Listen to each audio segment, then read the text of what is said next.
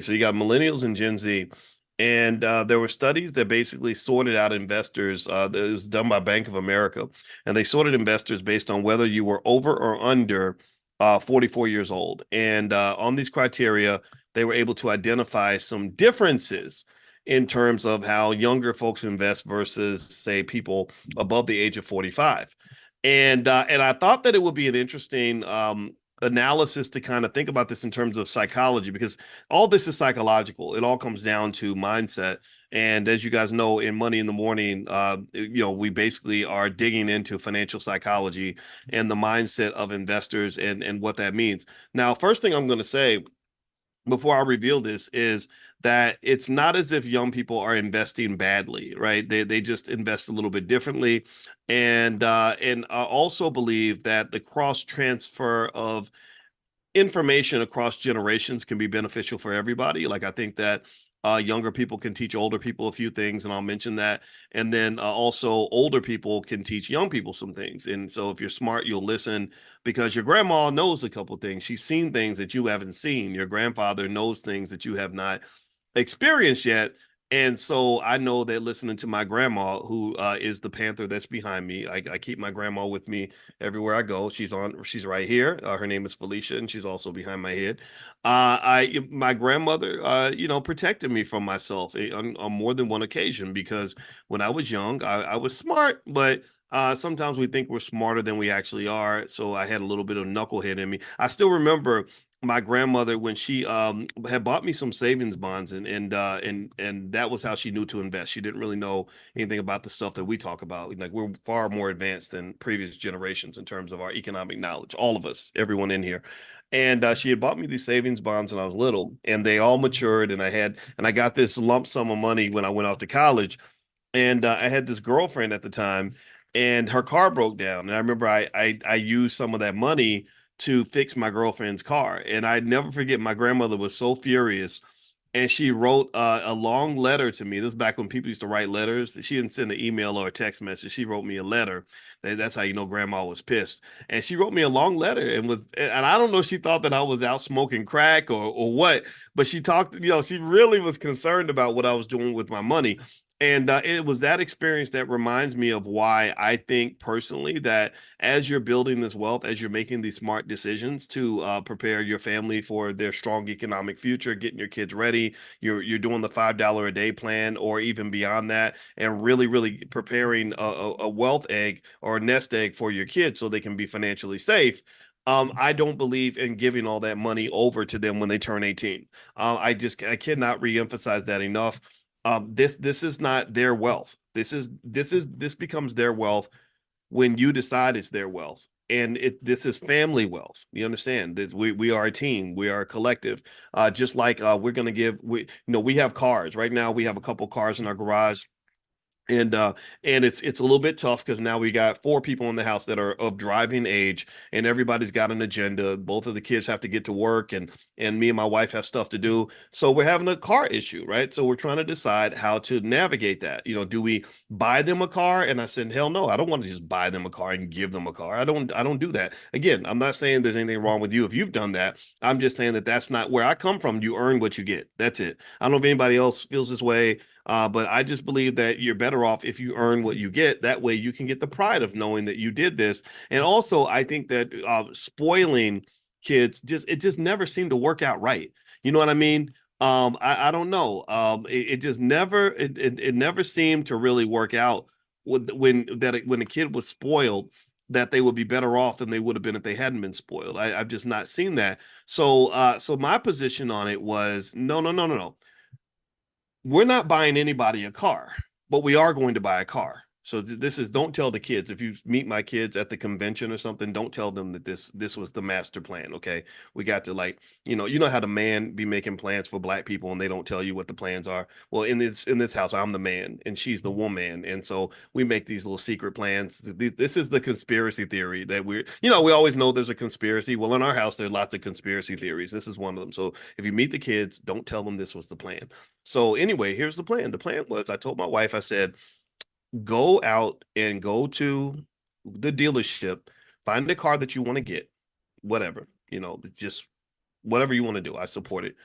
Um, and so we're going to have three cars, and then we'll be able to allow the kids to share the third car, the 10-year-old car that we that we don't want to use as much anymore, but we're not giving that car to anybody.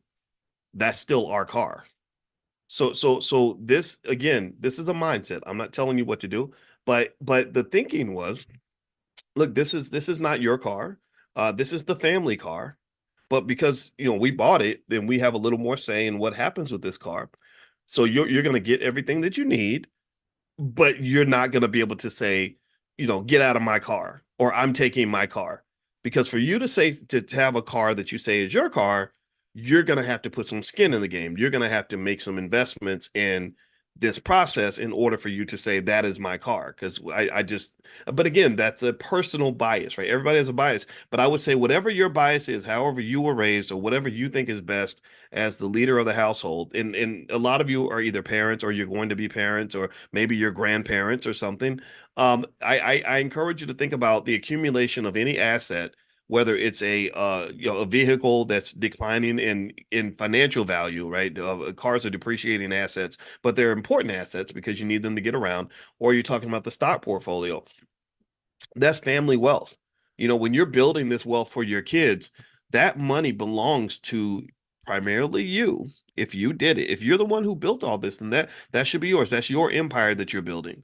And then also, when you're talking about the transfer of that wealth onto the kids, you have to have discernment in terms of how you do that. Because if you do it wrong, let me just tell you, if you do it wrong, you're gonna lose it all.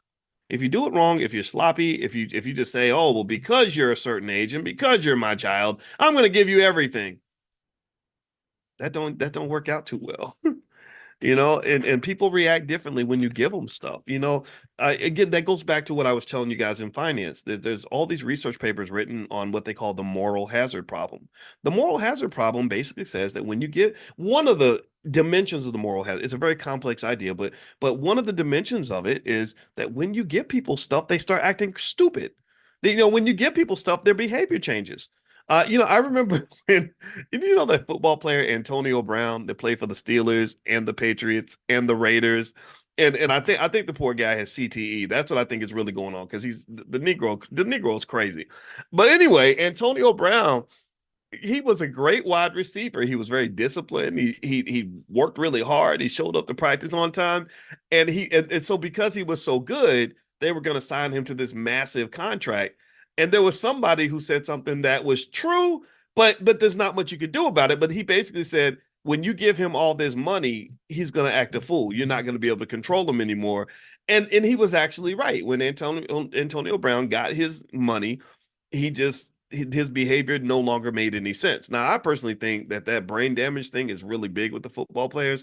So when I see them commit a crazy crime, like there was one guy, Kellen Winslow Jr., I think, who went to prison because he was literally sexually assaulting like old ladies, like 75, 80 years old. That just seems kind of weird. I'm not saying that any type of assault is okay. It's never okay, but it was just weird. It made me think something's got to be going on with his brain. And Aaron Hernandez, who played the same position as Kellen Winslow Jr., who definitely was confirmed to have tremendous amounts of brain damage, was just going to the club and killing people. Like, and it didn't make, and it was weird. They didn't even consider him a suspect, because they were like, why would a guy who just won a Super Bowl murder somebody? That doesn't make, but it turned out that he had significant mental illness that came from all those hits to the head. So anyway, with that being said, though, just circling back to moral hazard, people act differently when you give them resources and you give them money. Especially true. That's especially true when you talk about your kids. So when you're talking about how to kind of deal with your children, and just sort of what way to sort of distribute the assets, I think it's important to really think it through carefully, because if you don't, you're going to lose everything. There's a show I've been watching. Anybody watch the show on Netflix called The Gentleman? Anybody watch it? It's got one of my favorite actors, Giancarlo Esposito, one of the best actors out here. He played Big Brother Almighty back in School Days. I don't know if y'all remember him. Everybody, if you haven't seen School Days, like, remember when Biden said, "If you don't vote for me, you ain't black." If you ain't watched School Days, I'm gonna have to check your black card, because that movie's a classic. We know it is. But anyway, if you're young, then that's your excuse. So go watch School Days. You'll love it. So anyway, Giancarlo Esposito is in this show called The Gentleman. And it's about this. It starts with this guy who inherits this massive estate and all this wealth from his father, who was the Duke of something or whatever. And they called him my Your Grace or my Lord and all this other British crap. And anyway, one of the things that happened was the way the story starts is that you had the older brother. The oldest was supposed to inherit the estate, and this had been the tradition in the family for 600 years. And so all this wealth that had been accumulated over half a millennia, of 5 to 600 years, was all going to go to the oldest son. And the problem was that the oldest son is an idiot and a drug addict who makes terrible decisions. So the father skipped the oldest son and passed all the wealth down to his second son, who was the one that was the most responsible because he knew his second son wasn't going to mess up the family estate. And so this is what this whole show's about. It's all about money and choices and everything else. And all those things are deeply connected. And so as you're building your empire and preparing what to do with it, and managing risk. We've talked about risk management. I did that whole training with you guys called Stormproof Investing, and we talked about diversification and the use of stock options to protect your portfolio. But the biggest protector in terms of risk is just making good decisions and then making the good decision to put your wealth in the hands of people who are going to make good decisions, who are going to who are skilled at three major things. There are three major skills that make you into a wealthy person. One is the ability to acquire wealth. Two is the ability to preserve wealth. Three is the ability to grow the wealth. So really, it's simple. I would almost call it the football player analogy. And let me explain. I like analogies because it helps us understand that I'm telling you nothing new. Everything that we talk about, you already know these things. Well, if you think about it, what makes a great football team? Well, if you have the ability to get the ball, to acquire the ball, which means you got a good defense. Your defense can get fumbles and sacks and interceptions. Two, you can protect the ball. The quarterback does not fumble. They don't make mistakes. And then you can grow your score. You can get the ball down the field because you have a great offense. If you have those three things, do you understand? Tell me if you get this analogy. If you can acquire the ball, protect the ball, and get the ball down the field, then you will win Super Bowls. So to win Super Bowls in your life, in the game of economics, the very competitive game of powernomics that exists all throughout this world, the game of capitalism, then pick up those three skills and you're going to win. And then you only give the ball to people who also have those skills, right? So if I've got a child who does not preserve wealth, then why would I give all my assets to that person who's just going to be a leaky bucket, who's going to lose everything? And this is what that whole show's about. The Gentleman. There's so many shows. If you watch, there's so many shows you watch that there are really straight economic lessons. There's so many shows you watch. Every time you watch a show where money is discussed and there's a money problem, or people are doing crazy stuff because they need to get money, that's a financial lesson. There's so many different shows I could point out on Netflix right now where money pops up everywhere in these conversations. And this is where you learn it. This is your training ground. All right. So let me dig into some of this study. This is what I kind of wanted to hit on today. And by the way, if you want to copy my book, The 10 Commandments of Black Economic Power, or Financial Flashcards for Kids, we're halfway through the summer. It's not too late for you to give them something that's going to last for the rest of their life. You can go to drboycebooks.com, and there's a discount code, book club, the word book club. If you use the code book club, you can get 30% off anything in the store. So it's drboycebooks.com. Also, make sure you get on the text list for Money in the Morning. If you want to join the private Zoom for free, or get a notification. A lot of you just got a notification from me. Just text the word morning, MORNING, to the number 87948. Text morning to 87948. All right. So here are a few things that are going on. Basically, a Bank of America study found that young people under the age of 44 are more likely to choose investments that differ from those that are over the age of 44.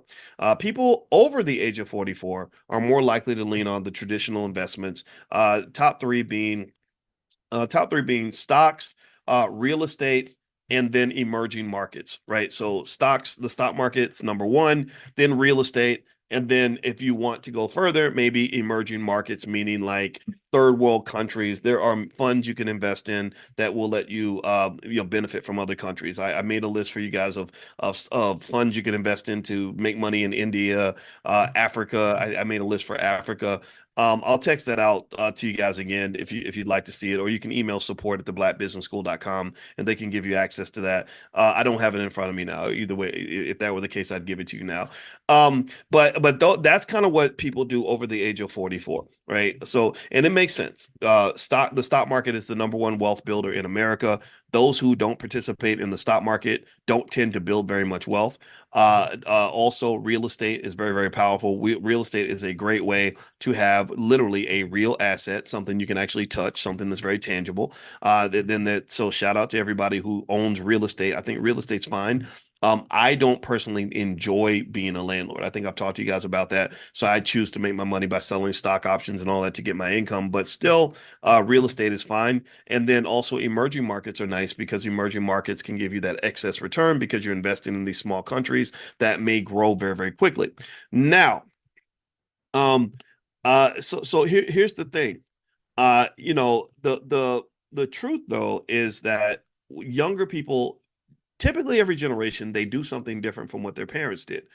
And a lot of the decision in terms of what they choose to do is informed by their experience, right? So, a person that's under the age of 45, they've grown up with a lot of technology, so they're very comfortable with technology. Younger people tend to be more comfortable with risk because they have a longer time horizon for investment, but then also they are comfortable with risk because sometimes it's because they haven't gone through certain experiences. My grandmother went through the Great Depression, so she was very, very risk averse, very risk conscious. People like Warren Buffett, they saw the effects of the Great Depression, so they're always thinking about the downside. They're thinking about what could go wrong. Whereas if you're a young person and you've only seen the market boom, you've only seen low interest rate regimes, which is what we had going all the way back to 2010, where you could just go borrow money and amazing things will happen after that, then a person like that is more likely to take on leverage and debt and kind of just gunsling a little bit, right? Because they haven't really gone through. In fact, the last 20 years, 25 years or so, you really haven't seen too many major economic calamities. You did have the decline in 07, 08, which was pretty bad for the real estate market. But for the most part, young people haven't really gone through like some sort of like significant economic hell in terms of the stock market, in terms of watching your portfolio go, just drop 60% right before your eyes. They haven't really experienced a lot of that. So a lot of times that can lead to um, different investment behavior of young people, right? And so here's what they found in the study that young people do when it comes to investing. They said that young people they tend to allocate toward real estate at the top of the list, crypto and private equity. That was what Bank of America mentioned in particular. Real estate, crypto, and private equity, as opposed to stocks being at the top of the list. Private equity might be, in some cases, just, your own business or investing in other people's businesses or some of these websites where you can put money in and they can, like I think Fundrise does that, where you're raising money for startups and stuff like that. And what's actually driving a lot of this is that also younger people tend to have a little less patience when it comes to wealth building. They sort of, especially on social media, where there's a lot of incentive or a lot of what's the word? A lot of flashiness in terms of people showing you how much money they made and how they made it quickly. It can make someone feel stupid for doing things like getting up and going to work every day, or waiting 5 or 10 or 15 years for something great to happen. Why would you wait 15 years when you can make it happen in 15 days? And so the lure of the fast money a lot of times can drive certain investments that are extremely risky. And then also they mentioned that younger people have an interest in various kinds of collectibles like watches and classic cars and stuff like that, or even sneakers. And all that's fine, right? Again, I'm not here to tell you that those things are bad. I think that what is interesting though to me is that you should know that there's something that everybody can learn from each generation, and generally speaking, things like crypto are incredibly risky, probably riskier than people can recognize. And they said that some of the reasons that younger people are more likely to deviate toward things like crypto is a lack of trust, a lack of trust in the government. You hear a lot of people talk online about how the dollar is gonna collapse and the whole economy is gonna go to shit and everybody's gonna lose everything, or the government is manipulating you in this way or that way. And I'm not saying those things aren't true. I'm not gonna say that America. I really completely agree with you that America is a country where there are conspiracy theories. There are people in the elite class that make certain decisions that affect the working class that are unfair. I've mentioned to you a few factors. For example, I think they've completely screwed a lot of people when it comes to student loans. So you have a lot of disillusioned people who say, "Wait a minute, I went into debt to go to college so I can do everything right, and here I got all this debt and I'm stuck and I'm not making the money I expected to make." Like all that's real and all that's by design. We've talked about that.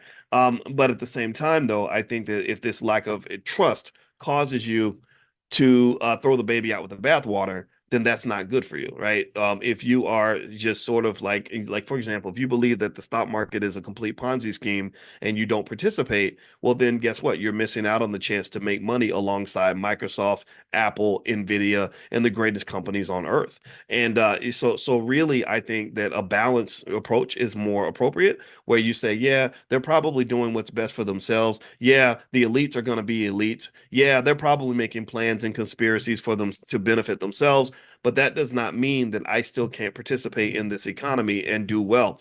Also, younger people tend to be more tech savvy. They're more comfortable with technology, which is why things like crypto can be appealing, as opposed to older people who don't trust crypto. I've heard older people talk about crypto like it's just fake money and it's complete garbage. And I think that that's an inappropriate approach, because typically a lot of times the people that will say things like that are people that they know a lot about investing, but they don't know a lot about crypto. You understand? Like, so they'll know a lot about stocks and real estate and business. So that gives them their credibility. But then they won't take the time to really try to understand what's really happening with crypto. Like, what is it? Like, what's really going on here? And I think that that's a little bit problematic and disingenuous. It's almost like somebody who won a Super Bowl who then tells you that tennis is crap, or a pickleball is garbage, right? So if I am a guy who won a Super Bowl, I don't know who's a guy. I'm trying to think. I can't name any Super Bowl winners right now. I don't know. Shannon Sharp. I'm Shannon Sharp, and I won a Super Bowl in football. Um, but and then pickleball comes along, and I say, well, pickleball's a stupid sport, but I know nothing about the sport. If I say pickleball will never take off, nobody likes pickleball, it's dumb. What credibility do I have to really say that? Right? If my credibility is that I won a Super Bowl, well, that's not appropriate credibility. That's not accurate in terms of that's not my area of expertise. Do you understand? So a lot of times people that criticize crypto the most, I've noticed, are people who haven't taken the time to really understand it, participate in it, invest in it. Why would you if you think it's stupid, if you think it's garbage, if you made that assessment from the very beginning? So one of the things I can say that was with crypto, in order for me to critique it, I felt like I needed to understand it. So to understand it, I read a couple books about it and did a lot of research, talked to a lot of people, looked into a lot of stuff. I'm still not an expert on it, but I know a lot more than I did. And if you were to ask me, do I think crypto is garbage? I'd say yes. And if you ask me, do I think crypto is a great investment? I would say yes. And the reason I say that is because not all crypto is created equally, and the future of crypto is very, very vague. Nobody knows what the future of crypto is going to be, because it's heavily dependent on things like regulation. It's dependent on what the economy does. If the economy were to go south, like for example, Sam Bankman-Fried. Anybody know that name? Give me a yes if you remember the name Sam Bankman-Fried and FTX. Did anybody else follow the FTX debacle? Let me know if you followed this. This is really important. Okay, so Sam Bankman-Fried became kind of the king of crypto. He was a guy that was really making what I thought were some strong, solid decisions for a while. I don't think he was just a complete loose cannon wrecking ball, or a bad person the whole time. I think he did make a mistake though, and he did break the law. But what Sam Bankman-Fried did was he came along and he kind of positioned himself in the crypto world similar to where JP Morgan was in banking years ago, where he was literally the single guy who was bailing out the entire industry. He was making these big acquisitions of these companies and doing all these things that were really garnering a lot of respect around the world and everything. And it turned out, though, that he was doing it inappropriately and illegally. He was using money that he wasn't supposed to use. He had money that he was supposed to hold, and he used that money to make investments. He borrowed out. He put his hand in the cookie jar. He borrowed money that he shouldn't have been borrowing, and that was clearly illegal and clearly wrong. Um, but let me also give you the other side of that. That's interesting. So if Bankman-Fried had done the exact same thing, and it wasn't a crypto winter, he not only would he have gotten away with it, but he would still be hailed as a hero. He would be looked at as this guy who was this financial genius. Um, what a lot of people don't know is that a lot of times timing is huge in terms of when people get caught with, various Ponzi schemes. Bernie Madoff got caught because there was a recession. And when there's a recession and an economic downturn and there's fear throughout the economy, that's when the rubber meets the road. That's when people start reaching out and saying, okay, all that money you've been holding for me? I need that money by tomorrow. And if you don't have the money, like if the money is out there somewhere, if you've got it planted somewhere in an investment where the paper value, the paper loss is extreme, then you're going to pretty much get caught with your pants down.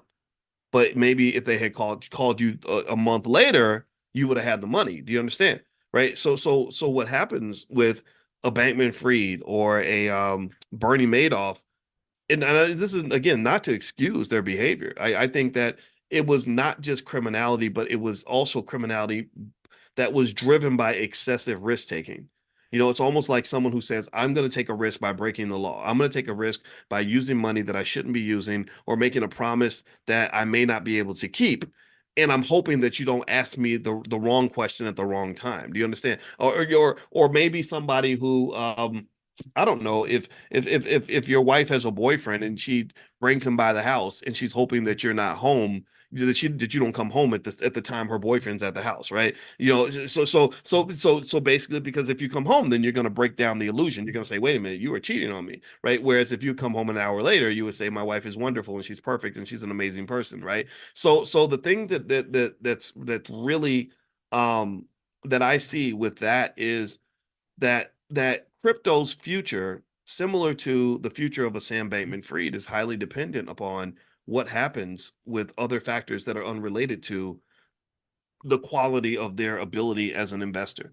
I don't believe at all that Sam Bankman-Fried is the only person in high finance who has done something that could be defined as illegal. One thing that does happen is that whenever there's a crash, what happens is people start going back and they start doing very detailed forensics and really looking at every little detail to see exactly what you did right. And I guarantee you that 90% of you, if somebody really put a microscope on your life and said, we're going to go through every tax return you've ever filed and verify every single thing you ever wrote off and every little thing you've ever done, they would probably find something. They would probably, there's a chance that they would find something and say, oh wait, look at this, wait, you filed a bank loan in you got a bank loan in 2017 and you said your income was 98,200 and we found out your income was only 91,400, so that that's illegal because you lied on your form, and so now we're going to prosecute and all these other things, right? So effectively,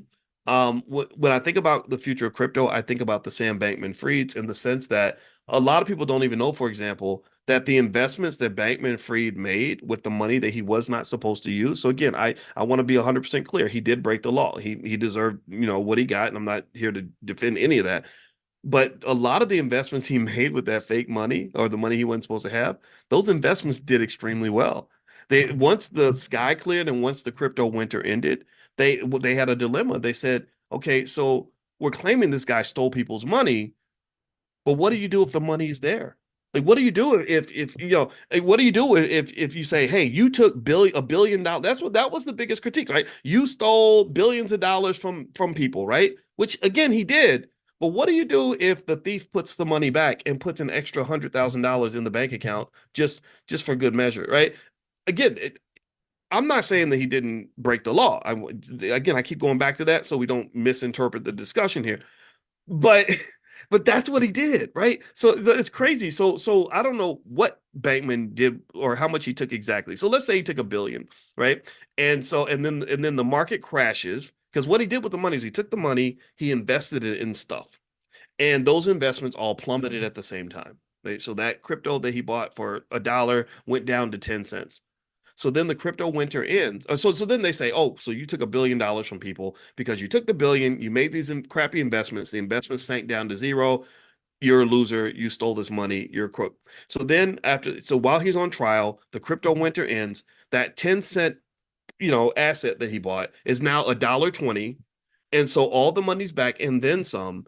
And they literally got to the point where they said, to our surprise, not only are we able to give every investor all their money back, we're going to give them an 18% premium on that investment. And what I want you to kind of see with this is not just timing in finance and how important that is, but also just the value of time. If in fact, for Bankman Fried, what he probably really wanted, if he could make 3 wishes and wish for anything on earth, one of the things he would probably wish for is just more time. Like, give me another 2 years. I promise you, it's going to work out. And time is important because Jeff Bezos, if Jeff Bezos had not been given more time, if he'd run out of time, Amazon wouldn't exist because there were times where Amazon was deep in the red. There was times where Amazon looked like a terrible investment. Bezos tells a story about how he almost had to shut the doors on the company because he needed $1 million. He said, I had to take 60 meetings to raise the $1 million. I got $50,000 per person, and I had to give away 20% of Amazon to raise that $1 million. And now Amazon's worth a couple $1 trillion. So all those people made an amazing ROI on their investment.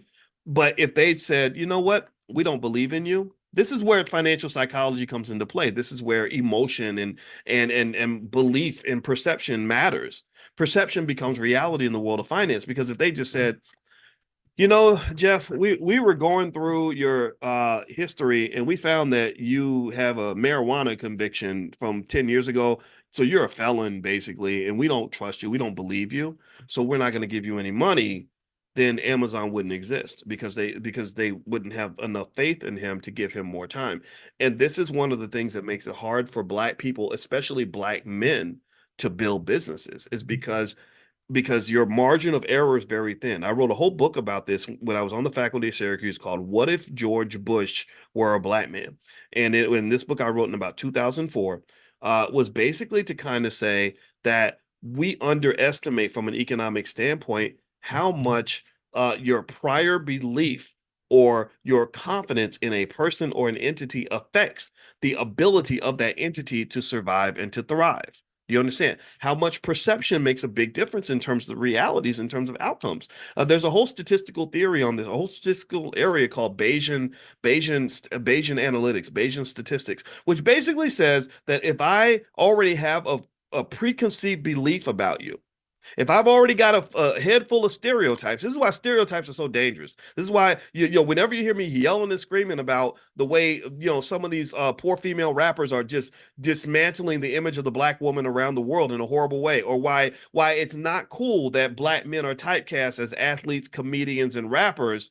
Well, the reason that these stereotypes are important is because if people come up to you and they already see you in a certain way, that's going to impact their belief in whether or not they should invest in you.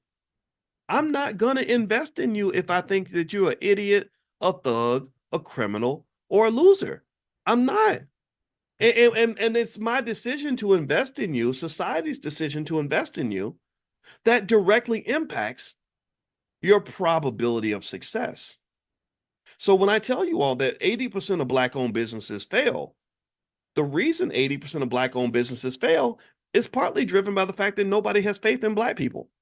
Nobody believes that Black man's going to be smart enough to do what Jeff Bezos did. If he ain't got the million, ain't nobody going to give him the million. They're going to say, oh, well, yeah, he's a Black guy. And those Black guys, all they do is make babies and rap and play basketball and whatever, right? They go to the strip club. They don't sit in the office and grind 14 hours a day to do what's necessary to make a company successful. They're loud and flashy. And if we were investing in him to go and become the next P. Diddy, we'd invest in that. But we're not going to invest in him trying to become the next Jeff Bezos because Black guys just don't do that. So these perceptions and these stereotypes are incredibly important. And so to circle back, when we were talking about crypto a little while ago, you'll know me, I always circle back. I know I might take you around the world, but I promise I'll bring you back. Um, the perception of crypto is incredibly important in terms of the probability of success in crypto. A lot of times when media creates fear, uncertainty, and doubt, they call that FUD. What that does is that directly reduces the value of the asset because things exist when you want them to exist. It reminds me of how they had that Cinco de Mayo holiday and they said that your ancestors are only alive for as long as you remember them. Or when Peter Pan was talking to Tinkerbell, and Tinkerbell, they asked Tinkerbell, "Do fairies exist?" And she said, "They exist if you believe in them." So the question is crypto going to be successful or is crypto going to fail? Well, crypto will be successful if we believe in crypto. If we all collectively believe in it, then we'll all collectively invest in it. If we all collectively invest in it, then it's going to be successful. But the question then becomes what's going to happen? How's the public going to feel? And how are the regulators going to react to that? If the regulators come in and create laws that undermine the growth of crypto and then create enough fear, uncertainty, and doubt that people don't want to invest in crypto, then crypto will ultimately fail. That will be a bad investment. And so, one of the beliefs that I have, if you're talking about safe investing, is I don't think you should have more than 7% of your portfolio in crypto. This is not investing advice. This is just my opinion. This is my belief. But I think that if you have more than 7%, definitely more than 10% of your portfolio in crypto, you're taking an unnecessary amount of risk. And I encourage anybody do all the alternative stuff. I mean, all these other things are a lot of fun. The private I think investing should be fun. I think investing in things that you love, it adds an extra layer of joy that comes with investing. It does not have to be boring like watching grass grow. It's not just about the money, it's about quality of life. But at the same time, don't walk past the stock market. Don't walk past the wisdom that your grandfather has just because you want to be new and cool. Just because something's new does not mean it's better. People talk about progressive and futuristic and moving forward as if it's always good. No, sometimes you move forward into a place that is worse than where you were before. Just look at integration. That was so advanced and so forward thinking and so futuristic for black people, and it only made our situation worse. It made us worse in terms of education. It made us worse in terms of economics. It made us worse in terms of family structure. So stop thinking that everything that's new is better. Sometimes new ain't better. And stop disrespecting the wisdom of your elders. Your elders know they know some shit, and you need to listen. You need to listen. And then at least you can move forward without making the same mistake that somebody else made 60 years earlier because you don't even know your history. You have to know the history. You have to know. You got to hear the stories from your grandmother and grandfather so you can make informed choices. And so to me, because I go through this sometimes where I'll have people say, Dr. Boyce, we want you to connect more with the youth and we want you to, and I'm like, yeah, well, I do connect with the youth. I mentor a lot of people. I have young guys I meet with every single day of the week and I work with them and I learn from them a lot. But damn it, you're gonna learn from me too. Like I'm not going to just like again, it's an interesting, it's got to be an ecosystem in terms of the relationship that older people have with the youth. It has to be an ecosystem. You learn from me and I learn from you.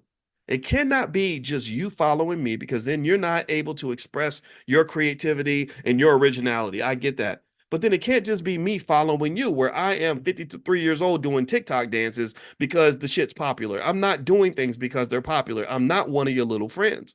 I'm not trying to be that. I'm not trying to be a 53-year-old who's acting like a 25-year-old because that's not going to work. That's me literally discounting 30 extra years of wisdom that I've accumulated and putting that all to the side because it ain't hip and it ain't cool and the rappers don't like it. I don't give a damn about that.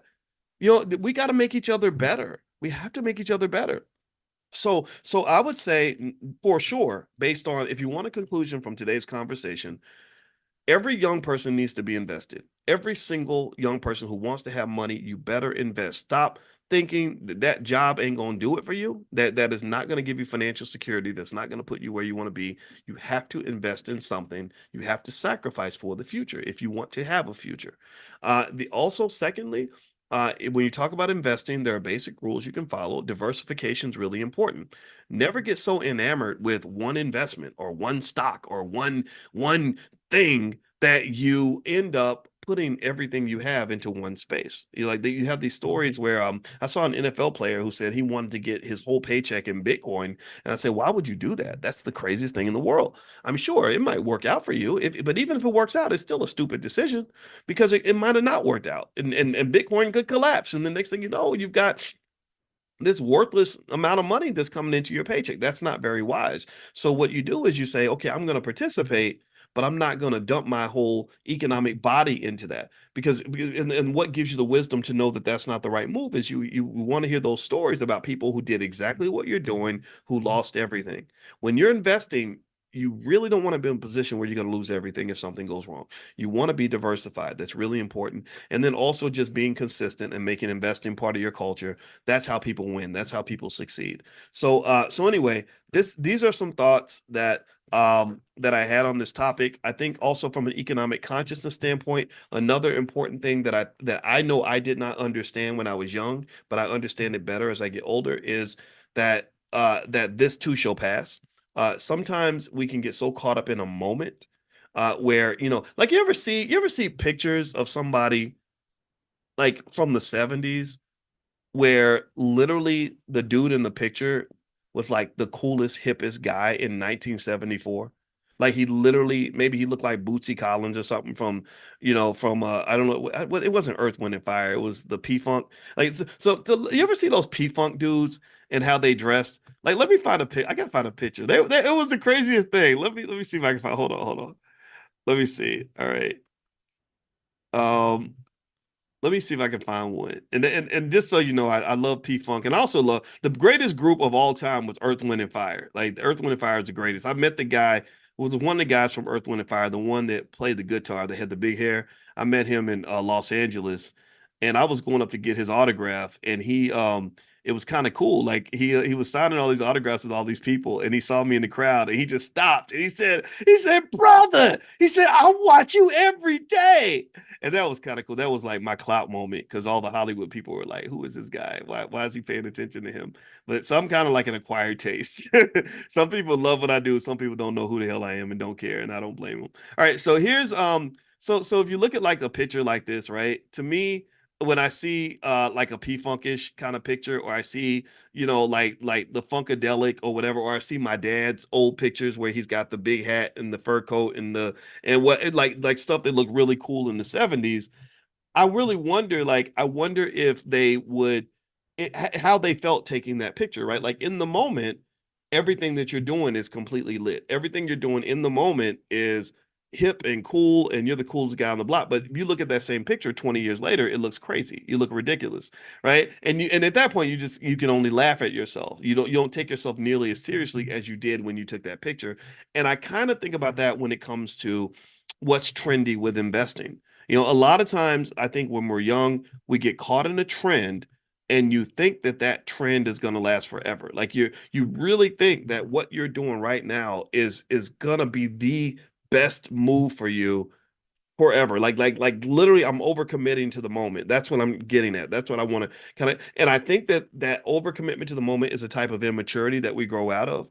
And that's it's important to do that because sometimes overcommitting to the moment, for example, can cause somebody to when someone takes their life, like a 17-year-old takes his life because his girlfriend broke up with him. That's overcommitting to the moment because he doesn't realize that he's got the rest of his life to live. And 5 years from now, he won't even care about this girl anymore. But in that moment, it seems like that moment is forever. That moment's going to last a lifetime. I feel the same way about when my mother was pregnant with me when she was 17. They told her, well, it'll be easy for you if you just terminate the pregnancy. And my mother was like, no, this baby's going to grow up. He's got a whole life ahead of him. It's going to get better. And I'm glad she had that perspective because it did. It got better. The financial challenges she had lasted about 2 more years. She married my father when I was 3. Things got better. And now my mother and I have had 50 something years of a wonderful life. I paid her house off. I'm here for her. She benefits in a million ways because I'm here. But if she had only been trapped in the moment, she would have never had any of that. The whole 50 something years of our existence together would disappear. Do you understand? So a lot of times I think that with financial consciousness, one aspect of consciousness is knowing that there's more to your life than what's in front of you. That's my point, right? There's more to life than what you're seeing right now in this particular place. There's a big gigantic world and there's a long time series such that everything that's happening, most things that are happening are eventually going to pass and it's going to become the past. So in fact, maybe a good consciousness exercise as an investor is to try to imagine the year 2030. Like try to meditate and imagine it right now. And then think about how you kind of look at the year 2030, right? It seems like it's futuristic, it's way off out there. Nobody's really talking about 2030 in the year 2024. Nobody's talking about 2035, right? But if you go out to 2030, what's interesting to me is that 2030 is to 2024 what 2024 was to 2018. Do you see? And 2018 was just yesterday. Most of you probably remember 2018 like it just happened. And so imagine if think about this. Imagine if in 2018 you'd invested to prepare for 2024. Like imagine in 2018 if you just made a series of investments in Bitcoin and different stocks, Apple, Nvidia, whatever, and you just consistently invested that money and you said I'm preparing for the year 2024. I'm going to be in really I'm struggling now, but I'm going to be in good shape by the year 2024. And let's say you committed to that and you were consistent and you did what you were supposed to do. Think about where you would be. You'd be in an amazing place. But here's the thing. Here's the problem. Here's the trick. This is the mind trick. It's crazy how this happens to all of us. In 2018, we weren't thinking about 2024 like that. 2024 was the future, right? And the future is always like this ambiguous place that we're never going to arrive to, but we always get there every time. Every time. I assume a lot of you are old enough to remember. Do y'all any of y'all remember when even the year 2000 seemed like it was way off in the future? Like it was never gonna arrive. Like Prince was singing about how he's partying like it's 1999. And and it's crazy to me. It's like, holy shit, like 2000 is a long time ago now. Like that's ancient history. Some of you in here were born maybe after the year 2000. And so time is a sneaky little bastard. It's so sneaky. And but the thing is if you can really gain a connection to it and become very conscious of it and really feel it and flow with it and really respect it and accept it and don't waste it, that's one of your keys to wealth.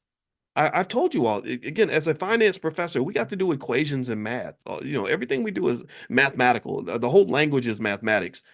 When we've put together these equations that help us figure out wealth and how wealth grows, time is the number one variable in those equations. If you pour enough time into damn near anything that you're doing, you can get to whatever destination you want to get to. If I want to walk from New York to LA and I'm walking 1 inch per hour, walking incredibly slow, but I'm consistently walking from New York toward LA, if I give myself enough time, I can go from New York to LA, back to New York, back to LA, back to New York, back to LA, back to New York, back to LA. Do you understand? Time is the key. Time is the key. And where people lose wealth, in my opinion, is they waste time. You waste time. Or you give up on yourself. You say, "Oh, I'm broke right now. I'm gonna be broke forever." So then you start wasting time. And then next thing you know, you broke in 2015, you broke in 2016, you broke in 2017, 2018, 2019, 2020. Instead of realizing that if I harness the power of time and then just pivot a little bit and do something a little bit different, and I do that little pivot, I commit to that new set of actions and I do it across enough time, then eventually I'm going to be at whatever destination I'm trying to get to. Do you understand? So don't waste time. Like time is wealth, time is power. Time gives you the keys to the universe, in my opinion. So sit back one day and just meditate and imagine the year 2030 and just say, what am I going to do with this time? And then also time is a blessing and a gift. We're going to run out of time. We're running out of time right now. We have less time now than we had at the beginning of this conversation. What are you going to do with the rest of the time that you have? And when I say this, I really mean this. I'm serious about this to the point that it's almost like religious for me. Every year on New Year's, when I get a little bit sad about the fact that another year has gone by, it's a sadness sometimes, but a happiness too, an opportunity, but a sadness, right? You know what I do? I sit down and I budget my time for the year. I have there's 8,760 hours in a year. We're awake for about maybe 5,000 of those hours, and I will budget that time the same way you budget money. I budget time more than I budget money. My time is more valuable than my money. It's easy. And in fact, even when you get more money, it becomes more deliberate, more intentional. It becomes more apparent because there are people that I can give money to because I've got a little bit of money. But when I give you my time, oh, that means that whatever we're doing better be damn important. Do you understand? So process your time. Your time is that is your gift, that is your wealth. Use it appropriately and invest it properly, and that is what you will get you where you want to be. All right. So anyway, that's it. I hope it wasn't too preachy. I hope that you gained something from this conversation, and also I hope that your investing journey is going well. We're going to be back tomorrow morning, 10 a.m. Eastern, every single morning. We do this Money in the Morning Economic Elevation Financial Consciousness Training. If you want to get notified when we meet, get on the text list. Just pull out your phone, text the word morning, MORNING, to the number 87948. Text morning to 87948. Also, if you live out of the country, I know some of you are out of the country, you can't get on the text list if you're out of the country. So just go to drboyceelevate.com. That's drboyceelevate.com. All right, guys. So thank you so much for your time. It was great to see you. I hope you have a wonderful day. And let's not waste no time. I'm Gen X, and then there's millennials, then there's Gen Z. So you got millennials and Gen Z. And there were studies that basically sorted out investors. That was done by Bank of America, and they sorted investors based on whether you were over or under 44 years old. And on these criteria, they were able to identify some differences in terms of how younger folks invest versus, say, people above the age of 45. And I thought that it would be an interesting analysis to kind of think about this in terms of psychology, because all this is psychological. It all comes down to mindset. And as you guys know, in Money in the Morning, we basically are digging into financial psychology and the mindset of investors and what that means. Now, first thing I'm going to say before I reveal this is that it's not as if young people are investing badly, right? They just invest a little bit differently, and I also believe that the cross transfer of information across generations can be beneficial for everybody. Like I think that younger people can teach older people a few things, and I'll mention that. And then also older people can teach young people some things. And so if you're smart, you'll listen because your grandma knows a couple things. She's seen things that you haven't seen. Your grandfather knows things that you have not experienced yet. And so I know that listening to my grandma, who is the Panther that's behind me, I keep my grandma with me everywhere I go. She's right here. Her name is Felicia, and she's also behind my head.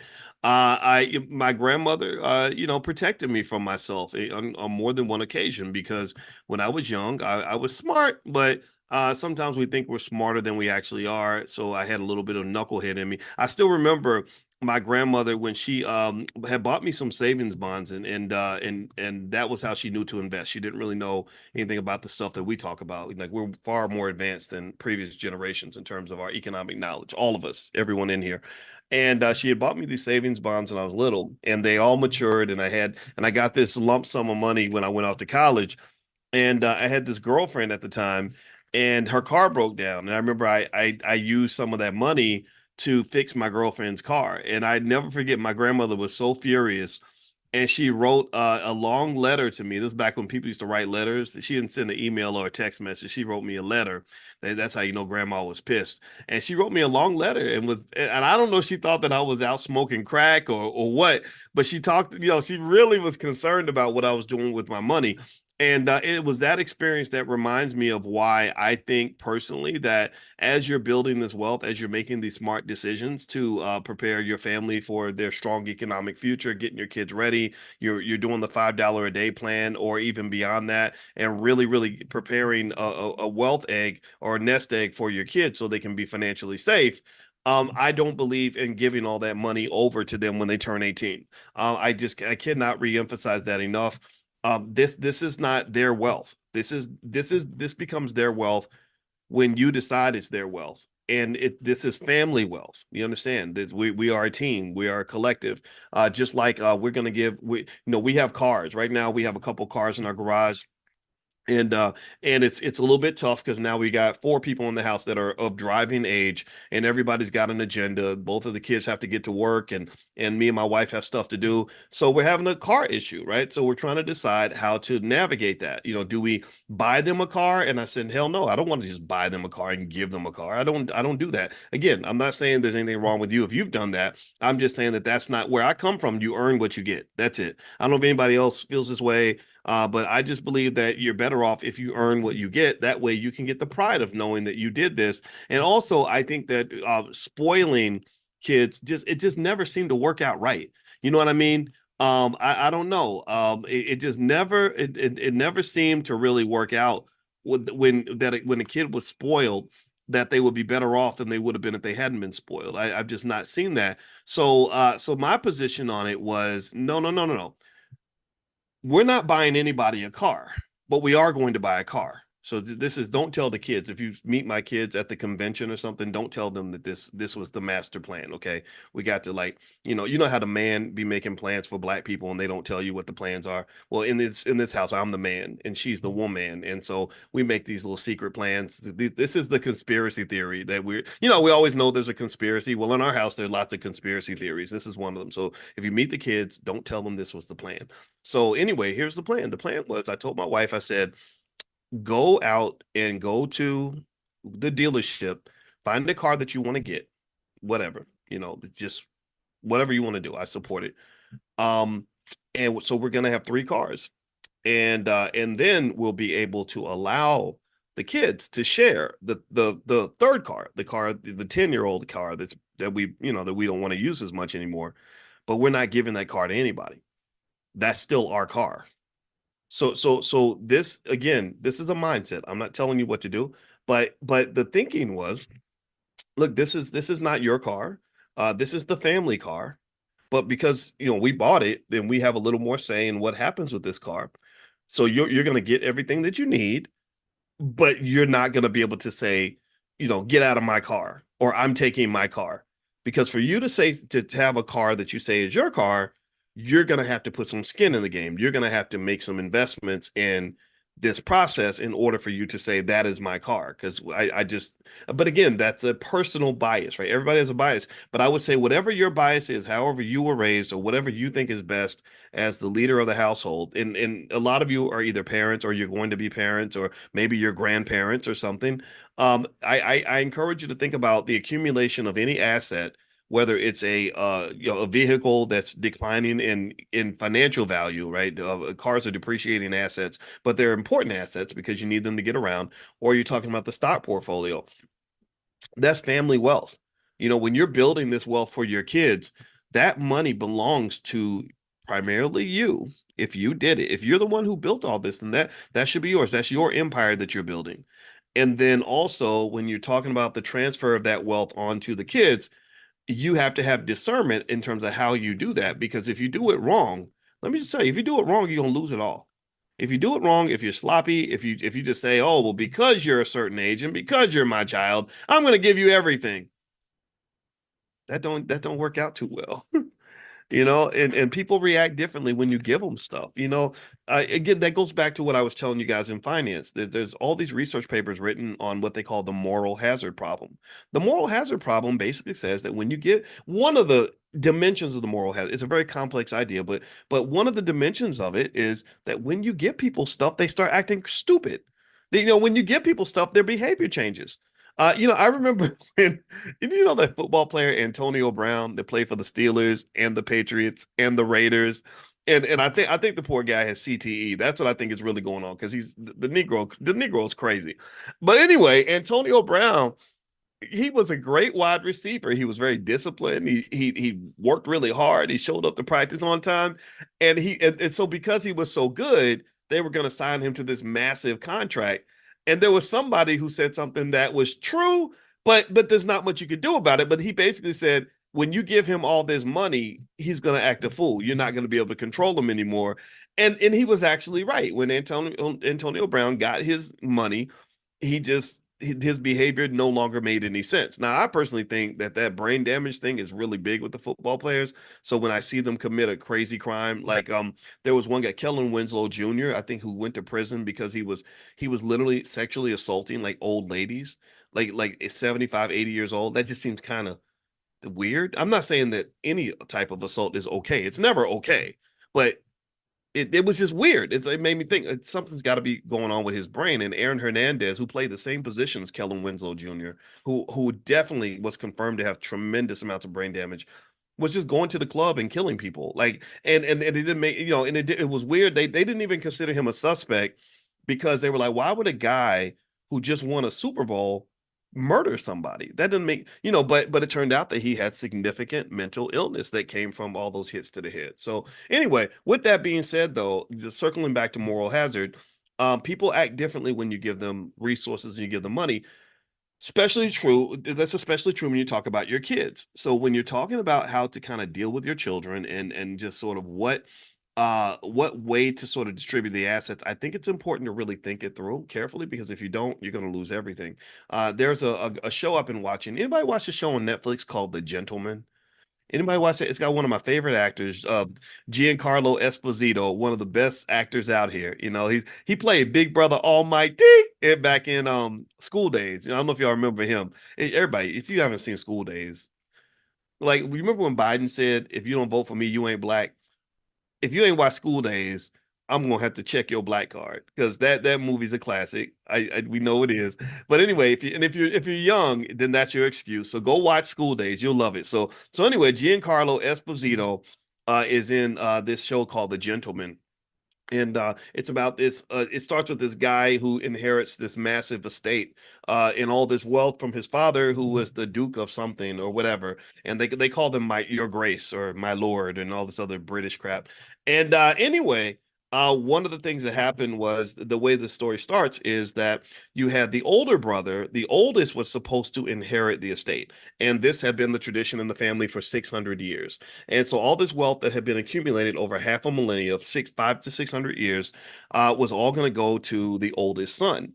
And the problem was that the oldest son is an idiot and a drug addict who makes terrible decisions. So the father skipped the oldest son and passed all the wealth down to his second son, who was the one that was the most responsible because he knew his second son wasn't going to mess up the family estate. And so this is what this whole show's about. It's all about money and choices and everything else.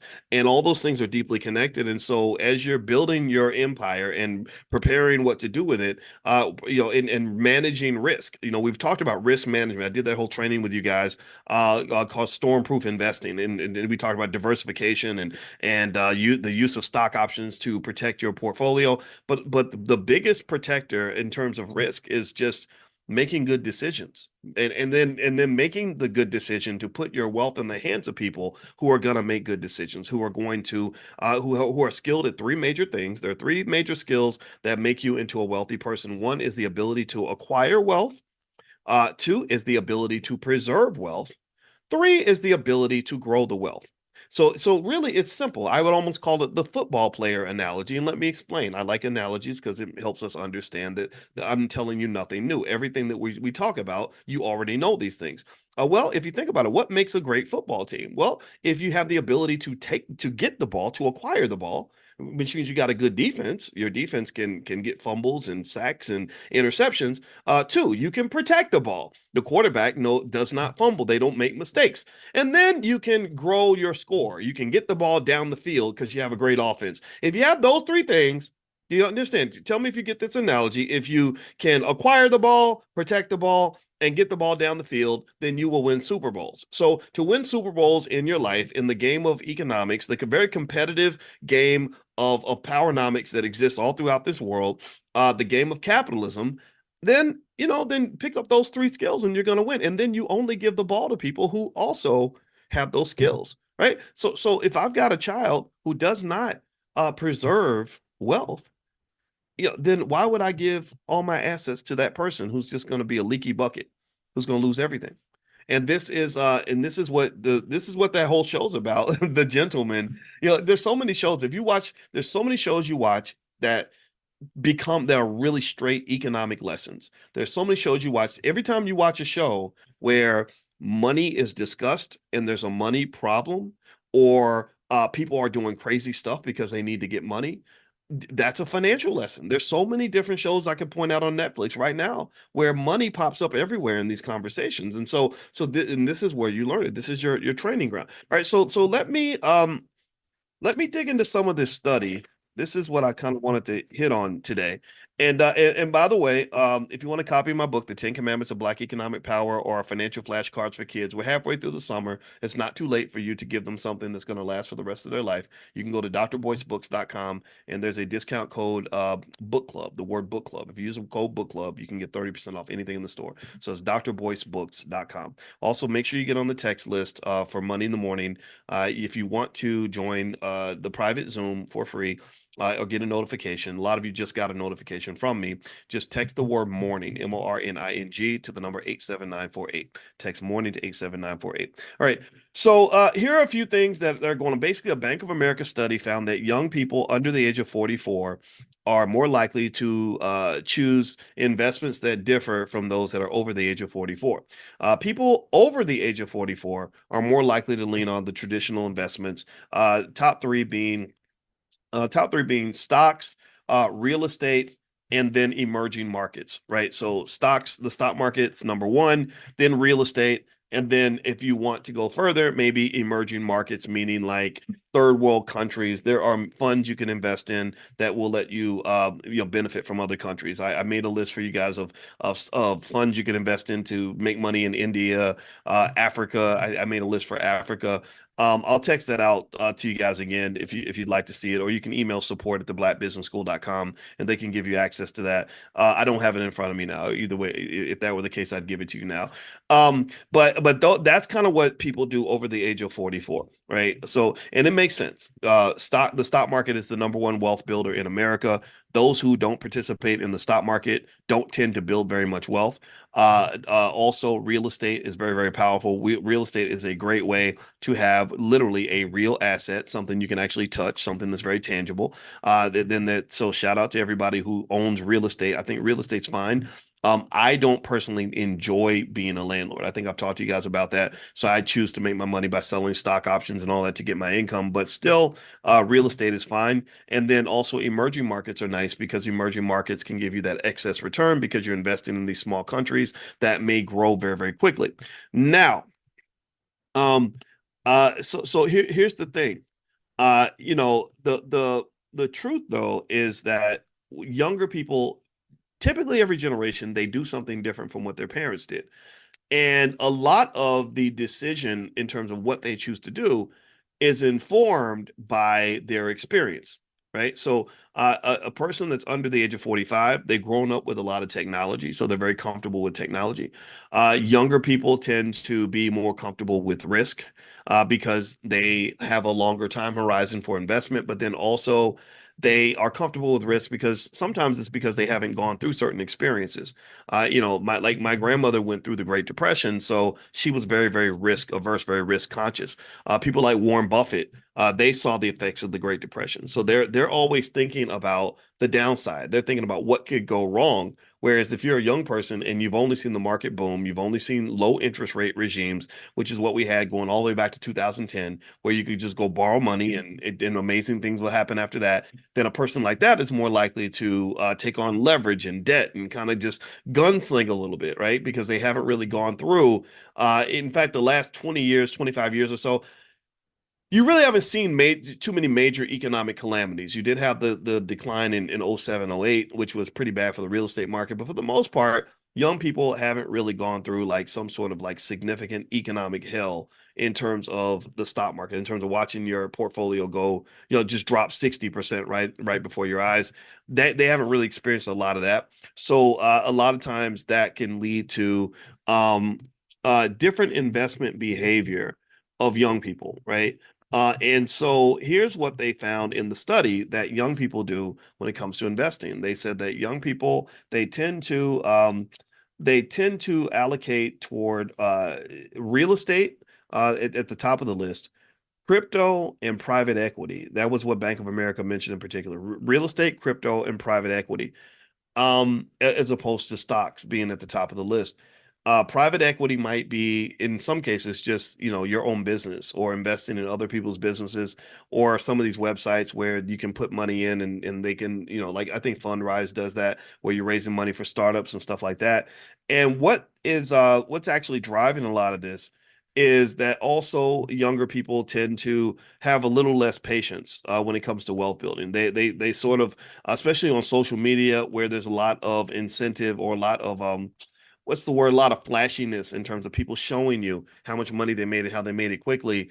It can make someone feel stupid for doing things like getting up and going to work every day, or waiting 5 or 10 or 15 years for something great to happen. Why would you wait 15 years when you can make it happen in 15 days? And so the lure of the fast money a lot of times can drive certain investments that are extremely risky. And then also they mentioned that younger people have an interest in various kinds of collectibles like watches and classic cars and stuff like that, or even sneakers. And all that's fine, right? Again, I'm not here to tell you that those things are bad.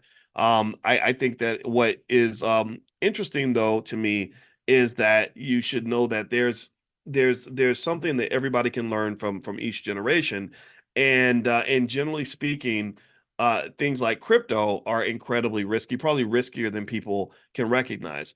And they said that some of the reasons that younger people are more likely to deviate toward things like crypto is a lack of trust, a lack of trust in the government. You hear a lot of people talk online about how the dollar is gonna collapse and the whole economy is gonna go to shit and everybody's gonna lose everything, or the government is manipulating you in this way or that way. And I'm not saying those things aren't true. I'm not gonna say that America, I really completely agree with you that America is a country where there are conspiracy theories. There are people in the elite class that make certain decisions that affect the working class that are unfair. I've mentioned to you a few factors. For example, I think they've completely screwed a lot of people when it comes to student loans. So you have a lot of disillusioned people who say, "Wait a minute, I went into debt to go to college so I can do everything right, and here I got all this debt and I'm stuck and I'm not making the money I expected to make." Like all that's real and all that's by design. We've talked about that. But at the same time, though, I think that if this lack of trust causes you to throw the baby out with the bathwater, then that's not good for you, right? If you are just sort of like for example, if you believe that the stock market is a complete Ponzi scheme and you don't participate, well, then guess what? You're missing out on the chance to make money alongside Microsoft, Apple, Nvidia, and the greatest companies on earth. And so really, I think that a balanced approach is more appropriate, where you say, yeah, they're probably doing what's best for themselves. Yeah, the elites are going to be elites. Yeah, they're probably making plans and conspiracies for them to benefit themselves. But that does not mean that I still can't participate in this economy and do well. Also, younger people tend to be more tech savvy. They're more comfortable with technology, which is why things like crypto can be appealing, as opposed to older people who don't trust crypto. I've heard older people talk about crypto like it's just fake money and it's complete garbage. And I think that that's an inappropriate approach, because typically a lot of times the people that will say things like that are people that they know a lot about investing, but they don't know a lot about crypto. You understand? Like, so they'll know a lot about stocks and real estate and business. So that gives them their credibility, but then they won't take the time to really try to understand what's really happening with crypto. Like, what is it? Like, what's really going on here? And I think that that's a little bit problematic and disingenuous. It's almost like somebody who won a Super Bowl who then tells you that tennis is crap, or a pickleball is garbage, right? So if I am a guy who won a Super Bowl, I don't know who's a guy. I'm trying to think. I can't name any Super Bowl winners right now. I don't know. Shannon Sharp. I'm Shannon Sharp, and I won a Super Bowl in football. Um, but and then pickleball comes along, and I say, well, pickleball's a stupid sport, but I know nothing about the sport. If I say pickleball will never take off, nobody likes pickleball, it's dumb. What credibility do I have to really say that? Right? If my credibility is that I won a Super Bowl, well, that's not appropriate credibility. That's not accurate in terms of that's not my area of expertise. Do you understand?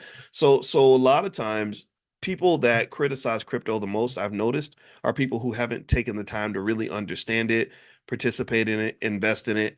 Why would you if you think it's stupid, if you think it's garbage, if you made that assessment from the very beginning? So one of the things I can say that was with crypto, in order for me to critique it, I felt like I needed to understand it. So to understand it, I read a couple books about it and did a lot of research, talked to a lot of people, looked into a lot of stuff. I'm still not an expert on it, but I know a lot more than I did. And if you were to ask me, do I think crypto is garbage? I'd say yes. And if you ask me, do I think crypto is a great investment? I would say yes. And the reason I say that is because not all crypto is created equally. And the future of crypto is very, very vague. Nobody knows what the future of crypto is going to be because it's heavily dependent on things like regulation. It's dependent on what the economy does. If the economy were to go south, like for example, Sam Bankman-Fried. Anybody know that name? Give me a yes if you remember the name Sam Bankman-Fried and FTX. Anybody? Did anybody else follow the FTX debacle? Let me know if you followed this. This is really important. Okay, so Sam Bankman-Fried became kind of the king of crypto. He was a guy that was really making what I thought were some strong, solid decisions for a while. I don't think he was just a complete loose cannon wrecking ball or a bad person the whole time. I think he did make a mistake though, and he did break the law. But you know, but what Sam Bankman-Fried did was he came along and he kind of positioned himself in the crypto world similar to where JP Morgan was in banking years ago, where he was literally the single guy who was bailing out the entire industry. He was making these big acquisitions of these companies and doing all these things that were really garnering a lot of respect around the world and everything. And it turned out, though, that he was doing it inappropriately and illegally. He was using money that he wasn't supposed to use. He had money that he was supposed to hold, and he used that money to make investments. He borrowed out. He put his hand in the cookie jar. He borrowed money that he shouldn't have been borrowing, and that was clearly illegal and clearly wrong. Um, but let me also give you the other side of that. That's interesting. So if Bankman Fried had done the exact same thing, and it wasn't a crypto winter, he not only would he have gotten away with it, but he would still be hailed as a hero. He would be looked at as this guy who was this financial genius. Um, what a lot of people don't know is that a lot of times timing is huge in terms of when people get caught with, various Ponzi schemes. Bernie Madoff got caught because there was a recession. And when there's a recession and an economic downturn and there's fear throughout the economy, that's when the rubber meets the road. That's when people start reaching out and saying, okay, all that money you've been holding for me? I need that money by tomorrow. And if you don't have the money, like if the money is out there somewhere, if you've got it planted somewhere in an investment where the paper loss is extreme, then you're going to pretty much get caught with your pants down. But maybe if they had called you a month later, you would have had the money. Do you understand? Right? So what happens with a Bankman Fried or a Bernie Madoff, and this is again not to excuse their behavior. I think that it was not just criminality, but it was also criminality that was driven by excessive risk taking. It's almost like someone who says, I'm going to take a risk by breaking the law. I'm going to take a risk by using money that I shouldn't be using or making a promise that I may not be able to keep. And I'm hoping that you don't ask me the wrong question at the wrong time. Do you understand? Or maybe somebody who I don't know if your wife has a boyfriend and she brings him by the house and she's hoping that you're not home, that you don't come home at the time her boyfriend's at the house, right? So basically, because if you come home, then you're going to break down the illusion. You're going to say, wait a minute, you were cheating on me, right? Whereas if you come home an hour later, you would say, my wife is wonderful and she's perfect and she's an amazing person, right? So the thing that's really that I see with that is that crypto's future, similar to the future of a Sam Bankman-Fried, is highly dependent upon what happens with other factors that are unrelated to the quality of their ability as an investor. I don't believe at all that Sam Bankman-Fried is the only person in high finance who has done something that could be defined as illegal.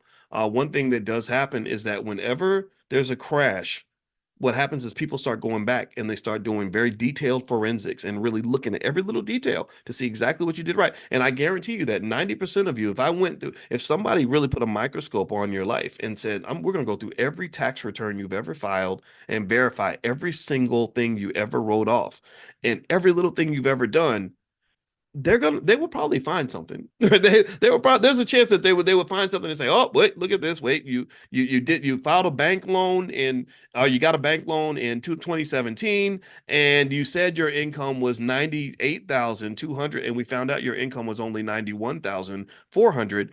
So that that's illegal because you lied on your form. And so now we're gonna prosecute and all these other things, right? So effectively, when I think about the future of crypto, I think about the Sam Bankman-Frieds in the sense that a lot of people don't even know, for example, that the investments that Bankman-Fried made with the money that he was not supposed to use. So again, I want to be 100% clear. He did break the law. He deserved, what he got, and I'm not here to defend any of that. But a lot of the investments he made with that fake money or the money he wasn't supposed to have, those investments did extremely well. They once the sky cleared and once the crypto winter ended, they had a dilemma. They said, okay, so we're claiming this guy stole people's money, but what do you do if the money is there?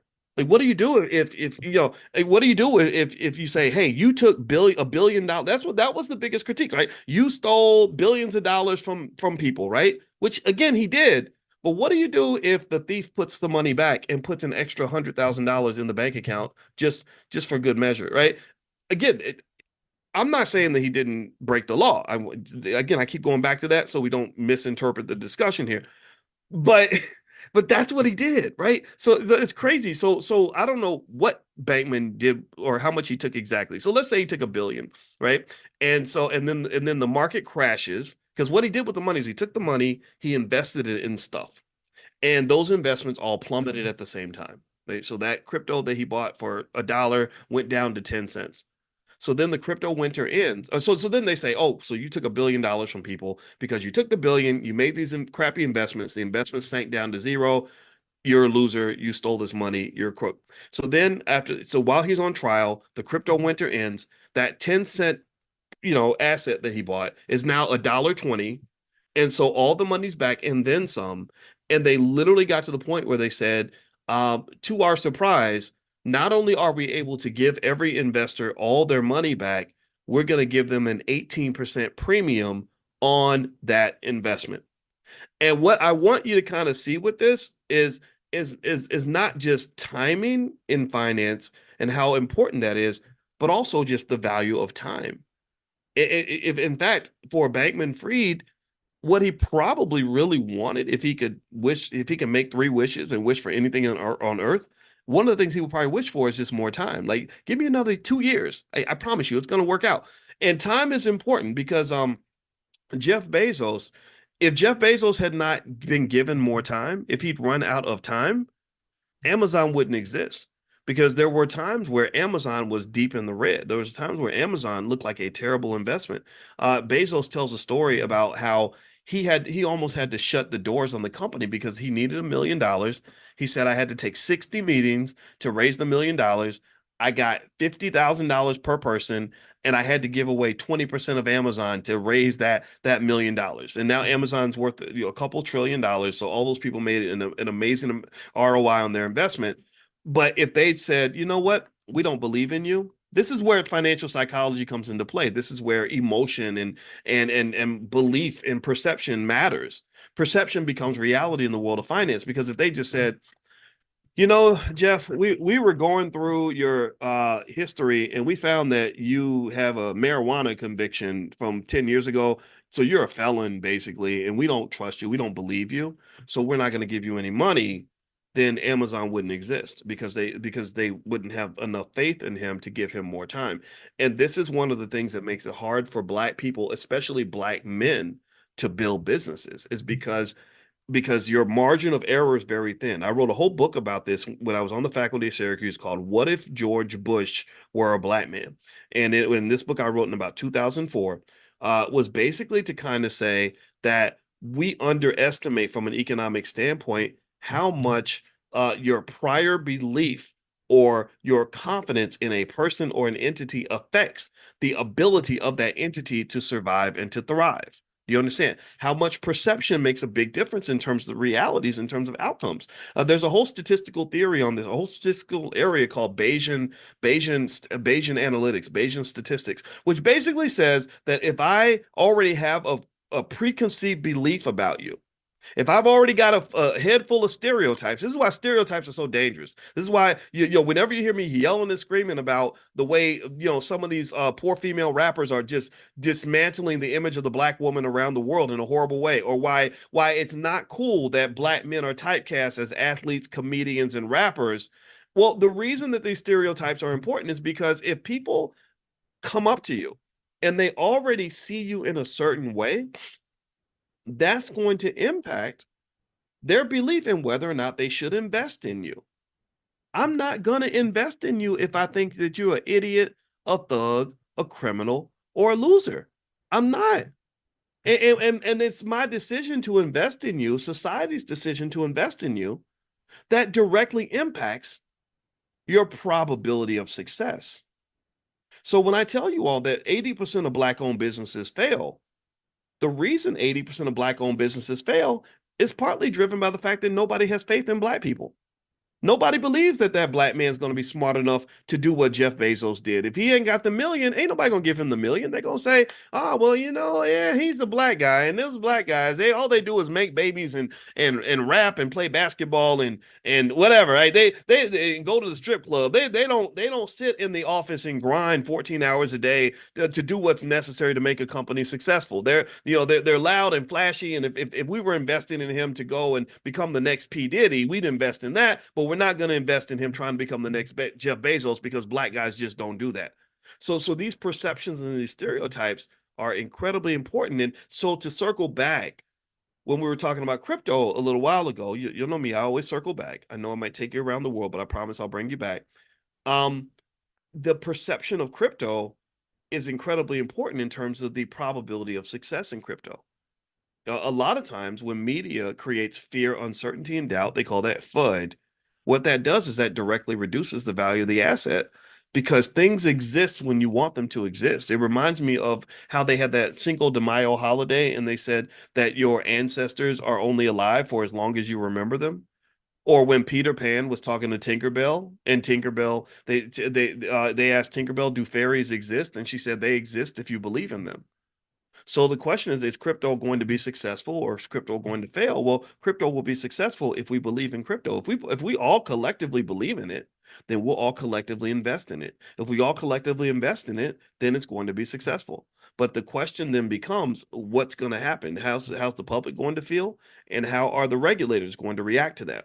If the regulators come in and create laws that undermine the growth of crypto, and then create enough fear, uncertainty, and doubt that people don't want to invest in crypto, then crypto will ultimately fail. That will be a bad investment. And so one of the beliefs that I have, if you're talking about safe investing, is I don't think you should have more than 7% of your portfolio in crypto. This is not investing advice. This is just my opinion. This is my belief.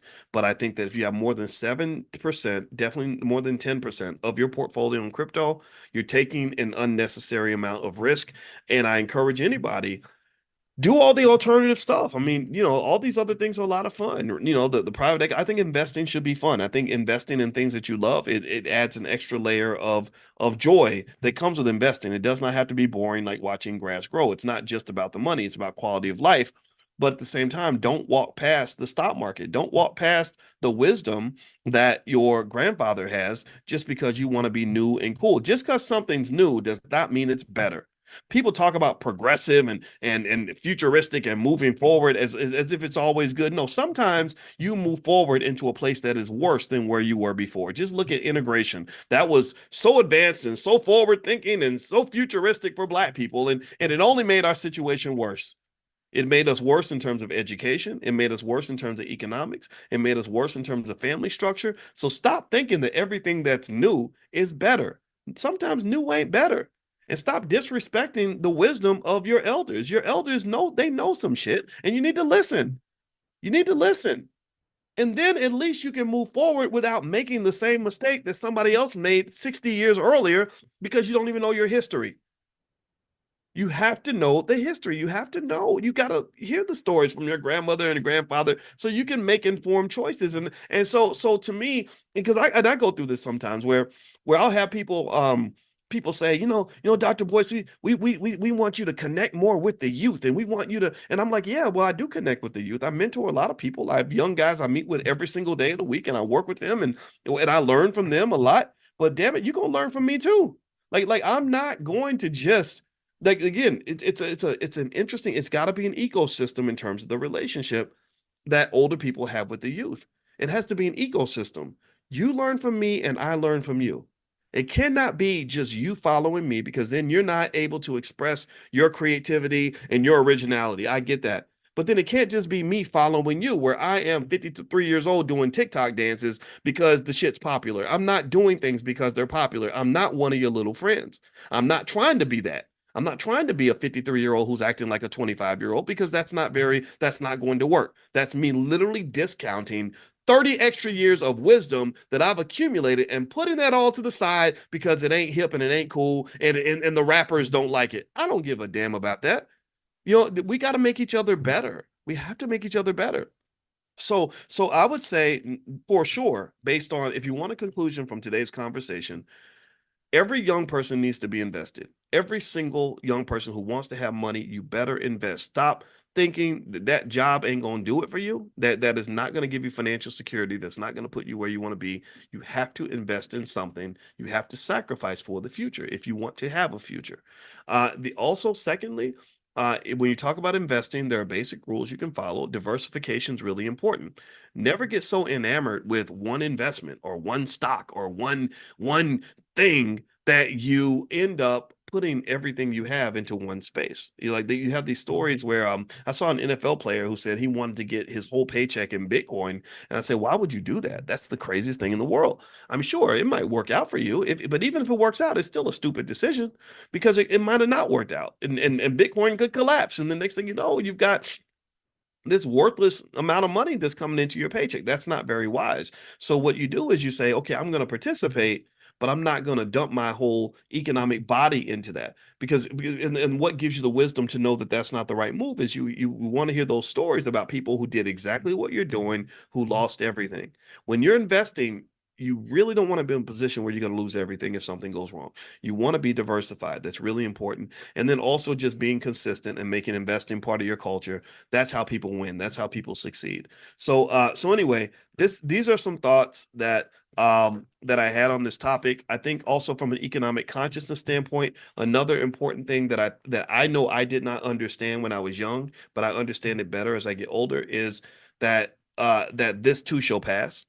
Sometimes we can get so caught up in a moment, where, like, you ever see pictures of somebody like from the 70s, where literally the dude in the picture was like the coolest, hippest guy in 1974. Like, he literally, maybe he looked like Bootsy Collins or something from I don't know, it wasn't Earth, Wind and Fire. It was the P-Funk. Like, you ever see those P-Funk dudes and how they dressed? Like, let me find a pic. I gotta find a picture. It was the craziest thing. Let me see if I can find. Hold on. Let me see. All right.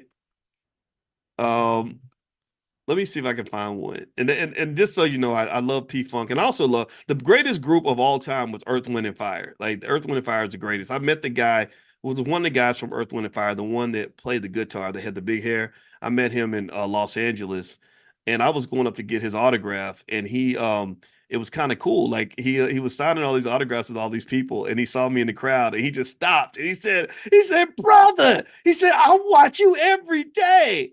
And that was kind of cool. That was like my clout moment, because all the Hollywood people were like, "Who is this guy? Why is he paying attention to him?" But so I'm kind of like an acquired taste. Some people love what I do. Some people don't know who the hell I am and don't care, and I don't blame them. All right, so here's so if you look at like a picture like this, right? To me, when I see like a P-Funkish kind of picture, or I see, like the Funkadelic or whatever, or I see my dad's old pictures where he's got the big hat and the fur coat like stuff that looked really cool in the 70s.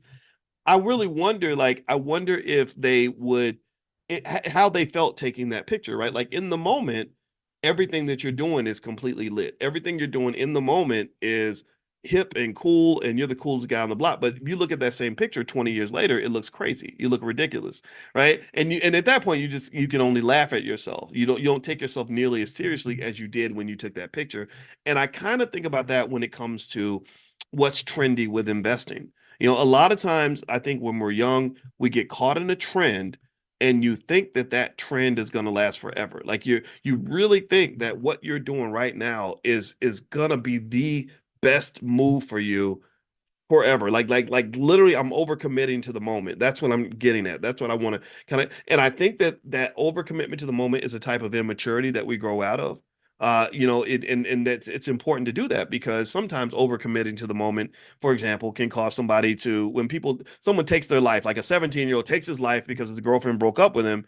That's overcommitting to the moment because he doesn't realize that he's got the rest of his life to live. And 5 years from now, he won't even care about this girl anymore. But in that moment, it seems like that moment is forever. That moment's going to last a lifetime. I feel the same way about when my mother was pregnant with me when she was 17. They told her, well, it'll be easy for you if you just terminate the pregnancy. And my mother was like, no, this baby's going to grow up. He's got a whole life ahead of him.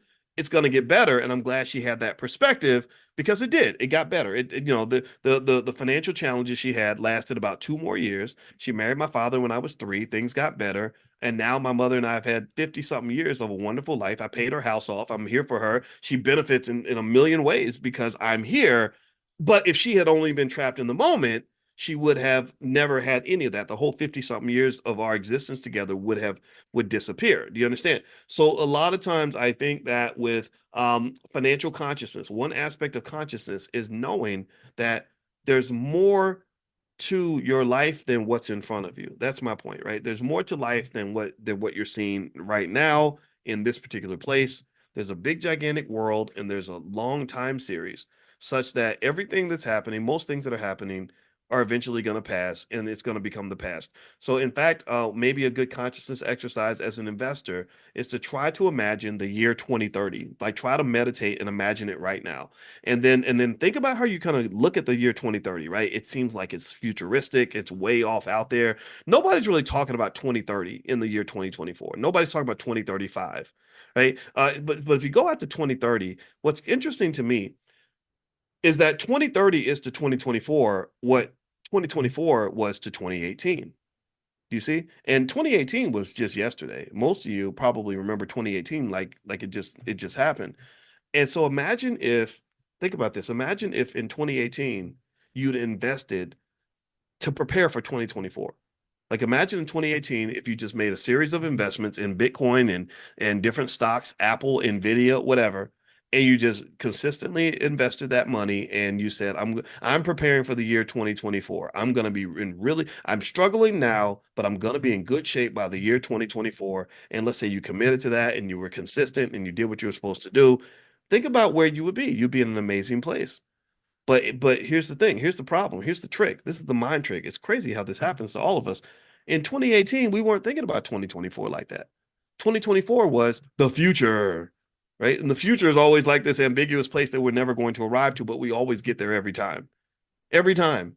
I assume a lot of you are old enough to remember. Do y'all any of y'all remember when even the year 2000 seemed like it was way off in the future? Like it was never gonna arrive. Like Prince was singing about how he's partying like it's 1999. And and it's crazy to me. It's like, holy shit, like 2000 is a long time ago now. Like that's ancient history. Some of you in here were born maybe after the year 2000. And so time is a sneaky little bastard. It's so sneaky. And but the thing is if you can really gain a connection to it and become very conscious of it and really feel it and flow with it and really respect it and accept it and don't waste it, that's one of your keys to wealth. I've told you all again, as a finance professor, we got to do equations and math. Everything we do is mathematical. The whole language is mathematics. When we've put together these equations that help us figure out wealth and how wealth grows, time is the number one variable in those equations. If you pour enough time into damn near anything that you're doing, you can get to whatever destination you want to get to. If I want to walk from New York to LA and I'm walking 1 inch per hour, walking incredibly slow, but I'm consistently walking from New York toward LA, if I give myself enough time, I can go from New York to LA, back to New York, back to LA, back to New York, back to LA, back to New York, back to LA. Do you understand? Time is the key.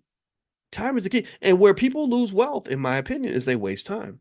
You waste time. You give up on yourself. You say, "Oh, I'm broke right now. I'm gonna be broke forever." So then you start wasting time. And then next thing you know, you broke in 2015, you broke in 2016, you broke in 2017, 2018, 2019, 2020. Instead of realizing that if I harness the power of time and then just pivot a little bit and do something a little bit different, and I do that little pivot, I commit to that new set of actions and I do it across enough time, then eventually I'm going to be at whatever destination I'm trying to get to. Do you understand? So don't waste time. Like time is wealth, time is power. Time gives you the keys to the universe, in my opinion. So sit back one day and just meditate and imagine the year 2030 and just say, what am I going to do with this time? And then also time is a blessing and a gift. We're going to run out of time. We're running out of time right now. We have less time now than we had at the beginning of this conversation. What are you going to do with the rest of the time that you have? And when I say this, I really mean this. I'm serious about this to the point that it's almost like religious for me. Every year on New Year's, when I get a little bit sad about the fact that another year has gone by, it's a sadness sometimes, but a happiness too, an opportunity, but a sadness, right? You know what I do? I sit down and I budget my time for the year. I have there's 8,760 hours in a year.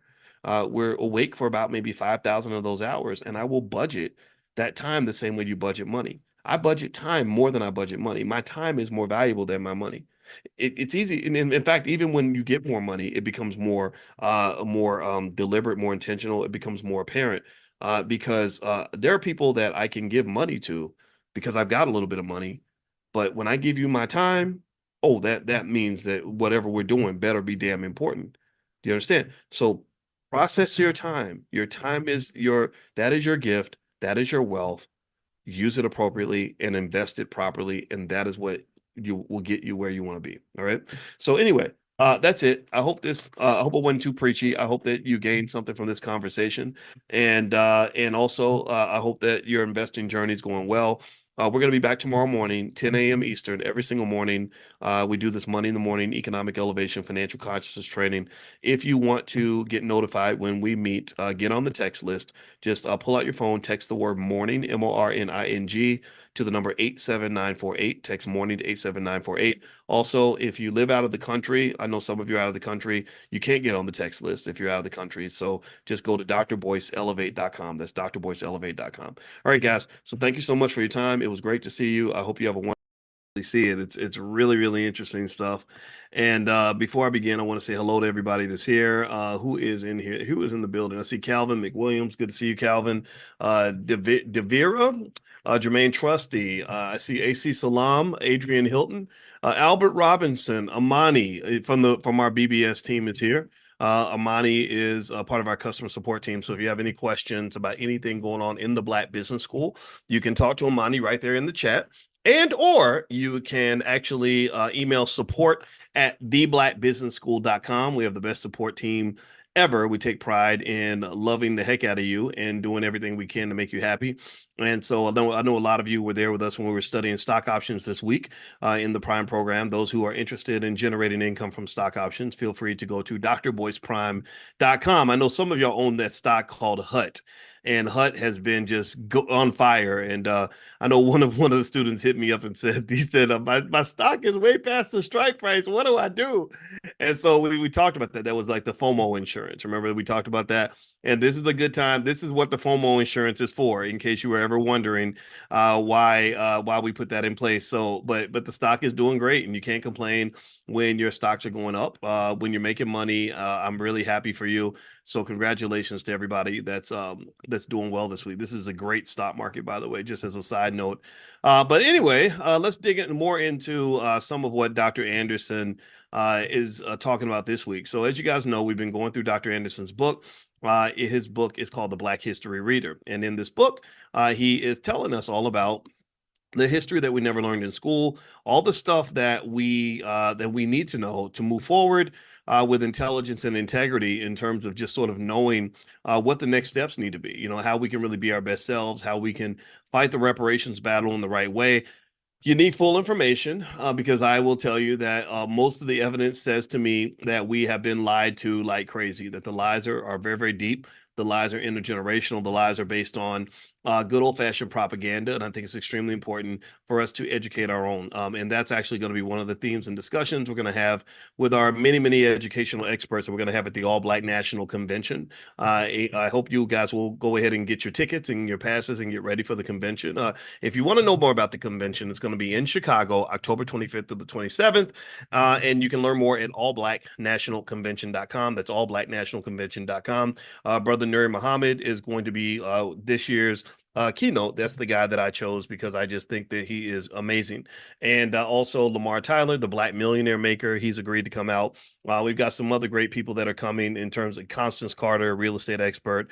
Just so many great people that are going to be there that can really help you enhance your life. Educational experts, relationship experts. My wife, Dr. Alicia Watkins, is going to do a healing having event for those of you that want to heal. If you want to go into a space with her, she's got a partner named Lachelle. I don't have Lachelle's last name, but Lachelle is very good at the whole Reiki. She's a Reiki healer.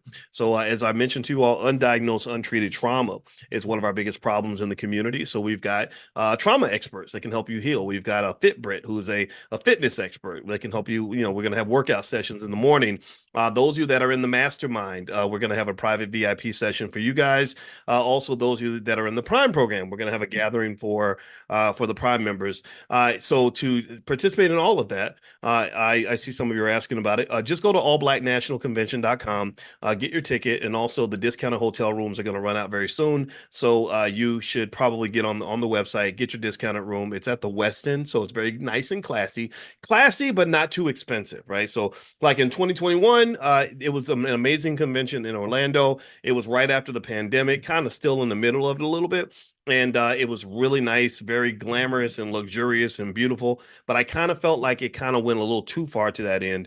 And so when some of you reached out, I heard you, and when you said that you'd like something that's more affordable for families. So we wanted to sort of find that middle range, you know, nothing dusty, but nothing snobby, right? And so this Westin hotel is very, very nice and comfortable, and the rates, the rooms are about 130, and we are well designed for kids and everything else. So we're going to cover everything: economics, real estate, crypto. We got crypto experts coming. We've got people that are experts in, again, health and education, relationships, family, all kinds of stuff, because we believe we should be learning from ourselves and from each other. So if you'd like to join us, just go to allblacknationalconvention.com. Half of the tickets, almost all the tickets, I say about 60% of the tickets are sold. So you can kind of make that of that as you wish. I don't think there'll be tickets at the door. Because we're not trying to have a blowout convention. I don't want thousands of people there. I kind of want the right people there. They have the right attitude, so we can keep the right energy. So feel free to go to allblacknationalconvention.com. All right, so here is where we are in Dr. Claude Anderson's book. Dr. Anderson wrote a book called The Black History Reader, and you can get a copy of this book at powernomics.com. Every black child in America, every black person in America should read this book. Every white person in America needs to read it, but they may not want to read it. But you know what? Hey, it's okay, because this is Black history, the Black History Reader, not the White History Reader. And so, by the way, I want to mention to everybody that just because we love Black history and love Black people, give me a yes if you understand that means I don't sit around here talking about how much I can't stand white folks. Now, I'm gonna be honest about you. I'm gonna tell you what you did, because y'all stole our money. You need to cut that check expeditiously, in the words of my friend T.I., who actually bought some. I found out T.I. bought some flashcards, from some of our financial flashcards, for his kids, which I thought was really cool of him. You know, but anyway, yeah. So someone was asking, do we still have the business school for children? Yeah, it's called Black Millionaires of Tomorrow. It's really, really good. Kids that go through our program, they know more about finances than 90% of all adults. So feel free to go take a look. It's blackmillionairesoftomorrow.com. We also have financial flashcards. If you go to drboycebooks.com, you can find the flashcards, workbooks. We got a lot of tools that you can use to educate your kids in economics. You guys know I'm a finance professor, a real PhD, not an honorary PhD, not a weekend PhD, like a real PhD. This is what we do. And so we got a ton of educational material. So feel free to take a look at that.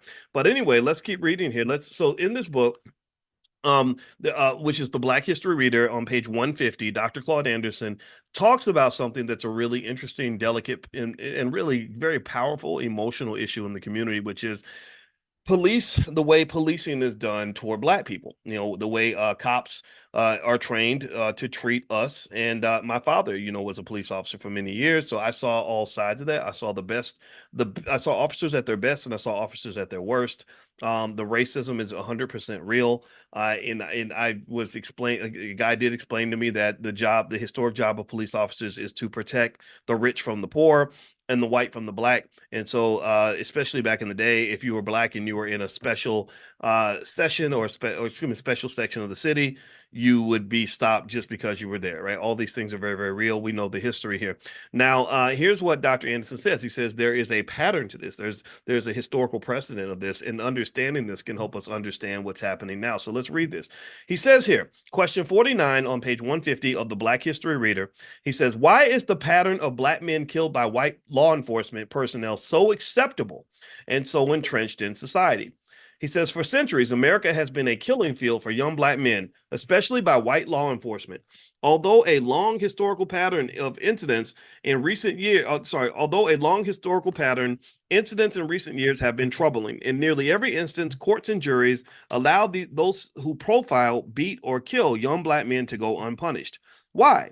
Because the underclass status of Blacks, which caused them to have unique historical experiences, is codified in this nation's revered founding documents. The Constitution of the United States and the Bill of Rights declare America a land of exceptionalism, the cradle of democracy, and a nation that values immigrants. Blacks were exceptional too. They were the nation's only non-immigrants. They were valued only as human property, entitled to be treated just like field animals. This lack of respect for a Black man's life, rights, and contributions became infused into the nation's national spirit and codified into the legal and political infrastructure. America's perception of Black men was framed by the U.S. Supreme Court's infamous 1857 Dred Scott decision. A Black slave declared that he was free because he had visited and temporarily lived in a free state. The Supreme Court ruled, however, that, quote, a Black man has no rights which a white man is bound to respect. This infamous ruling, never reversed in over 150 years, has been locked into the culture and collective American psyche and passed down from generation to generation of ethnic whites. The first lesson immigrants learn when they come to this country is that they are prized and valued over native Black Americans. This prevailing attitude impacts every aspect of how our political and law enforcement systems view and treat Blacks. This nation's public policies of benign neglect and political correctness further depreciated the value and rights of Black Americans. Those policies were constructed to kill off the Black Civil Rights Movement of the 1960s and to make all forms of Blackness invisible. The policy of benign neglect, this is where they neglect you and just kind of ignore you, and rather than say directly addressing you, just no attention, no interest, you're just there. This policy of benign neglect took the focus off of Blacks and over the course of the next half century morphed into political correctness and diversity, policies that do not distinguish or aid Blacks. The views of law enforcement and society in general carry the legacies of slavery, Jim Crow semi-slavery, and the Dred Scott decision. Having relinquished the few concrete gains made during the Civil Rights Movement, Blacks have slid back into a powerless underclass status. Blacks, however, should not be treated as guests in America. This nation was founded on the blood, sweat, and labor of millions of Blacks who were denied their very humanity and the fruits of their labor. The newly fabricated class groups, especially immigrants, inherit unearned benefits, respect, and rights to which Blacks were entitled but never received. The larger society adds further insult to injury when it participates in public dialogue that gives the false impression that all people and groups have contributed equally to the development of this nation. This is a convenient myth. The racial problems between law enforcement and Black men will not abate until this nation addresses the exceptional history and achievements of Black Americans. Police power is freely exercised against Black men who are perceived as obsolete and powerless to do little more than march or riot. The larger society has a responsibility to resolve the long-standing dehumanization of Blacks that is contained in the foundation documents and to erase the emanating legal precedents. The tension between law enforcement and Blacks will never abate as long as whites own and control 98% of all the nation's wealth. 98% of all the nation's wealth, income, businesses, land, privileges, and all levels of government. The Dred Scott decision must be considered in any serious efforts to analyze the relationship between Blacks and law enforcement. Calls for healing, no matter how sincere, will not correct the problem. Understanding the historical context, however, will be a better beginning point. At least both groups would understand the importance of reversing the holding of Dred Scott and the contribution of the U.S. Constitution to the problem. So, according to Dr. Anderson, it seems that he's saying that the Dred Scott decision, in which they clearly stated that a black man has no rights that a white man is bound to respect, that basically a white man is not expected to respect any of the rights of a black man, and that decision was never reversed. So this is the America. Welcome to America. This is the country that you live in, where we are seen as not quite animals, but not quite human, kind of in that middle space. You know, that 3/5 of a person kind of thing. And this does come out when you talk about policing. And I do know that it is interesting that I can find a ton of black neighborhoods with nothing but white police officers, but I can't find many white neighborhoods with nothing but black police officers. Also, I can find a ton of schools that are full of black children that are run by mostly white teachers, but I can't find many schools with lots of white children that are run by mostly black teachers. So, to some extent, some of this disrespect is connected to this idea of a certain segment of society being seen as an overseer class, that their job is to basically be the parent and we're the child. They're the bus driver, we're riding the bus. They own the bus, they drive the bus, they decide where the bus is going to go, and we're just sort of sitting there because the more passengers they have on the bus, the more money that they make. The more so when they put your children in that school, they make money because your child's coming to school. That's why they want your child at school, not because they care about them. They want them there because they get paid based on these children. So to some extent, you kind of become like a commodity. I always make that comparison with a KFC chicken. The more chickens I have, the more chickens I can sell. So you are to some extent a commodity. Until you take control of that commodity and see the value of that commodity, then it's always going to continue to happen. So effectively, Dr. Anderson seems to believe that the abuse by police is directly connected to ownership and control of this country. And so this is one of the reasons why ownership has to be an incredibly important value that we have in the community, because if you look at police killings and everything else, and if you were to sort it out by, say, I don't know, economic status and educational status and stuff like that, you'd probably notice some variation. You'd notice that they know who they can pick on and they know who they can't mess with. And so ultimately, I think that these things are definitely connected. But it's hard to have the conversation because people think that you're being elitist by saying that we should own things and control things, and then that will make us less vulnerable. But the reality is that that is 100% true. So don't let them talk you into being vulnerable. Like who do you trust? Why do you trust someone who has proven that they do not have your best interests at heart? Why would you trust those individuals to protect you and to keep you safe? I don't get that. I don't understand that. So that's what Dr. Anderson's saying. So he says basically there's a history of this kind of treatment, and this is something that is probably not going to go away anytime soon. We're going to have to change that. All right. So here is question number 50. Let's move forward to question 50. This is page 153 of the Black History Reader by Dr. Claude Anderson. The book is at powernomics.com if you want to get a copy. And also, those of you who are not on the text list, where I notify you guys every Wednesday night at 8:30 when we meet and we read Dr. Anderson's books, I can send you, just text the word greatness to 87948, all one word. Text the word greatness to 87948, and you'll get a notification when we meet for class next time. All right. So he talks about immigration. This is interesting. Immigration, naturalization. He says, why are the doors open? The doors of immigration open to Hispanics, but closed for Haitians? I don't know. Let's see, Dr. Anderson, what's going on here? He says the primary reasons immigrants from Haiti are treated differently than Hispanics are skin color and the country's historical role in the development of the Western world. The welcome mats for immigrants have always been based on a ranking order of skin color, ethnicity, and country of origin. Hispanics, whether in Europe or America, have always been classified as whites speaking Spanish, therefore entitled to preferential immigration into the U.S. from any country of origin. For Haitians and other persons of African descent, the welcome mat did not exist, except as slaves. So if you come over as a slave, then they're happy to have you. The bias against Haitian immigrants and refugees has a deep-seated historical element that caused great fear in whites in the U.S. For Haiti was the world's first free black nation in the entire Western Hemisphere. It's the first nation where the slaves fought back and won. When black slaves in Haiti successfully revolted against their French slaveholders, they became a free, independent nation, the first and only instance where slaves were ever able to break free and establish their own independent nation. No other black nation on earth had ever rebelled and overthrown their white colonial powers. The slave revolt in Haiti hit America hard. President George Washington and Secretary of State Thomas Jefferson, who were both slave owners, supported France in its efforts to suppress the Haitian slave revolt, but to no avail. So they supported the slaveholders. These are your heroes. These are the people that you're told to look up to. I don't know why you would look up to someone who enslaved your great grandparents, but that's what we're taught to do. Um, it is remarkable that Black Haitians defeated Napoleon Bonaparte's army, which was France's most effective military force. They also defeated the military forces of England and Spain.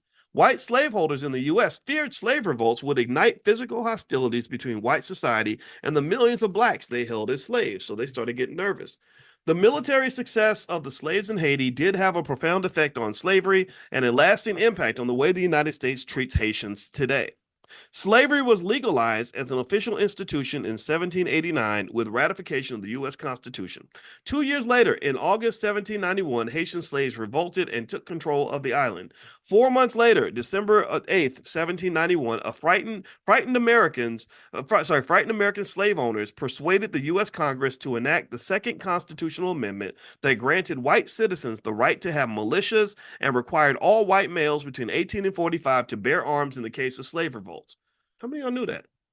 Give me a guess if you ever heard this before anywhere. Has anybody heard that before? Did you learn that? Did they teach you that in your public school?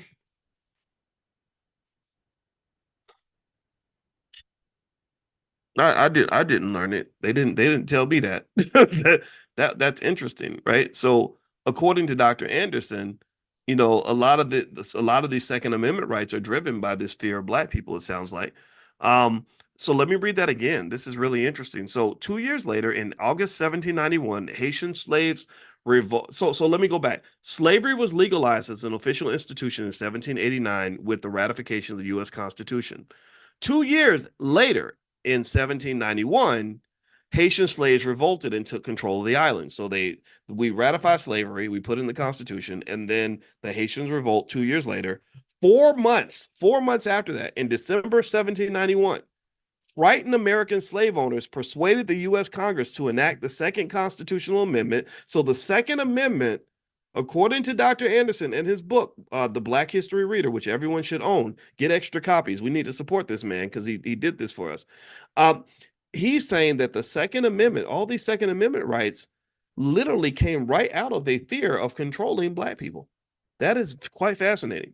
So let's keep reading. So he says, so frightened slave owners persuaded the U.S. Congress to enact the Second Constitutional Amendment that granted white citizens the right to have militias and required all white males between 18 and 45 to bear arms in case of a slave revolt. So they started getting nervous. They said, oh my gosh, one day these people are going to realize that we aren't their friends. The fear of possible slave revolts was omnipresent and triggered southern states to organize militias. So they put together militias because they were so afraid that we were going to wake up. There were a few slave revolts in the U.S., but none of them succeeded. The key point in this historical recitation is that the fear generated by the successful Haitian revolt produced a hate and fear in whites toward Haitians. Haiti paid a high price for its military successes. The country was reviled, feared by all white nations of the world precisely for its successful slave revolts, and Haiti was therefore isolated and crushed into deep poverty.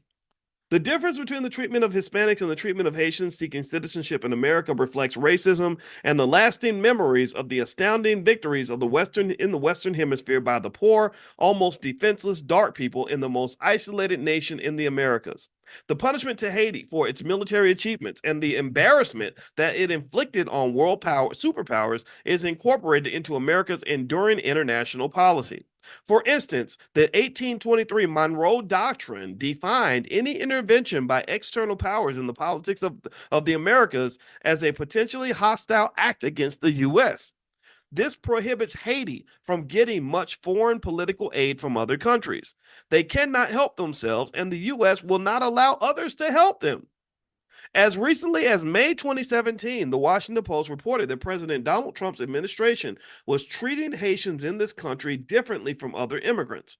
To decide whether Haitians here in temporary protected status should be allowed to stay in the U.S., the administration is taking the unusual step of seeking data on criminal backgrounds and Haitian use of welfare benefits.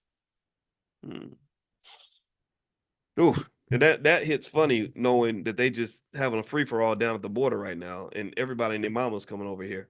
That's interesting. I'll tell you what was really fascinating to me was when when I talked to two Latino women, one was Puerto Rican and another one was from another country, I don't know. And somebody and I think someone had made the suggestion, yeah, Dr. Boyce, you should get your book translated into Spanish. This was years ago, maybe 7, 8 years ago. And she talked to the other lady and she said, well, we need to talk to Boyce about the fact that Hispanic people are really racist. And that was, and I kind of knew it, but I kind of asked her about that. She said, yeah, she said there's a difference between white and black. And it's a myth that because they're from south of the border, that they're somehow in this alliance with black people. If you go down, when I would go, and some of you have been south of the border, but I'll tell you what my experience was. Most of the countries I went to in South America, or even Central America and all that, pretty much you would see the areas where it would be all white, nothing but white people, just white people speaking Spanish. And the black people would always be like over in some other neighborhood. Like they would be on the black side of town. And if you saw a black person on the white side of town, it was usually somebody who was working for a white person. It's like a Spanish plantation, basically. That's kind of the feeling, the vibe that I got. And so maybe because we were Americans, we didn't feel it quite as much. But then again, though, I'm not good at picking up on whether or not somebody likes me or not because I don't give a shit. So basically, it's like maybe they didn't like me. Maybe they looked at me and said, that Negra, blah blah blah blah. I don't care. You can think whatever you want about me. You don't like me, I don't like you either. So what? I like myself. That's enough for me. All right. So let me keep going here. All right. So here, the first naturalization law of 1790 permitted wait. Let me make sure. Okay, the first naturalization law of 1790 permitted immigration only by Europeans. So this is how America went from being, I want to say 30 or 40% black to being like 13% and dropping. It's dropping. It's dropping a lot because the policies. I mean, you know what's happening right now, right? We're importing all the voters so they can replace black people because black people are starting to wake up. All right. So, the first naturalization law of 1790 permitted immigration only by Europeans. In the 1960s, Congress modified that law in immigration policies. It replaced skin color preferences with country of origin, rank ordered based upon the historical number of immigrants who had migrated from Europe, Asia, and Middle Eastern and African countries. Since the ancestors of black slaves were never officially classified or registered as immigrants, the immigration quota for persons from black nations like Haiti was set at less than 1%. So what they said is that we're going to base the quotas on the historical record of how many people from your country have been let into the country before. Well, before that date, they didn't let black people in. So when they set the quota damn near close to zero. So this really did something in terms of really watering down the population. Okay, so let's keep going here. Civil rights leaders who had started making the shift from black to minority, people of color, and other euphemisms went along with the change in immigration law from European white to country of origin. The civil rights leaders did not have the support of sophisticated think tanks and were unable to foresee the devastating impact the new immigration policies would have on native blacks. The new immigration policy gave preferences to persons from Mexico and poor Central and South American countries seeking political asylum rather than economic opportunities. Using the new immigration focus in the 1960s, the John F. Kennedy administration initially initiated and approved a Cuban refugee program, which opened the floodgates to millions of Cubans who obtained citizenship in America for political as well as economic opportunities. Nearly 100% of Cuban refugees were classified as white. Are y'all hearing that? Nearly 100%. So they were importing white people.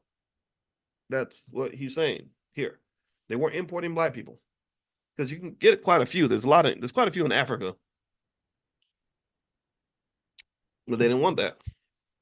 They needed to make sure you were outnumbered. So nearly 100% of Cuban refugees were classified as white. Only a few dark or black Cubans entered the United States. So even when they brought Cubans over, they didn't want the black Cubans, they want the white ones. Haitian refugees have been treated with extreme prejudice. Their escape boats have been intercepted, pushed back into the water, the people left to drown. Those who made it to the U.S. have been deported, incarcerated, and rejected because of the interpretation that they seek economic opportunities rather than political asylum. Until Haitian refugees are reclassified and treated in a similar manner to Hispanics, including Cubans, an ethnic group within the category of Hispanics, Haitian refugees will continue to be treated with extreme bias. The 40 million legal and illegal Hispanic immigrants who came to this country did not come to seek asylum. They came here seeking money and a better life. The basis for rejecting Haitians is historical fear, inherent racism, Haiti's abysmal poverty, its African based culture, low education levels, and most importantly, because an increase in Haitians could increase the political and economic potential of Black Americans. The nation's doors are not now and never have been open to all who seek the American dream. So the American dream, according to Dr. Claude Anderson, it exists for people who are not Black. There is no such thing as the American dream for Black people, at least not one that's open. Now, what I'm going to say is I believe that there is an American dream available for us if we learn how to change our thinking. I don't have confidence that those who run this system are ever going to hand a Black man or Black woman a true American dream. I do not. I do not feel that way. But I do think that there is a dream available to you, but you have to understand what that dream is supposed to be. And we talk about that during our financial consciousness training that we do every single morning. You guys can come in if you haven't been. I think you're going to like it. And the goal is really to say, okay, what does it mean to be free, and how do we really get there? What does freedom look like? What does economic freedom look like? And how does that unlock all the other kinds of freedom that exist? And I argue that freedom definitely starts with your mind. And once it starts in your mind, it translates into your actions because a free mind takes action on the things that are going to create that liberation. And then the money, the economic freedom, see, the economic freedom just becomes a consequence of the fact that you freed your mind and you freed your body and your actions. So you're taking actions of a free person, which means that you're going to end up feeling freer in every single way.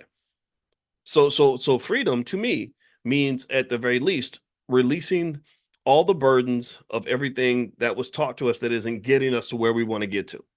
For example, freedom when it comes to health, mental and physical health might mean really assessing and critically analyzing everything that you've taught to think about yourself, all of the trauma, undiagnosed, untreated trauma that you carry on your back that's weighing you down and keeping you from being your best self, ruining your relationships, etc. It might mean looking at the food that we're told to eat and the fact that they market crappy food in our neighborhoods the most because they believe that we're the least conscious about what we're eating. Because if you're in struggle mode, you don't have time to worry about if you're eating vegetables or a cheeseburger, right? And maybe freedom also looks like just consistent across the board financial literacy training for every single one of our kids. If all of our children are consistently taught economics, we can do better than everyone else. We can be better than everyone else. We can beat the hell out of everybody else. I don't think that it's a matter of trying to catch up. All these gaps, like we want equality and closing these racial wealth gaps and all that. I don't want to close no gap. I want to kick your ass. I want to win. I don't want to tie for fifth place. I want to get first place. I believe our kids can get first place. And I know for a fact, we know for a fact that when our kids focus on anything that they do, they always dominate. That's what our people, whenever we just dig into so we get into tennis, we're taking over tennis. We go start playing golf, we take over golf, right? Whatever it is, whatever we put our mind to, we can take that over. So why not take over the game of economics? We already agree that money matters. We already know how important money is. So if money matters and money's important, then why are you wasting your time on so many things that don't matter?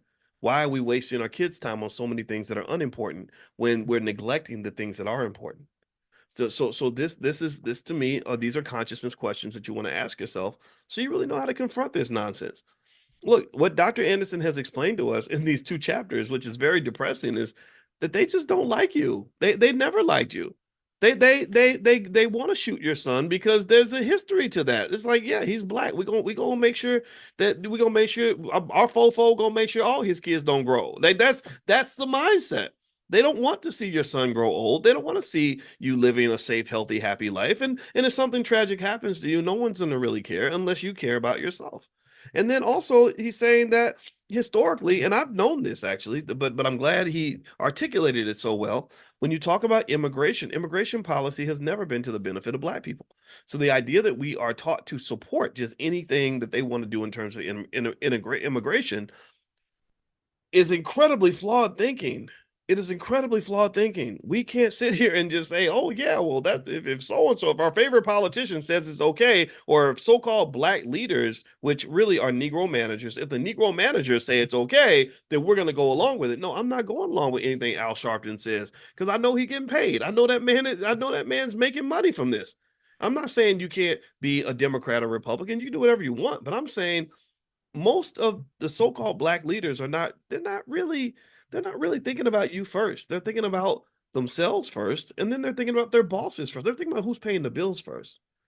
Okay, so ultimately this is the dilemma we face. The good news is that we have smart people in our community. We have lots and lots of scholars, thinkers, teachers, activists, parents, bricklayers, carpenters, business people, experts in all categories that can help us solve these issues. And I don't think you have to solve all the world's problems at once. Sure, it would be nice if we had $100 billion to work with, but you start with what you've got and you make the most of what you have. You preserve those resources and target them in the right way. One of the biggest resources you have is your mind and your time. Right. And then if you're focused and you spend your time and your mind is focused on the problems that matter and everybody's sort of chipping in and fixing something, whatever that looks like, then guess what? You get positive outcomes from that. Good things can occur. So let me you know what I'm going to do? I'm going to read one more section from Dr. Anderson's book. And by the way, I know some of you were asking about we did that session this week on how to invest in the stock market. I know some of you could not make it, but Amani is in the chat. If you want to get the recording or you want to join the Black Stock Market Program, I think Amani, if can you get the code if somebody wants to join at that 82% discount for everybody that's in the book club? If you want to still get that discount, you can. It's 82% off now and forever, right? So the monthly fee for my stock market program is $89. I think it drops is like $16. And the code, I think it expired yesterday, but we can extend it for another day. So just talk to Amani in the chat and she can take care of you. Or you can also email support@theblackbusinessschool.com and they can help you out. And then another thing too is that if you want to get a copy of my book, The 10 Commandments of Black Economic Power, or our financial flashcards or workbooks for children or anything, feel free to go to drboycebooks.com and use the code word book club, and that'll take 30% off anything in the store. So use the code word book club, all one word, drboycebooks.com. All right. So what Dr. Anderson asks here on page 156 of the Black History Reader is question 51. Is America now or has it ever been a colorblind society? That's a trick question. He says, America is not a colorblind society, nor has it ever been. It has always been color conscious and color specific, even before it existed as a formal entity. High minded talks about color blindedness and individual merit, maintains the racial status quo, and reinforces the historical pattern of race based exclusion. Reverend Dr. Martin Luther King Jr. mistakenly thought the Constitution was colorblind, when in fact it was very color specific. The drafters knew they were consigning blacks to be property, equal to field animals. They intentionally denied blacks the fruits of their labor, education, votes, and personal movement. So when King and the civil rights movement pushed for a colorblind society, it was lofty rhetoric that they could not have imagined how those words would be used against their cause. Conservative social forces captured the concept of colorblind equality, watch this now, and perverted the meaning to take color out of race. This well meaning but unwise rhetorical phrase gave whites a tool to destroy corrective efforts for blacks. You know how they always say we don't want to discriminate, so that's why we're not going to pay you reparations because that will be racist, right? That's what he's talking about. The color specific articles of Confederation and the U.S. Constitution were designed to be the nation's first affirmative action plan for the specific purpose of enriching, empowering, and valuing white skin by distributing to them nearly 100% of the nation's wealth, land, and privileges. The second purpose of the founding documents was to control, exploit, and subordinate all who did not possess white skin. As the nation's need for free labor and later cheap labor increased, a ranking order of skin color preference emerged and institutionalized itself in the social fabric of the society and its immigration policies. The intentional allocation of everything of value into the hands of whites created racial inequality, which was used to justify separating whites from blacks in all things. Colorblind rhetoric allowed whites implausible deniability for responsibility for the socioeconomic conditions of Black America. Skin color is at the heart of the 1896 case of Homer A. Plessy, a light-skinned black man who believed he had the right to sit in the white section of a rail car, but was ordered to move to the black section. Plessy's response was to file a major lawsuit, Plessy versus Ferguson, a case that eventually worked its way to the U.S. Supreme Court. The responsibility of the Supreme Court is to uphold the U.S. Constitution. Therefore, it has always functioned as the guardian of the racial status quo in America. The court carried out its charge and ruled against Plessy, saying he lacked the required skin color qualifications to sit in the privileged and best seats on the train. This Supreme Court decision further institutionalized racism and legally marked the beginning of Jim Crow segregation laws. Justice John Marshall Harlan, the only dissenter, he's the dissenter now. Maybe he's an ally. Maybe some of them are out there. I don't know. The only dissenter wrote the minority position in the court's ruling. He argued that the U.S. Constitution ought to be colorblind based upon the 13th and 14th Amendments of the Constitution. That was the first use of the term colorblind in the law. Justice Harlan was ignored, and mainstream society was racially segregated by law for another 50 years. Affirmative action skin color preferences and privileges were maintained for whites. During that time period, those with white skin continued to own and have access to the best communities, schools, food, housing, medical services, clothing, employment opportunities, and control of the government. With the Black Civil Rights Movement of the 1960s came a demand from Black citizens for whites to share and redistribute some of their ill-gotten privileges, preferences, and resources. Blacks wanted an affirmative action plan to restore the damages done to Black people. Like Justice Harlan, they wanted a colorblind society that did not consciously exclude and abuse Blacks based on skin color. Instead, they wanted whites to recognize Black skin in a positive way and redistribute resources to them based upon a skin color preference. Conservatives were not to be outsmarted. They went back to the original social construct of the founding documents and flipped the script on Blacks. Whites began to champion the words of Dr. King's dream of Blacks being, quote, judged by the content of their character rather than the color of their skin, end quote. Anybody remember that quote? Anybody remember that? Judged by the content of their character rather than the color of their skin. Conservatives pretended that society was already colorblind and that it would be a travesty to show preference to Black skin. Some Blacks mounted a weak dissent, but as a group, they were outmaneuvered. Policy and laws therefore remained very color conscious in favor of whites and color blind toward Black Americans. The concept of colorblind makes Blacks invisible and unnecessary.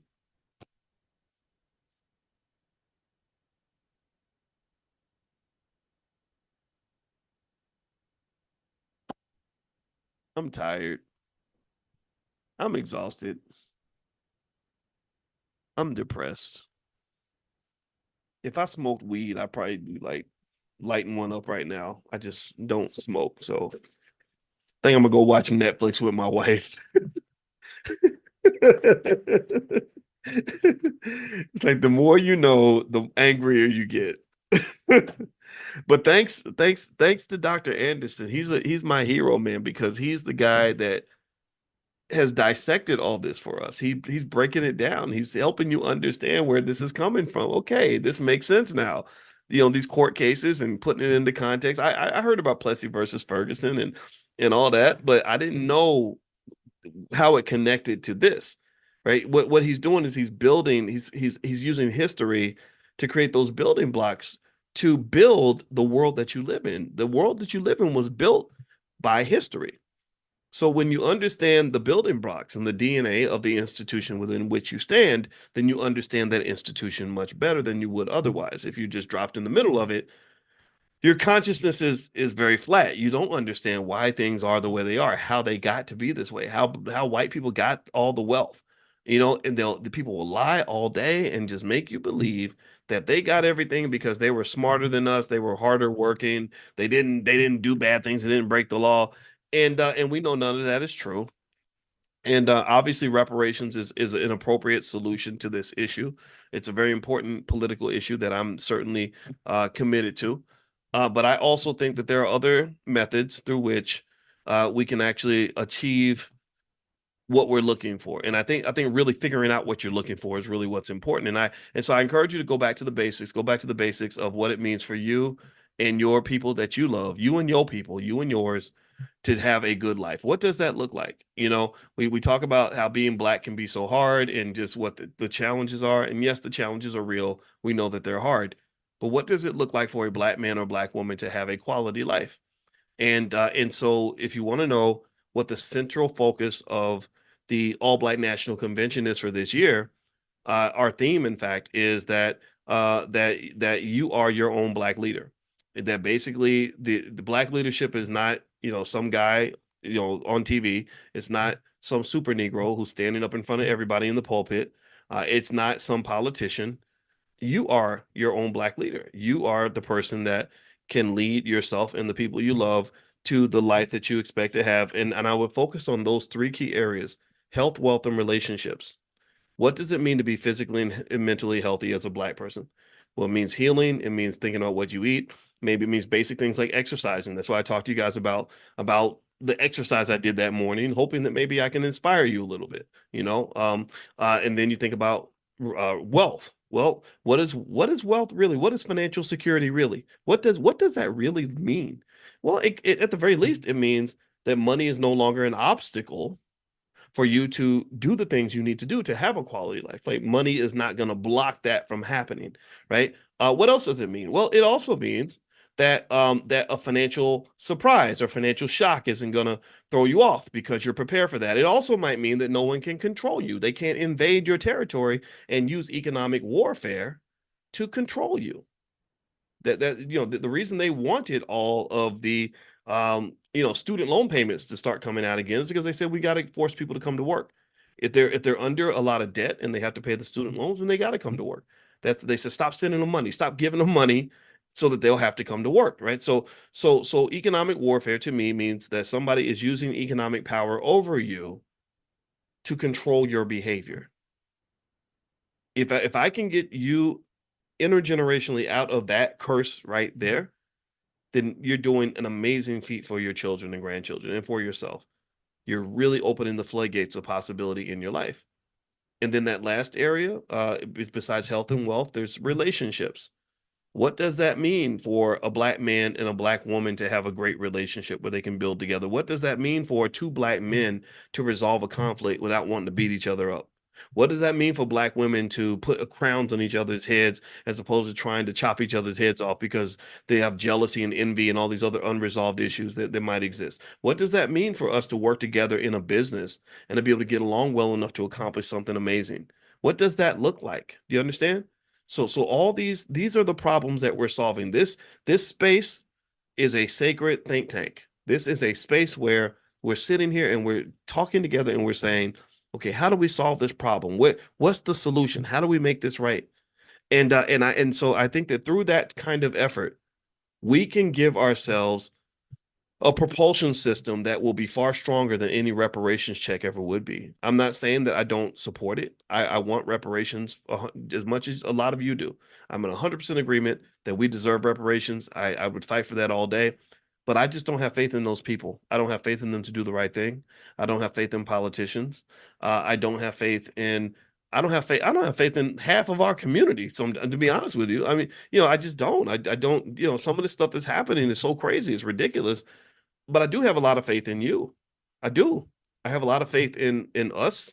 I have a lot of faith in me. I have a lot of faith in my wife. I have a lot of faith in Lavana Hawkins, right? I see you in the chat, right? I have a lot of faith in you because I really believe that you are the superhero that you're waiting for. Like you really are. And so I encourage you, keep doing the work, keep learning, keep thinking, keep processing, keep working on the little things like what it means to be a good and productive person that gets up and does their best every day, that does a little bit better today than you did yesterday, that spreads goodness through the world, that spends their life trying to elevate the condition of those around them, being a blessing to others. I know it probably sounds corny and almost stereotypical for me to say this, or what's the word? Cliche, like to be a blessing to others. It probably sounds goofy to some people, but no, that's really true. If I go into every situation and I say, my goal is to be a blessing to the people that I care about, then that makes me a better man than I would be if I say my goal is to take something from people that I care about. Do you understand? So be a blessing to yourself, be a blessing to others. Let's keep on doing the work. And I truly believe that is the solution. That's the blessing. That's the gift that God put on the table, and we just got to open the damn thing. So that's it, guys. I hope that this was helpful for you, this discussion. If you want to get on the text list and get notified when we meet next week for our Powernomics training, we do this every Wednesday night at 8:30. You can text the word greatness to 87948. Text greatness to 87948. Also, if you want to know about the All Black National Convention, it's going to be Chicago, Illinois, October 25th through the 27th. So feel free to go to allblacknationalconvention.com. We're going to have all kinds of experts and panels on everything from education to family to to stock market investing, real estate investing, how to buy land in Africa. Someone's going to do a session on that. We got experts in everything. It's an amazing space. It's the largest gathering of intelligent Black people in history anywhere ever. And also it is completely independent. So this is no corporate sponsorship. This is not Black leadership brought to you by McDonald's. This is not brought to you by the Democrat or the Republican parties. This is something that we're funding ourselves and we've created ourselves, and it's damn good. And the solutions are proper and powerful, and they get things done. So have a good day, everybody. I'll see you soon. And welcome. So good to see you. I hope you all are doing well. I hope you're having a great day. Welcome to Money in the Morning, aka Financial Consciousness Training, aka Economic Elevation. This is where I teach you the art of economic elevation every day by encouraging you to become financially conscious, because a lot of people want money, but they don't understand how to get it. They don't understand how money works. They don't understand what it means to be aware of money. And like I always say, if you can't see the money, you'll never be the money. So I want you to have the money. And so that's what we talk about every morning. So just a reminder, in case you're new, this is what we do. And the goal is to do this every single day, 7 days a week, because we are forming habits. Habit formation is a critically important part of any wealth building process. If you have the right habits, then you can win. And I really just want us to win. So, good morning, AC Salam. I see you in there. Who else is in here? I see Mandla and Kosi. Akila, good morning. James Keller, good morning. Al Ree, April Austin, I see you. Esther Matthews, Chris, Kamisha, Alice Jackson, Jay Kelly, Jackie, Frederick, Sharonda Bay, good to see you. Larry Graham, Khaleesi, Game of Thrones. I watched House of the Dragon last night, which is a Game of Thrones show, which is really, really good. So let me know, give me a quick yes if you can hear me. Let me know you can hear me okay. I'll make sure my audio is good. I wanted to jump us right into the conversation today because I saw, in case you guys don't know, again, some people are new. So if it seems like I'm repetitive, it's because I'm deliberately repetitive, number one, because that's how you form new habits. But then also, I can be repetitive because sometimes people come in for the first time and they haven't seen all the amazing stuff that we've all been doing together for the last 10 years. Some of y'all been hanging out with me for 15 years or so. I have to kind of re-up sometimes. So I hope that's okay. But then also what I found is that repetition is one of the keys to success. Repetition is kind of the way you really change culture. A lot of the things that we are trained to do, the things that we're trained to believe, whether it's about money or life or anything else, comes from just repetition. That's it. And so ultimately, when you're talking about who you are and how your brain is made up, I really want you to become aware of the subconscious mind. My wife is a therapist. She's an expert on the subconscious mind. And so talking to her really helped me understand that the biggest challenge that we have as Black people when it comes to wealth is related to the programming of our subconscious mind. Our mind has been programmed to see the world in a certain way and to see money in a certain way. And so you have to change the way you see money.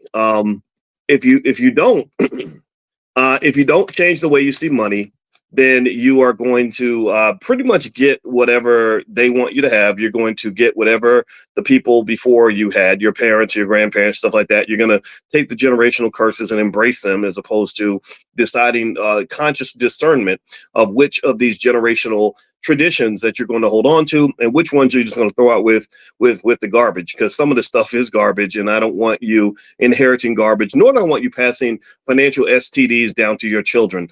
If you don't know what a financial STD is, it's all in my book, Financial Lovemaking, actually. If you go to drboycebooks.com, the book is there. I wrote this book when I was on the faculty of Syracuse, and I wrote Financial Lovemaking because I was really fascinated when I was on the faculty there by how many people ruin their lives when it comes to money. Just how many bad decisions are made when it comes to money, how many bad outcomes in relationships happen because of money. How many times I see, like I remember one time, I was about 31 years old, and I saw this guy he was a white dude, and he went to college with me, but I didn't know him in college. We went to the same school, we were in the same business school at the same time, but we did not know each other. And so I saw him though. It was kind of cool. Like you see somebody that's an alum of the same school that you went to, and you're like, "Hey, how you been? How's your life? How you doing?" And I'll never forget. This guy was oh gosh, oof, I had something in my teeth. Sorry. This guy was so depressed. I never forget how sad he was, and I was sad by seeing how sad he was. And I said so. It's he said, man, things haven't gone well, and I was like, really? Okay, so what's going on? And he proceeded to tell me that he just got a divorce, and he said that he kind of lost everything in the divorce, and he was devastated. He was depressed. Like I really, when I think about this guy, I talked to him. It was over 20 years ago when I talked to him, but like he almost sounded like suicidal. Like he was that sad, and a lot of people don't talk about that. A lot of people don't talk about how just traumatized people can be when if you're married or something, and your spouse decides that they want to put you out, or you can't live with your kids anymore. It kind of takes away your sense of purpose. And a lot of times when a person loses their sense of purpose or their reason for being, then part of you is just kind of dead. It's very easy to get to the point where you just say, look, I might as well just go ahead and end it, right? And I don't want to see that happen to anybody, right? I think that that's really sad to see. And so anyway, so let me finish this discussion here on this point. So the poor guy, is telling me about what happened to him, and how bad the divorce was, and how he felt like he got taken to the cleaners in the divorce and stuff like that. And as I was listening to him, I remember kind of thinking about the fact that that he seemed to have sort of made a really interesting. I'm not going to say an error in his relationship. I'm going to say he made a common decision that a lot of people make, where they come in and they have this belief that relationships are solely based on this thing called love. Decision that all you have, that if you got love, all the love is all you need. And I'm not going to say that love is not important, but I kind of feel like love is nice, but love is a little bit better when love is accompanied by this thing called common sense.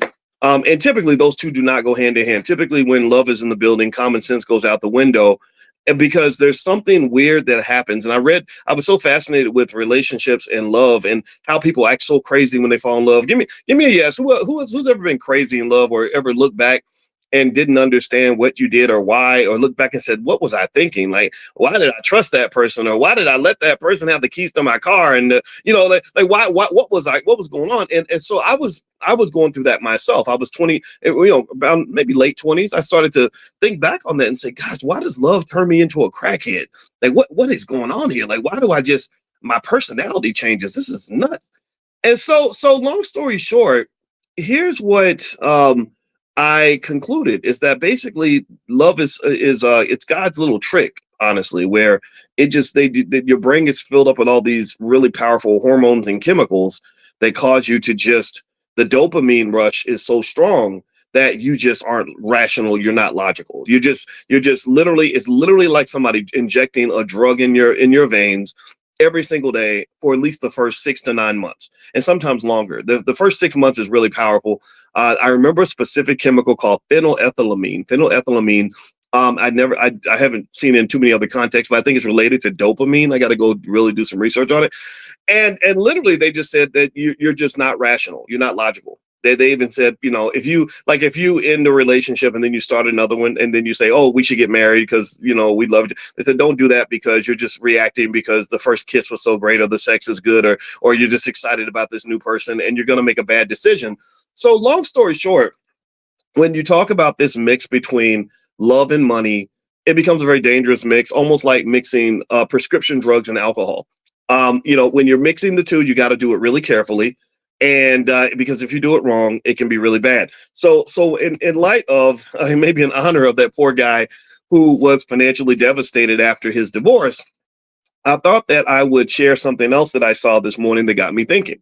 So I put this, and I put the post up on my Instagram. My Instagram is Dr. Boyce Finance, and I need y'all to follow me at Dr. Boyce Finance because I had a big Instagram page with 600,000 people, and Mark Zuckerberg's people just decided to take it down. I have no idea. It made me sad, but that's life. You just rebuild and you keep on moving. But yeah, but in case you're wondering where I'm at on Instagram, it's Dr. Boyce Finance. And to prepare for next time they take me down, which it's going to happen. It always does. I have another backup page called Dr. Boyce Money. So if you go to Dr. Boyce Money and Dr. Boyce Finance, you can follow me there. And on this post, there's basically a guy kind of warning other men. He says, newsflash, you'll never be the man in a house that is owned by a woman. You're just there for the bills. And in the post, which again, it's on my Instagram, it pictures this guy. He's sitting there. For some reason, he has no shirt on, and he has his suitcases next to him, and he's sitting outside with no shirt, looking sad and reflective, like something happened, and he got put out or something, and he's sad and devastated about his relationship. And so I thought about this, and I said, okay, so this to me is, and I don't like stuff that contributes to what I call the gender wars. The gender wars are pretty intense right now in some segments of the community. You have a lot of hurt people that hurt people by saying hurtful things about other people. You know, so you got men who just complain. They get on the internet and they complain about women all day, and then you got women who complain about men all day. And I'm not a person that believes you solve a problem by complaining about it. Again, remember, I'm a mathematician, and I've never run into a mathematics problem that you ever solve by complaining or whining about it or getting angry at the chalkboard because the problem was too hard. I just come from a space where you solve the problem, right? So I don't understand the complaining culture, but so I say that we embrace the problem solving culture. So here's what I'm saying. I'm going to break this down. This is our financial consciousness exercise for today. So there's the one side where the guy's saying, if you're there just paying the bills and she owns the house, you're not the man of the house. You're just there to pay the bills. Okay, I hear that, right? You feel like you're an accessory. You're not really getting much benefit from your contribution. Okay, that's fine. But then the other side of that I've seen is examples where a woman was in a relationship with a man for a very long time, made significant contributions to the man, and did not get financial benefit from that, did not get ownership or control of anything during that time. I remember when I was a kid, I had a friend whose mother wanted to take her own life, and because and she was one of those interesting. I used to be really fascinated when I would go visit my white friends because their parents they were so open about stuff. They would just tell you stuff that you don't tell kids. In my house, my parents didn't tell me grown folks' business. They just didn't do that. But this lady she told us all her business. And I was like 16 or 17 thinking, I don't really need to know all the problems of a 38-year-old. Who does that? But you know, maybe that's just me. Maybe that was just my family. That, like my parents, they never argued in front of us or anything, right? And I'm glad that they didn't, because I didn't want to hear about the problems of 35 and 40-year-olds when I was a teenager. You know, so just keep that in mind. You know, some of y'all be fighting in front of the kids and all that. Don't do that. It's hard enough to be a kid. But this lady would tell me all her business. And one thing that I remember her telling me was that her husband, she met her husband in college. He was going to be a dentist. And because he was going to be a dentist, she felt like that was the reason why she didn't have to finish school. This is back in the day where you went to college just to get a man, right? Or some women did, not all women. A lot of black women didn't do that, but a lot, that happens, right? So she marries this guy, and they live happily ever after for about 22 years. And they live the exact life she thought they were going to live. They get a big house. They live in a nice suburb. They have boats and they take trips and they live in the fine life. But then when they get in their 40s, I guess he got restless and he starts to have an affair with his 23-year-old assistant secretary or something. And eventually he leaves with this lady and decides he wants to be with the young girl. And so he trades in the 40 for 220s, I guess. I don't know. And anyway, so eventually what happens is that she says, I was stuck. I was paying, or he was paying all these bills. Our kids were in private school. The mortgage was sky high. She said my resume was dusty because I hadn't worked in 20 years. I didn't know how to make money. And so she said that she was so devastated that that's what led her to feel like she had to take her own life. And that story it never left me. It always stuck with me. And it was my first introduction to how various financial and career decisions can really put us in a tough spot. And it's not so much that she made a bad choice. Because in my view, she made the choice to trust the person she loved. I don't think that's a terrible choice. I don't think that makes you a stupid person. I don't think that that's bad. I just think that sometimes things change, right? And in finance, and actually, before I move on, I want to ask everybody: can y'all hear me? Give me a yes if you can hear me, because I see a couple of you are mentioning audio challenges. Are y'all able to hear me? Okay, okay. I see a lot of yeses. James, Ferran, Gabe. Okay, all right. So thank you for saying yeah. For those who can't hear as well as you'd like, maybe hit the reset button or turn your volume up or reboot or something like that, or maybe it's your Wi-Fi. I apologize. I wish I could come in your living room and talk to you directly, but I can't. So I just want to double check that. Okay, so in finance, they have this whole theory, this whole area, this whole field of research that some academics dedicate their lives to, called optimal contracting. And optimal contracting is related to another area called moral hazard. And basically, what moral hazard represents, some of you heard me talk about this. If you've been hanging out with me long enough, you've heard it. But it's okay. It's okay to rehash old concepts sometimes so we can really understand them. A moral hazard basically is the risk that things are going to change. That's it. It's the risk that the shift in your power dynamic is going to occur, and that's going to change people's behavior. Like, for example, the example of the moral hazard problem that I bring up in my book, The 10 Commandments of Black Economic Power, is I talk about when you loan money to somebody. So give me a yes if you understand. I bring this example up because a lot of us have gone through this. Let me know if you've ever noticed that when somebody wants to borrow money from you, that broke ass cousin who's always got a financial problem, when they come to you and ask you for money, they're always very polite. They're always, just, contrite. They're willing to concede anything. Yeah, because, I'm just having a hard time and I could just, and I just, this happened and that happened. And I promise I'm going to get paid on Thursday. And as soon as I get paid, I'm going to find out where you at. Okay, what's your number? All right, which number you use? Okay, what time? Where you going to be at 2:00? Okay, I'm going to come to your house. No, you don't have to come. No, I want to come to you. I want to give you the money personally. And also, I promise you, I'm going to pay you as soon as I get. In fact, when I get my check, I'm going to walk over to the check cashing place and I'm going to get the money and I'm going to bring it right to your house. I'm going to walk to your house. And because I know where you at, I know where I'm going to give it to you at work. I'm not going to wait till you get home. I'm going to give it to you. You know what I mean? Like they're overcompensating in terms of being really, really, really, really, really helpful and kind and loving and whatever, right? And then when they're waiting for you to decide if you're going to give them the money, they pick up the phone on the first ring, right? I've gone through this. I go through this all the time. Take it from me as a guy who always has people asking me for money. I've noticed how nice people are when they want something from me. It's kind of an amazing thing. Well, then you loan them the money, and as you all know, we know that's when things start to change. That's when the cousin is not picking up the phone on the first ring anymore. They're not even answering text messages. And they might take 3 days to answer a text and then say, "Oh, I was busy." I'm like, "You're too busy to look at your phone. You did not," because it takes I can look at my phone right now and see a text message and respond. Like it don't take that long to respond to it. It don't take 72 hours to respond to a text. Unless you don't want to talk to the person that's texting you, right? And then or then finally you get them on the phone and then they got an attitude like, what you want? Like, why are you bothering me? And then they give you excuses. And when you don't accept the excuses, when you say, "Hey, look, we made an agreement. You told me you were going to pay me Tuesday. You were going to come to my job. You were going to deliver the money in cash to my desk, and that didn't happen. Like, what's going on?" And what you don't really realize is that typically when people are always having financial problems, when you loan money to somebody who's always got a financial problem, you're pretty much making a bad loan. That's what you're doing.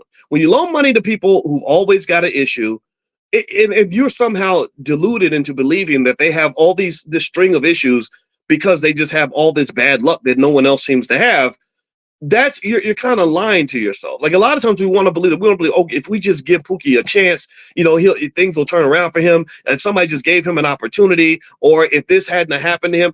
And the reality is that there's a pattern established. There's a culture around this person, like a little dark cloud they carry around them deliberately that shapes how they view the world, how they make decisions. So when you make that loan to that person who's always got those financial problems, you're making a bad loan. They have a bad credit score, so you're really making a risky investment to begin with, right? But maybe we don't know that because we want to believe in the best in people and see potential in people. So you're hoping that if you loan Pookie this $400, this will be that one little opportunity he's going to get that's going to make everything better. So anyway, but the thing I want to point out to you is with moral hazard, what they talk about is how Pookie's attitude changes once he has your money. Like his perspective, his incentives, his everything shifts once he's got the power and you don't.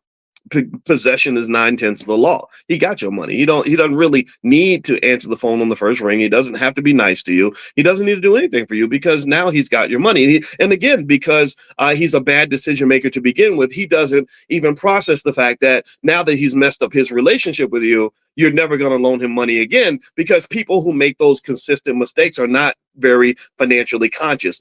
Conscious people see the long view. They see the long-term implications of their behavior, whereas Pookie may not see that. Pookie might be thinking about his next hit. He might be thinking about the moment, right? He's into instant gratification. Do you understand? So moral hazard is connected to that. So with that said, moral hazard is a big problem in finance. This does not just happen with you and your cousin Pookie. This happens with banks. There's whole research papers written about how banks loan money to, for example, third world countries. They loaned a lot of money to Latin American countries before they had what they called the peso problem, and I won't go into that. But they loaned all this money to these Latin American banks, and basically, when the banks had the money and then they had some financial problems, the moral hazard issue came up. The banks are like, "Well, we got your money, so you either have to take 5 cents on the dollar on your bonds, or you'll get nothing. If you don't take what we give you, then you'll have nothing." And so suddenly the person that was powerless before is in a position of power. And this happens also in marriage. Marriage, I don't care what anybody says, marriage and even relationships in general are so much deeper than just romantic love. They're so much deeper than just, I think she's pretty, I want to lay down with you, or I want to live in the same house with you, I want to have kids with you. And there's so many other dynamics that apply. I mean, marriage itself is a legal contract. That's what that is. It's a business deal for the most part. And there's rational reasons why that contract exists. That contract exists largely because of the moral hazard issue. It exists because if I'm married to you and we're tied together financially, then you have to think twice before you just pop up and walk out in the middle of a fight.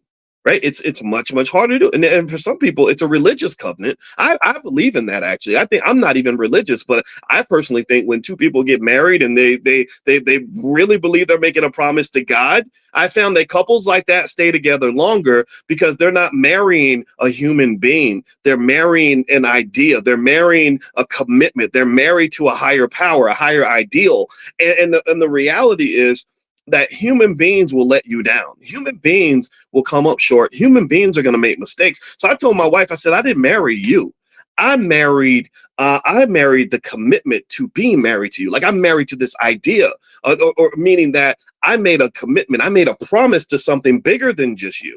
So when you come up short or you get on my nerves, I'm not really looking at your behavior to determine how committed I am to the promise that I made.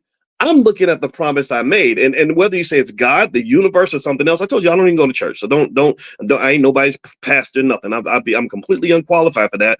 But I do believe in commitment. Where I come from, when you make a promise, you stick with it. That's it. That's all I just told her. So there's nothing you could really do that would make me divorce you. If we ever get a divorce, it's going to have to be your choice. It's not going to be mine, because I don't come from that space. I come from a daddy who's been married to my mama for 50 years. And that meant that he had to really endure ups and downs with a very flawed person. And she had to endure ups and downs with a very flawed person, because they were just married to a philosophy, a principle. It was a principle-based marriage. Do you understand? That does not exist very often. A lot of people stay married as long as the person doesn't upset them, disappoint them, let them down, or whatever. I'm not making fun of people that are divorced. So a lot of you are divorced. I know, I'm not. I promise you, I'm not making fun of that at all, or criticizing. I'm just saying that that's just it's a mindset, right? So anyway, so studies tend to show that people that are more married to some sort of bigger idea, an idea that's bigger than a person, that's not contingent on another person's behavior, those marriages tend to last longer, because then when the person messes up or they come up short, they say, well, you know what? I'm married to, I made a commitment to God. I'm married to the church and to God. I'm not really married to you, right? So anyway, that's just a little thing I've observed. Again, take it with a grain of salt. If it sounds like BS, then throw it out, please. All right. So here's the other thing too. The other thing about marriage is that it is a legal contract, and it does provide various financial incentives, carrots and sticks, to basically make it much harder for you to just walk out the door and dump each other. It's similar to the relationship between the United States and China. I would argue that the reason that the United States and China have not decided to just go to war with each other and start launching missiles at each other is because they are so deeply connected financially. They are financially married. We are so locked in together economically that a war between China and the United States would devastate both economies. It would hurt them more than it hurts us, but it would still hurt us too, because we're greedy as hell. America is a capitalist society, and we kind of worship money in this country. It's unfortunate. I don't agree with it. That's not my style at all. But that's kind of what you're dealing with. So that marriage, it has some uses. It kind of has some logic behind it, and it's not crazy. Now, here's the thing, though. Not everybody wants to get married. Or why? Well, because, number one, like the poor guy I saw who was so depressed, I thought he was going to take his own life. Maybe the other person doesn't do what they're supposed to do, and there's lots of pain that comes with people disappointing you in a relationship. Maybe it's because you just don't, the whole commitment thing isn't your thing. Maybe you just feel like, look, I can be committed to you, but that doesn't mean that we have to be committed in every single way, right? For whatever reason, there are people who just decide not to get married, and I think that's a perfectly logical decision. I'm not here to judge that or evaluate that. I'm not a Bible thumper or a person that's going to tell everybody what to do. But one thing I will say is that if you go into a situation where you have a long-term relationship and you don't secure your financial and legal rights, you are in an incredibly vulnerable situation. You're vulnerable. I've told you all that story about the guy who was in his 50s. He was an old player. I'm in my 50s. I guess I'd be an old player if I was out there playing. I ain't playing. I got my wife. But he was an old player. He had a young girlfriend, about 32 years old, and he forgot that he wasn't 32. Also, he thought that he believed this lie that people keep telling, that age ain't nothing but a number. Well, if age ain't nothing but a number, it's a very important number, because every time I try to get up, I watched the Olympic trials this weekend, and I saw Noah Lyles run 9.8 seconds in the 100-meter dash. And in my head, for a moment, I imagined myself as a 19-year-old or a 20-year-old running. I didn't run 9.8 seconds, but I can imagine myself sprinting. But then you try to do it, and then you pull a hamstring just thinking about it. Like, I literally would just think about running, and I would pull a hamstring. I didn't even have to get off the couch. I pulled a ham. How the hell are you gonna pull your hamstring while you're sitting on the couch? But anyway. So life has a way of reminding you that you're not a kid anymore, and but then sometimes we don't want to accept that. So he's 50-something years old. He's got the 32-year-old girlfriend, maybe 30, something like that. The girlfriend is the same age as his daughter, so as you might expect, the daughter ain't too happy with none of that. The daughter hates the girl, but she can't say nothing because she doesn't have any rights to tell her dad what to do. So her dad and this lady have this relationship, and it's a good relationship. Whatever reason, two grown people deciding to be together, ain't nothing wrong with that, in my opinion. So he treats her well, she treats him well. She lives with him. He pays all the bills, and then he just has a stroke. Suddenly, the universe reminds him that no, you're as much as you think that age is just a number. We're going to show you how important that number is. So he has a stroke, like a lot of black men in their 50s. The 50s are kind of that heart attack stroke age. So again, I just want to go. I had to acknowledge I'm 53. So part of the reason I come in here every day and do my absolute best with you guys is because I don't know how much longer I'm gonna be here. I mean, I've never been scared to die. I'm not scared to die. And the only thing I'm afraid of is living for nothing. If I was living for nothing, that's scarier than death. So death does not scare me, and it's a reality. But hopefully, I'll be with you for the next 80 years. I don't know. But anyway, so he has a stroke. And then he goes into a coma. And while he's in a coma, the girlfriend and his mother, who's living with the girlfriend, are scrambling to figure out how to pay the bills, because the problem was they secured no legal rights. They had no rights to go into the bank and get the money out. He had control of all the money. So they take the phone, they put the phone up to his face, they scan into the phone, and they're able to get into his bank account, and they pull the money out and just money to pay the bills. They weren't trying to rob him or do anything devious. They just did pretty much what they knew he would be doing if he were alive. Well, obviously that's illegal. And so, but nobody notices because he's in this coma. Well, then when he dies, though, that's when the state steps in. And when the state steps in, the state does not care what handshake agreements you made with other people while you were alive. They don't care how close your friendship was. They don't care how committed you were in your relationship. They're looking for paperwork. They're like, okay, but you're not married. Like, what legal rights do you have? She had no legal rights, none whatsoever, because everything was based on this false idea that all you need is love. They had plenty of love, but she cannot take a big bowl of love to the courtroom and say, Your Honor, here's my love bowl that shows how much this man cared about me, and this gave me the right to go in his bank account and take $30,000 out. That does not work. So all the legal rights, everything, all the assets, naturally, by virtue of the state, went to the daughter. The daughter is the one who hated the girlfriend, so the daughter finally gets all the power. Moral hazard, more things change, moral hazard. So moral hazard pops in. The daughter gets all the money, and the daughter has all the power because now her daddy's in heaven, so her daddy doesn't need his assets anymore. So she's the sole beneficiary. So she goes in and just starts wreaking holy hell on everything. She goes in, she gets the girl evicted. She finds out that he took the money out of the account, and she goes to try to get her arrested. Right. So literally, the problem is that when you have these relationships where you say, well, we don't really need a piece of paper. Oh, marriage is baby, marriage ain't nothing but a piece of paper, baby. Ain't nothing but a piece of paper. I don't need no piece of paper to tell me that I love you. Well, you need some kind of a piece of paper, maybe not a marriage certificate. Right? I'm not saying everybody needs to get married, but if you love each other, you should probably care about each other enough to to give each other security. Like you should, like, if I really care about you, like I told my daughter, I said, it's easy for me to care about you while I'm here, while I'm alive, because I can do things. I said, but what I want to do is I want to show you that I care about you from the grave. I want to protect you from the grave. So because my life is short, life is fleeting. I'm gonna be dead one day. We're all gonna die. So making plans for just possibilities, I think it should be a critical part of our thinking. That's an incredibly important part of economic consciousness, is to realize that the only constant in life is change. The only thing that's constant in your life is that things are going to change. Shout out to Oleta Adams. Remember that song? Everything must change. Y'all know that song? If you haven't heard it, it's one of the most beautiful songs ever. And I heard that song when I was 19, and I remember listening to it, and it made me cry because I thought about the fact that everything around me was going to change. I called my parents and I said, I just want you to know right now how much I love you. And then my dad's like, what's wrong with him? I said, I'm having a moment because I just heard this song. I'm like, oh my God, everything's going to change. The young become the old, and mysteries do unfold. Right. And so everything must change. Everything's going to change. Everything about, like, right now, we're sitting together, we're talking. This is not going to be the state of the world forever. This is going to last about another 30 minutes until we all adjourn and go about our day. So everything must change. Everything will change.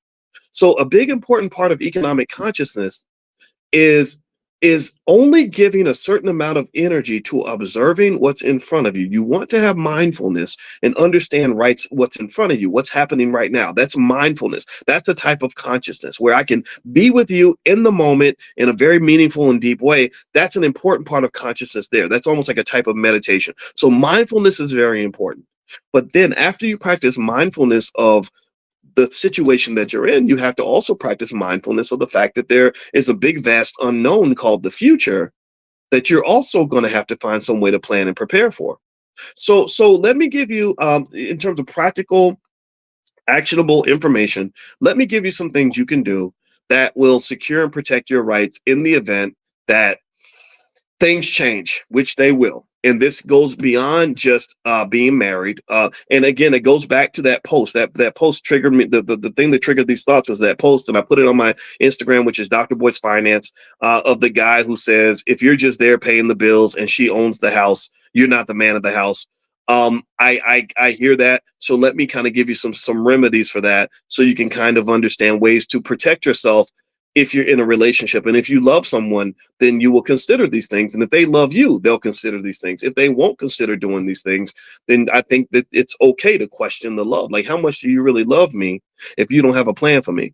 You know, hey, like, do you really love me if you're gonna leave me just asked out in case something happens? You get out every time you get in that car, you might not ever come home. Do y'all understand how serious this is? My Uncle Charles, um he died a tragic, horrible death, in my opinion. Let me tell you how horrible my Uncle Charles's death was. It was just like, literally, you talk about just God's irony. It's like, it was like, whoa, how did this happen? I get a text message from my father out of the blue in 2019 saying Uncle Charles was in a car wreck and he died. Now, again, my father is the military slash police commander, so he just kind of says it. He just gives you the, straight no chaser, right? Um, but then I find out the details. Let me tell you the details. Crazy. There's so many weird ironies here that I can't even remember them all. But so he and my aunt Janice had just bought a new house. And that was the day he died was the day that they were going to move into their new house. He called, and also that day was their wedding anniversary. And also the day after was her birthday. So he calls his wife, where they're about to come home, move into the new house, go out to dinner for the wedding anniversary, and celebrate her birthday the next day. And he gets killed in a car crash on the way home. True story. I'm not making this up. In addition to that, the day that he gets killed was the birthday of his mother. She was already in heaven. We call her Mama. Mama, in case you don't know, Mama is Felicia, my grandmother. We named our panther in the Black Business School after my grandmother. That panther's name is Felicia. I keep this panther with me. She's right here. She's right behind me. Every time you see me with that panther, just know that's me carrying my grandmother with me, because she's the first person that taught me about financial literacy and investing, about money and wealth. She wasn't very educated when it came to money, but she had those grandma principles, those sturdy principles of financial responsibility that really is all that you need. But anyway, I'll tell you more about my grandmother at some point. Some of y'all have heard the story. The rest of you, I'll bring it up again. But literally, that I said, this is so crazy that this is the day that he dies. Like, this is one of the dirtiest tricks that God could play on anybody. It's his mother's birthday. His wife's birthday is the next day, their wedding anniversary, and they were literally packing that night to move to the new house. And I just, so these things happen. You got to prepare. But let me tell you about my Uncle Charles. I don't want to depress anybody, so let me tell you the good side of the story. Let me tell you this. A few years earlier, I had gone to Applebee's with my Uncle Charles, and we were sitting there in Applebee's, and this was 10 years earlier. I was probably in my mid-30s. I was on the faculty at Syracuse, and he was late 40s, almost 50. And he was asking me about financial stuff, right? And the reason he was asking me was because he was financially devastated. His credit score had was like in the toilet. He had just lost a bunch of money. I think something happened with a lawsuit or something. And he was really sad because he was starting all over again financially. And I remember us sitting in Applebee's, and it was maybe about 2006. And I was kind of trying to cheer him up. I was like, you can do this. You can come back. It's okay. You just keep trying. Blah, blah, blah. And I remember him saying, he said, yeah, but it's kind of hard to start over when you're almost 50 years old. And I just remember just kind of encouraging him and trying to, support him. So check this out. This is the part that made me so proud of him. So you fast forward, and neither one of us at that time knew that in 2019, 13 years later, that I was going to get a text message saying that he was dead. So, so this is what replayed in my head. So years later, my aunt tells me that my Uncle Charles, not only did he fix his world up financially, got the credit score up, they just bought their dream house, had plenty of money saved. He had, I think, 2 or 3 massive insurance policies. Like literally, like he got his own life insurance. He had insurance from his job, and when he was killed in the car wreck, he was again given that death is horribly unfortunate, but some deaths are worse than others. The one good side of it was that the truck that hit him was being driven by a guy who was working for another company that also had to write a big old check. Again, not nobody's happy when someone dies, but hey, if I just happen to die in that situation, I want to get killed by a rich person or a rich company. And so lo and behold, he was able to leave a beautiful and really extraordinary economic legacy with his family because he was a black man who did not give up. He's a black man that loved his family enough to make a plan for them. He prepared. He thought about these things, and I said, I am so proud. When I went to his funeral and I spoke at the funeral, I was so proud of him, and it just, so to me, it's like, look, here's the thing about death, and I hope I don't sound weird talking about it in this way, but death is coming for everybody. We're all in this thing together. We're all floating on this big ship called Earth, that's hurtling us through space at 100,000 miles an hour, and where we happen to have bumped into each other in this place and time. But we know what's going to happen. We know how this story ends. That none of us is going to get out of this alive. None of it. This movie will not end with any of us surviving the film. So to me, given that we know that death is going to occur, why don't we make a plan for that? Why don't we make a pact of immortality? That's what I would call it an immortality pact. Except I'm not going to be like Jim Jones and tell everybody to go drink some poison Kool-Aid. That's not what I'm saying. I think that the immortality pact should be that we are all committed to make sure that we engage in optimal contracting. There's that term again I used earlier.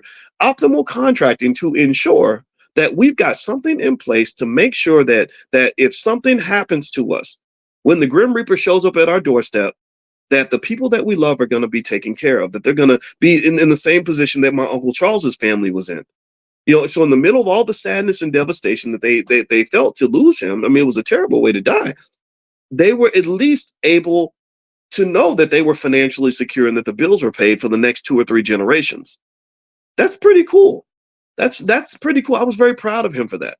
So anyway, with that said, let's go back to the stuff about it's so funny. I didn't even plan to really bring up my Uncle Charles. It just kind of, again, this, y'all know how I do this, stream of consciousness. So actually, let's circle back. But so let's hit the reset button real quick. I want to remind y'all of a couple of things. Number one, a lot of you were asking about how to invest in the stock market. And I told you guys, I think everyone should invest in the stock market. If you want to join us tomorrow, I'm going to do a training on called How to Invest in the Stock Market. I'm literally going to take you into E-Trade and Robinhood and show you exactly step by step how to buy shares of stock and talk you through, answer questions, all that stuff.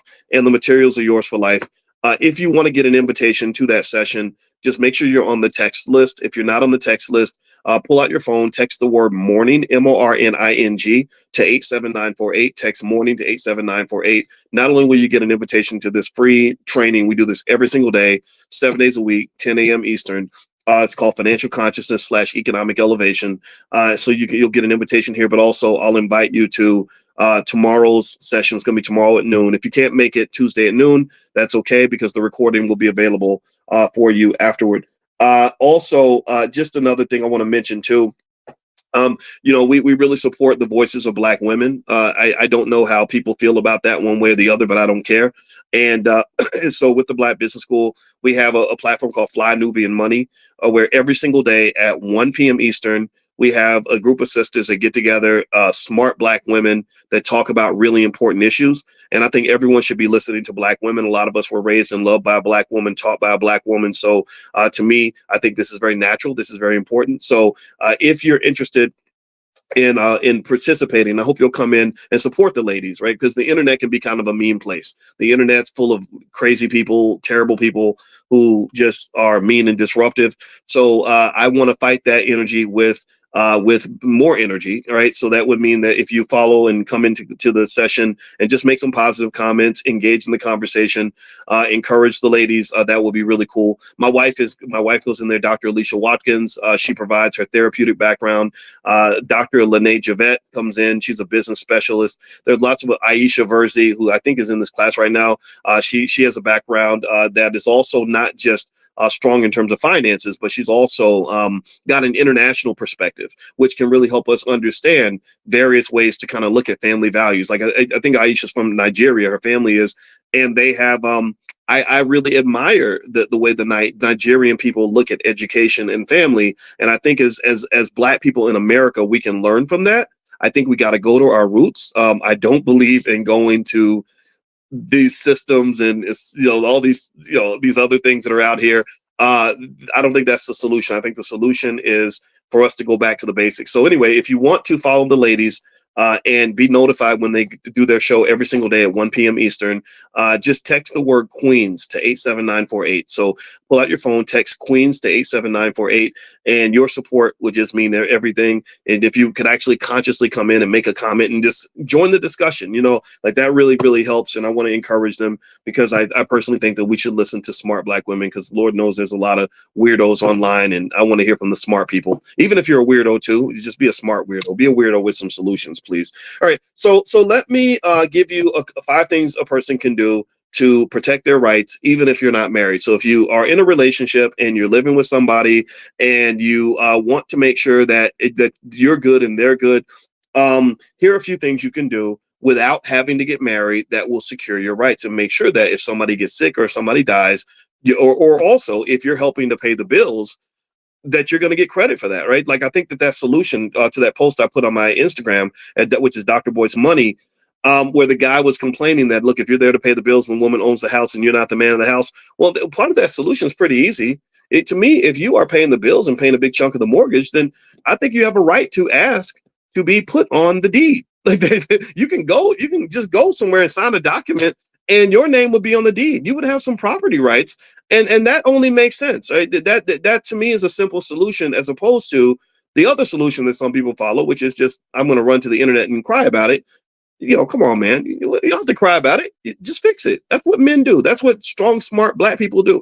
And by the way, it's not text Queen to 87948. It's Queens with an S. Text Queens with an S to 87948. And also flynubianmoney.com. That's the URL for everything too. All right. So a few things you can do is, number one, there are things called cohabitation agreements.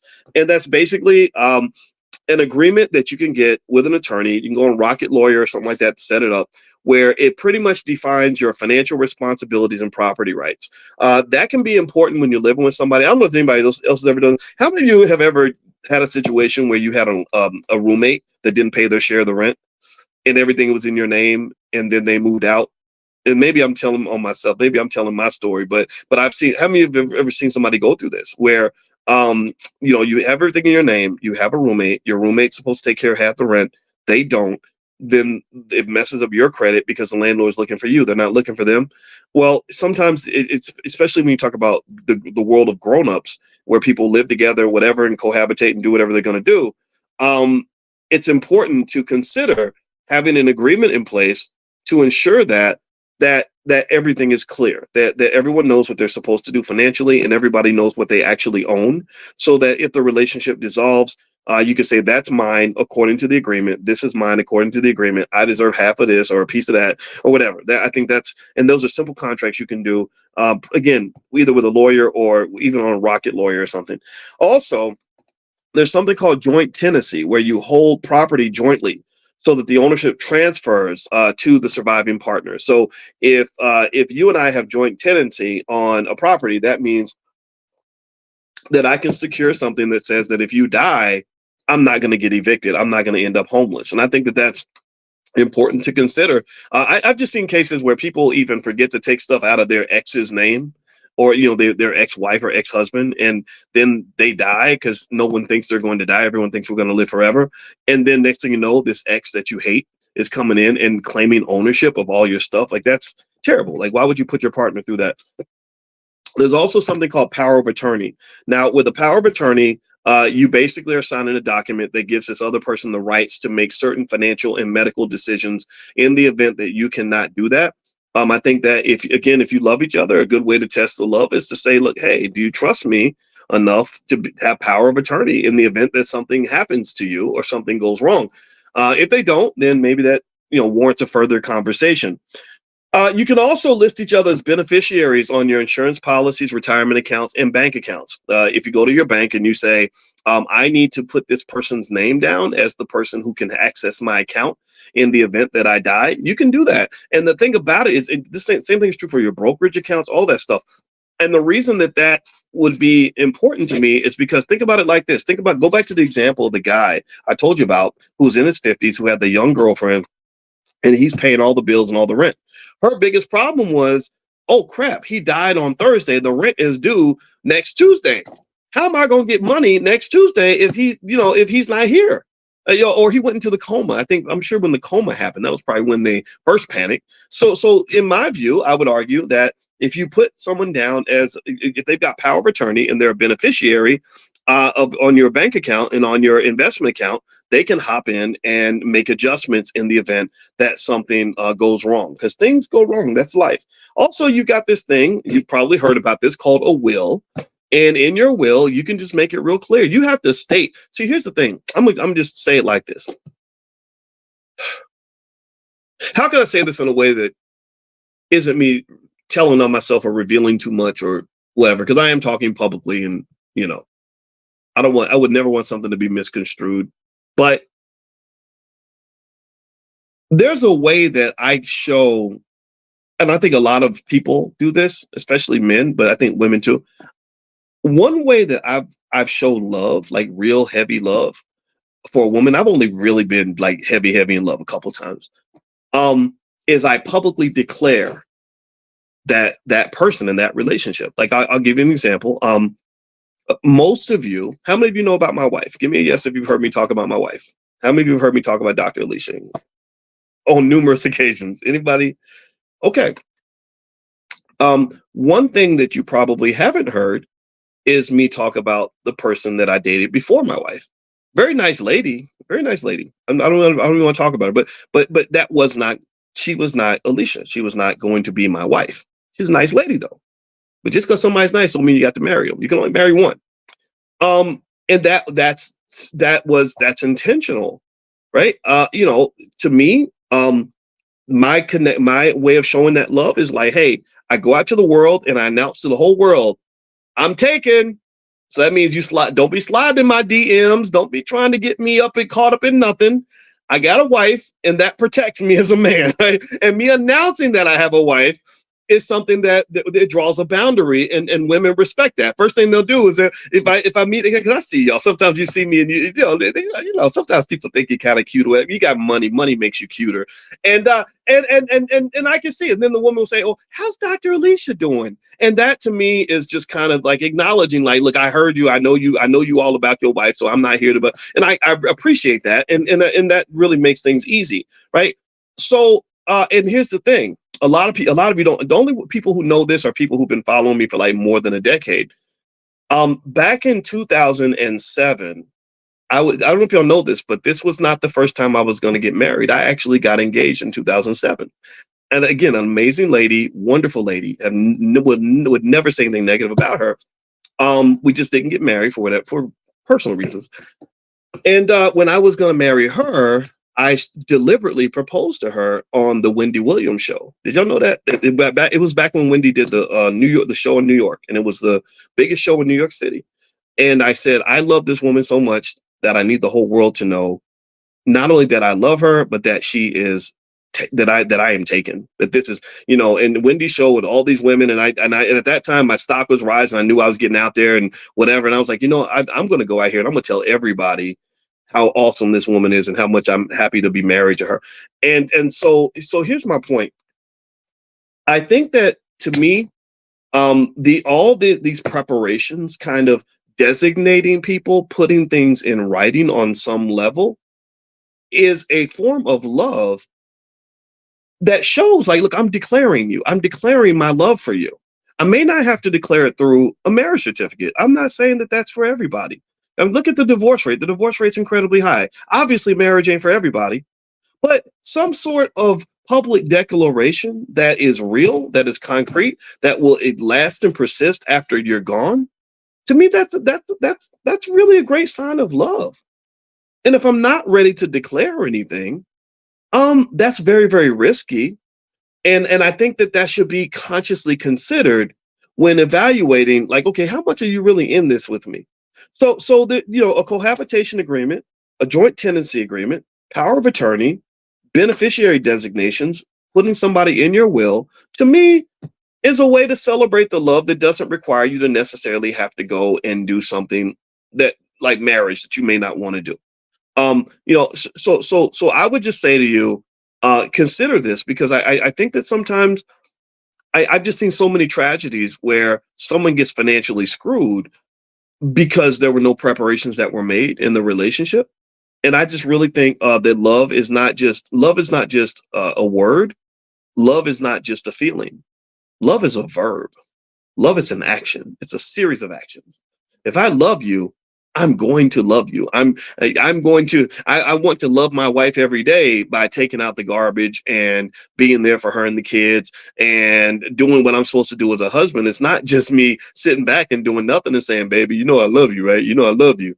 Love is not a feeling. When you get in a serious relationship, love is an action. So maybe an action would be to put something in writing. So maybe instead of putting a ring on it, maybe you put a piece of paper on it or something. But you got to do something, because if you don't, then ultimately you're very, very vulnerable. And you end up like that poor guy who feels used because he paid all these bills and he doesn't own any piece of the house that he was paying bills into for the last 5 or 6 years. So it's not just for the women, it's also for men as well. So either you're going to have a grown up relationship or you're not. And that, to me, that's an aspect of another concept I talk about in my book, The 10 Commandments of Black Economic Power, called economic maturity. Economic maturity is connected, in my view, to emotional maturity, relationship maturity. An immature relationship is like the 6th grade. We girlfriend and boyfriend. They send you a little note. Will you be my girlfriend? Check yes or check no. Like, that's an immature relationship. Or that's my girlfriend. You got 50-something-year-old people talking about that's my girlfriend, that's my boyfriend. Why are you 55 years old? Why are you dating a boy? Seriously, are you 47? Why are you dating a girl? Like, you're supposed to be dating a girl. You ain't R. Kelly, man. Like, you're not supposed to be dating a girl. You're not supposed to have a girlfriend. You're supposed to have that's my woman. That's my lady. It's not your girlfriend. Come on. Like, that's weird. That's weird language, to be honest with you. I know everybody says it, but still. So to me, part of financial maturity, emotional maturity, relationship maturity means, okay, maybe we're not going to get married, but let's have a mature relationship. A mature relationship is something that can be documented, that's going to have to be recognized by the state, because I'm signing documents that are declaring this relationship to be legitimate. Do you understand? Give me a yes if this is making sense. Let me know if you get what I'm saying here. I'm not giving you relationship advice at all. I'm just giving you like what I might call financial lovemaking tips. Okay? Financial lovemaking means that money and love are linked, whether we like it or not. We want to act like love and money ain't got nothing to do with each other, and that's the most ridiculous thing a person can say. Money is everywhere. Like I told you, when I started making more money, I became more handsome, and that's because there's a million years of biology that says that women are more attracted to men that have resources. So ultimately, when you're talking about relationship situations, not just business relationships, not just romantic relationships, this does translate to business relationships and any other relationship. Money is an important part of it. Money is so ubiquitous in our society that it literally is like the blood that flows through the veins of almost every human interaction that there is. You can't have society without money. So if you think that you can go through life and make all these critical decisions about choices and relationships and health and everything else and not factor money into the equation, that is about as financially unconscious as you can be, and you're setting yourself up for devastation. So don't do that. Just make a plan, nice and easy. Let me go through it again one more time before we get done. Cohabitation agreement to outline financial responsibilities and property rights. Joint tenancy, which basically says that property can be bought jointly. It doesn't have to just be one person or the others. Power of attorney, That means that if we have to make critical medical or financial decisions and you can't make them yourself, then I'm going to be able to make them for you. Beneficiary designations, that means that on your accounts, just put me down as a beneficiary so I can get into the account and get the rent money or the mortgage money or the bill money in case something happens to you, in case it happens tomorrow. And then the will, hey, if I love you, I can put you in my will. That doesn't mean I exclude everyone else. Just means, I'm going to have something for you. If I'm gone, I'm going to be here in the afterlife, not just today. Okay. All right. So anyway, all right. So before we go, really quickly, I know a lot of you, when we were talking about doing the companion to Money in the Morning, I called it Money in a Minute, where I was going to basically just set something up where you can learn topics by having them just sort of sent to you via text message. I'm almost done with one of the first installments. I'll let you guys know the two popular topics that you guys mentioned that you wanted to learn about in detail were stock options and estate planning. So those are going to be the two things that we're going to put out. We'll put out stock options first, then we're going to do estate planning where you can learn estate planning concepts, literally getting like a 90-second lesson sent to you via text every day, or you can just log in and watch them all at once if that's what you want to do. I'll keep you guys posted on that. Number two, tomorrow I'm doing that special event at noon Eastern called How to Invest in the Stock Market.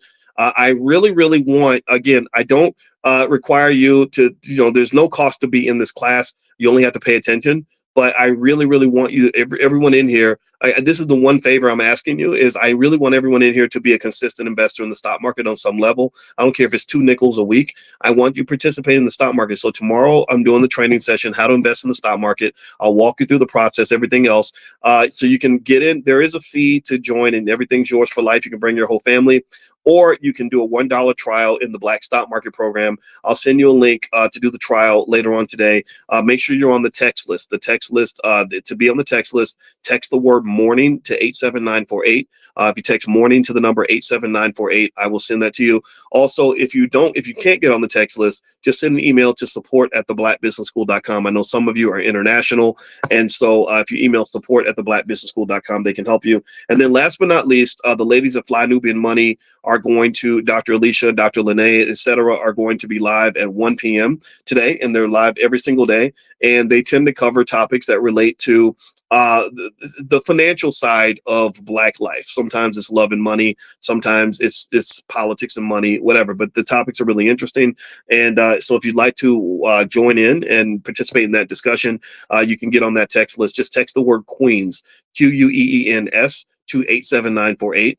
Text Queens to 87948, and that's because the platform's called Fly Nubian Queen, and Fly Nubian Money is a segment of Fly Nubian Queen. All right, guys. So have a great day. God bless you. Thank you so much for hanging out. I will see you all tomorrow morning at 10 a.m. Eastern, and I hope you have a great day. And I love you. I'll see you soon. Take care. Bye bye.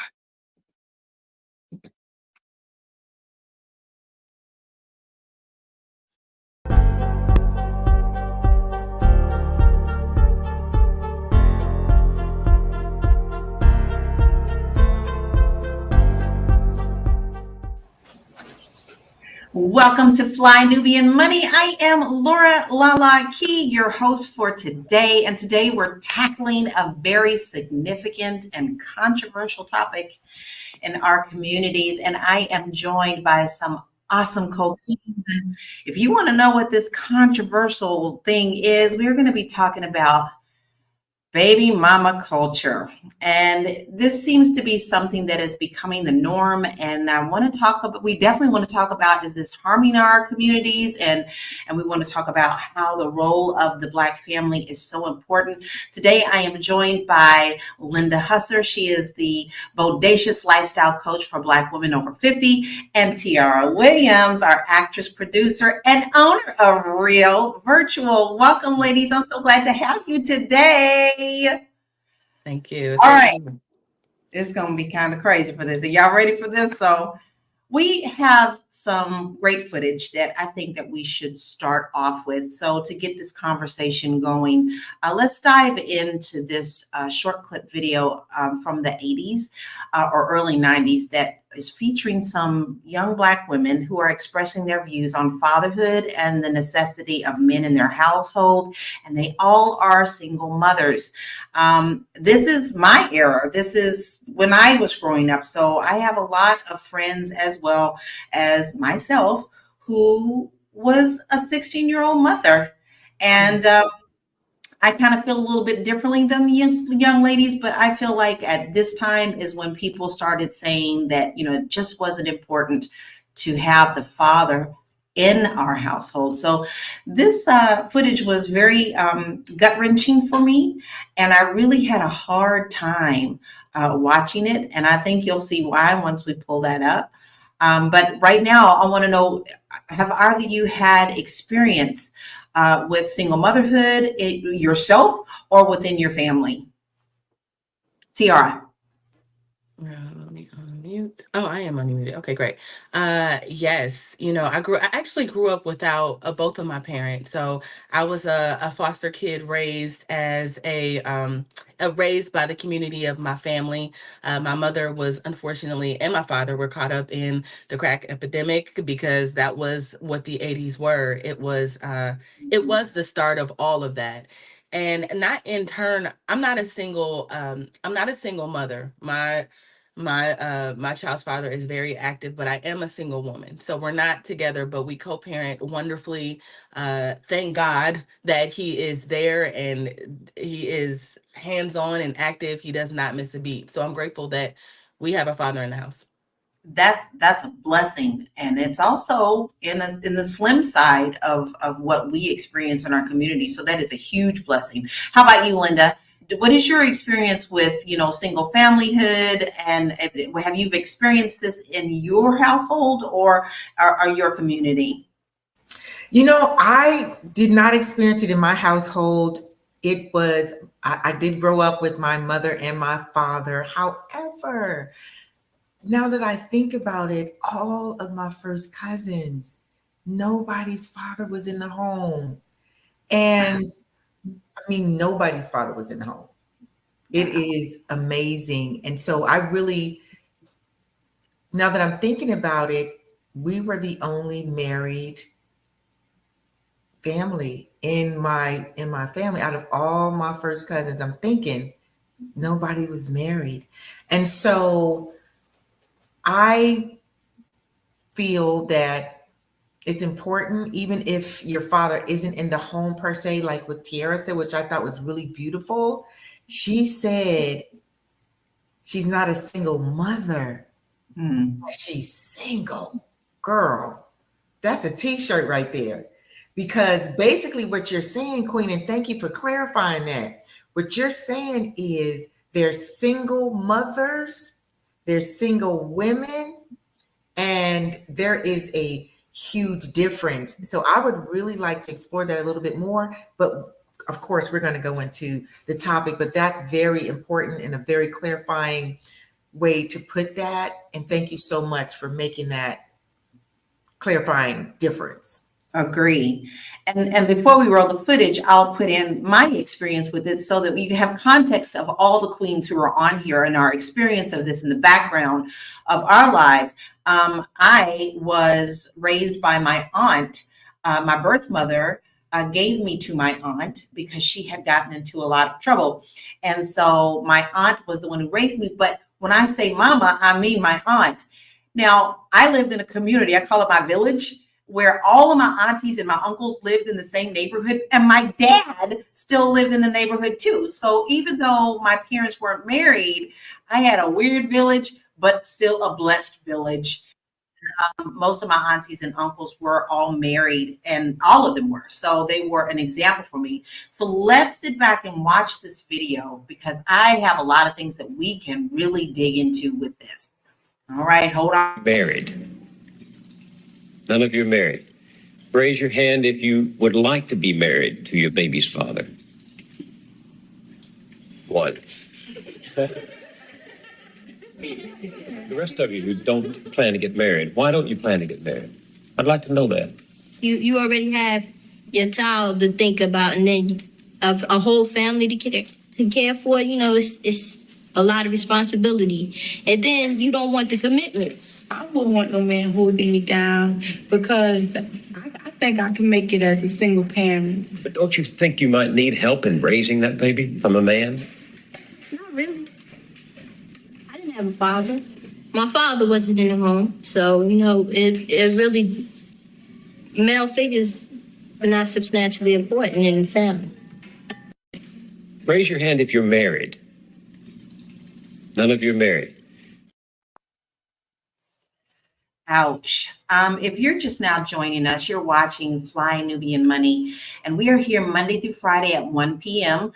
every day, Monday through Friday. And if you don't want to miss us, you can get a notification by texting Queens, Queens, to 87948, and you will get a notification. And sometimes we have some freebies for you there as well. You also want to make sure that you join us on Spotify. All you have to do is go on over there and type in Fly Nubian Money, and you can take us on the road with you and listen to us at your convenience. And then also, we help you get your financial house in order. And so if you don't know where to start with that, you can visit our website at flynubianmoney.com, where we have a lot of resources for you there to get you started on your financial road. And today I am joined by my co-queens, and we are talking about why baby mama culture is beneath Black women. I wanted to cry with that video. So I'm going to start off with you, Tiara. What are your thoughts and your perspectives shared in that video? You know, I think when I look at that, all I see is conditioning, right? It reminds me, I mean, I hate to get all historical, but since Black people have been brought to this country, it has been an agenda to divide and conquer. It has been, our ancestors being separated.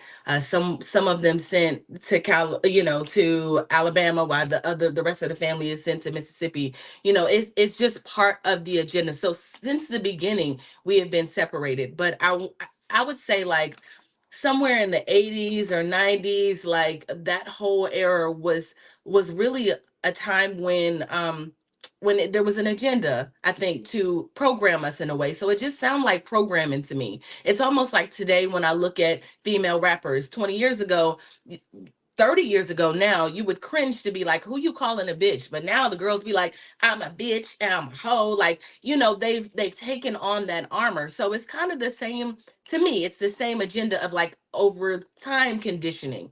For just being conditioned to just be like, you know what? We should normalize this. And so that's what I see. It saddens me, but I feel like it goes along with Black community, like how, like I said, we've been conditioned. I have to agree on that. And it seems like our audience who's here with us right now are pretty much kind of feeling how we're feeling. Shalonda said that male figure is most definitely important in the family dynamic. And we heard that young lady say that she didn't feel like that the male persona is a big difference at all to her. And one of them said that she didn't want the drama. She didn't feel like she wanted that, which just makes me cringe as well. And we had someone else that they're all too young, and they just don't understand. And we would love to know where they are today, which actually I would love to know that too. Linda, what are your thoughts and perspectives on this video? My thoughts and perspective on that video is I want to just piggyback off of Queen Tiara and just say that a lot of that is conditioning, programming, because those women, young ladies, grew up in homes where mama didn't have anybody. And instead of mother saying, hey, this is not where you want to be, I would have wished that there was a father figure in the house. She has to save face. So then she's got to make it seem like this is okay, right? And so then we just perpetuate that. And we've got generations of children having children, and they're all saying that it's okay, we don't need a man. But the one girl who was talking, who said that it wasn't absolutely necessary, I sensed the defensiveness in her tone, and it's a sense of sadness there as well. So my whole thing is we've got to do better as a community. Even those of us who had our children young or did not have a man in the home, we've got to stand up, own our stuff, and just say, hey, if I had it to do all over again, I would have preferred that your father be in the house, instead of making excuses and making it seem as if it's okay and we got this. I agree with that. Which brings me to the next question. It seems like Dr. Vibe, Tiara, he agrees with you. He said that's a very strong take. We have been and continue to be conditioned. And I have to give Dr. Vibe a little shout out because he is a very well-known podcaster who is also he really pushes fatherhood. He really works hard for our communities, and so he has kind of a different take. So I'm loving that he's here today. Shalat is saying my parents are still married strongly, but I don't necessarily promote marriage at all. And that's going to be another great topic that we can talk about today. But Tiara, I love your take on how, and Linda touched on it too, that you are single, but you're not a single mother. And so I would like you to elaborate on that just a little bit more. Give us a little more context of what that means in your life to your child. Yeah, before we even talk about that though, I just want to back up a little bit. We have to think about, just to piggyback off of what Queen Linda said, we just have to think about what the Black man has had to endure this whole time. You can't talk about today and what's happening in today's culture without reaching back. It's like, I know people want us to forget about our history, but it's so hard to do when, Black men were put, where our mass incarceration, when crack hit every season, I feel like there's something, right? Like I said, mass incarceration, we're looking at the crack epidemic, which took a lot of Black men out of our communities. And just like when I think about assistance in the government, I think they reward women for not having men in the homes. I don't know. I never got Section 8. I wish I could have. But even when you get Section 8 and government funded programs, the criteria literally is the man can't be there. Like he can't be there in order to receive it, so benefits. So I think for women, women started to see like, well, I could do better without you. When I think that was all intentional. But to answer your question about my daughter's father, it's still, co-parenting is not easy. And if I'm being honest, if in my 20s I could have figured out how to, because of my background and kind of the way I grew up, um it kind of affected the way I related to men in my relationships, right? Growing up without parents, you just don't, I still needed to work on me, right? And then he had his own personality, right? So there's us in our 20s trying to figure it out. I got pregnant when I was almost 30, so I wasn't that young, but still, it was still me working through some things about me. And when I realized it, I was like, you know what? I don't think this is for me. This relationship is not for me.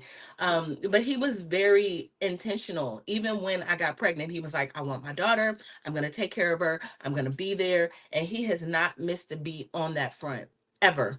If anything, it'd be sometimes he'd be like, I got her. I'm picking her up. Did you get this for her? Did you do this? I'd be like, well, Jesus. Like, I almost feel like the roles are reversed, which is amazing to me because it's allowed me to still pursue my career here in Hollywood. It's allowed me to still do all the things that I wanted to do while we co-raised this baby. And she's not a baby anymore. She's 13. But it's hard to do it separately. Would I prefer to be together? Yes, but that doesn't always happen that way. So but when it doesn't happen, you figure out how to co-parent. You figure out how to make it work for the baby. Now we don't miss the opening of an envelope for Lauren ever. The both of us together, we show up as a united front, but it took lots of communication, a lot of like compromise, the same elements of like marriage, I would assume, because I can't get rid of this person. They are in my life forever and ever. And we have this child, but I'm also single. So, but I'm also single, so there's that. I have to go to Linda because Linda's like bubbling. She has things to say. So I want to hear your comments and what you're feeling, because I could tell right now you're just like you're loving everything that Queen Tiara is saying. So I would love to hear what your thoughts are on that relationship and how you see that as a great dynamic. I would love, Queen Tiara, for you. I just see a whole new income stream popping up, teaching, listen, because I'm a coach, so I always see different things. I would love for you to really think about having a platform so that we could reclaim this whole single mother situation and actually teach our queens the importance of a father being in the home. How do you navigate that? How do you negotiate that? And how important that is. Because like you said, there's some sacrifices, there's some different things that have to happen, but for the sake of the child, it's mandatory and necessary. And we've got to stop tolerating the intolerable and accepting the unacceptable. So I would love for you to really, really think about that, because when you said that, I'm a single woman, but I'm not a baby mama. That is, you are on to something. So that's what I feel about that. That's why I was smiling, because I know it's difficult, but we supposed to be able to do difficult things. Like, why is it that we can say we're strong Black woman in this sense, but when it comes to doing the best for your child, you weak and you just fall all apart and I don't need him? It's not about that, because at one point you did need him to the point where you had relations and now you got a baby. So let's not put our head too high. Let's make this work for the child's sake. Totally agree. Tiara, you have so much support in the comments, and people are loving that, because you're actually showing that it can be done. All right. And there is a distinction between what you're doing and what we're talking about here today. And it is what? Mindset. And I think that we have to go back to the historical aspects of this. Now, for those of you who are just joining us, we are going to replay that video in a few minutes so that you can listen to it again after we've talked about it a little bit, and you can get a little more context of what's going on. But if you're just joining us, you are watching Fly Nubian Money. We are here Monday through Friday at 1 p.m. Eastern Standard Time. We tackle some tough things that are going on that you may be experiencing or someone else that you know is experiencing. And if you don't want to miss an episode, all you have to do is simple. Just pick up your little personal assistant right here and type the word Queens, Queens, to 87948.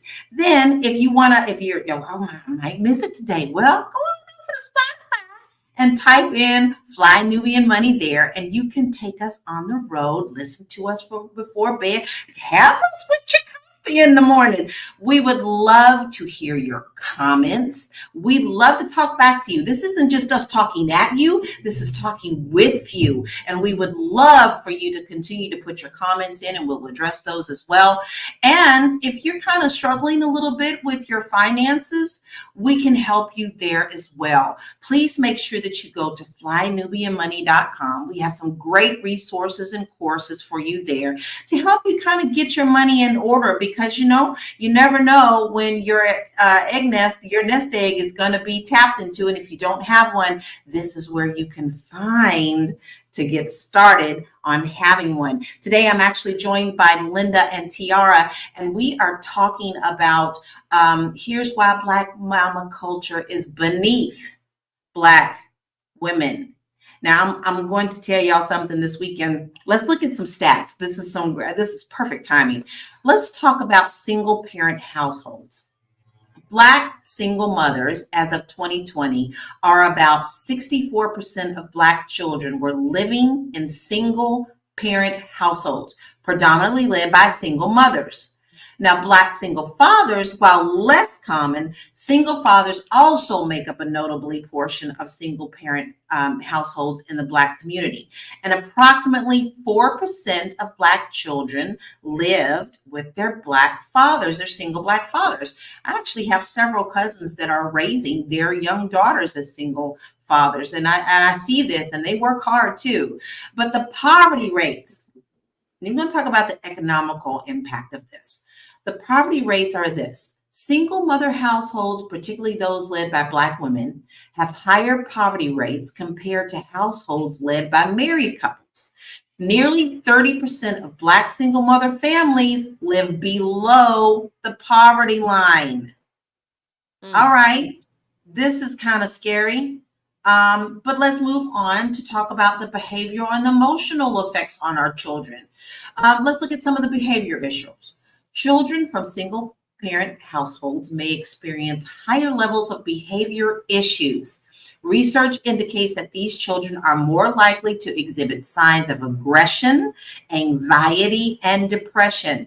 And how about the emotional part? Let's not forget we are body, mind, and spirit. So the absence of a father figure can affect the children's emotional development, leading to difficulties in forming healthy relationships later on in life. Now, let's go back to that video. After looking at these stats, I want you to really listen to these young ladies again, because as Linda said, I also feel that a couple of these girls are coming from a place of hurt. So Married. None of you are married. Raise your hand if you would like to be married to your baby's father. One. The rest of you who don't plan to get married, why don't you plan to get married? I'd like to know that. You already have your child to think about, and then a whole family to care for. You know, it's a lot of responsibility, and then you don't want the commitments. I wouldn't want no man holding me down because I think I can make it as a single parent. But don't you think you might need help in raising that baby from a man? Not really. I didn't have a father.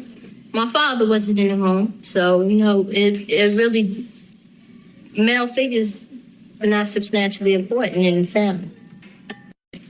Raise your hand if you're married. None of you are married.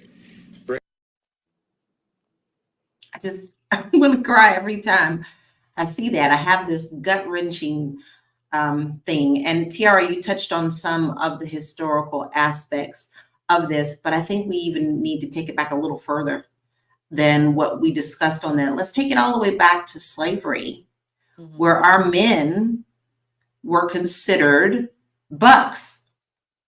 There is a story in my family that my great-great-grandfather was a buck. And so many of his children were spread across many plantations. Tiara, do you feel that this has a significant impact for our generational damage that continues to go? How do we break this cycle?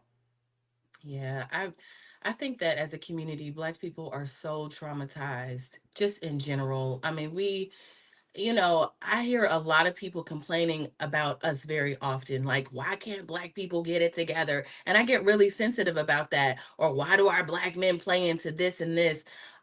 It's hard, it's hard to really not be messed up, because I feel like as a community we haven't had a chance to heal. We just start talking about therapy. And one thing that we definitely took from our other generations outside of strength, like we got strength from our ancestors, we got all of those things from our ancestors, but we also picked up the trauma. And then also we're in an environment that still to this day is is discriminatory. We have to deal with things. Our life is always just a little bit harder for us, for different reasons. Economically we struggle. But I think the really interesting thing, now that I'm seeing all of these memes that were up, it's like going back to that conditioning. We embrace it now. Like, people are proud to be baby mothers. The first thing I said was, if I could have had it any other way, I would be married to my daughter's father. But it just didn't work out. I realized that our personalities were not aligned for forever. And so I didn't want to be in a situation forever with someone that I really didn't want to be with. But I wouldn't intentionally, because now that I know what raising a child looks like, I would never get into a situation just for fun, because somebody is rich or famous, or because he fine or whatever. Like, oh, I want to have his baby, he don't got to give me nothing else. And that's what we're doing.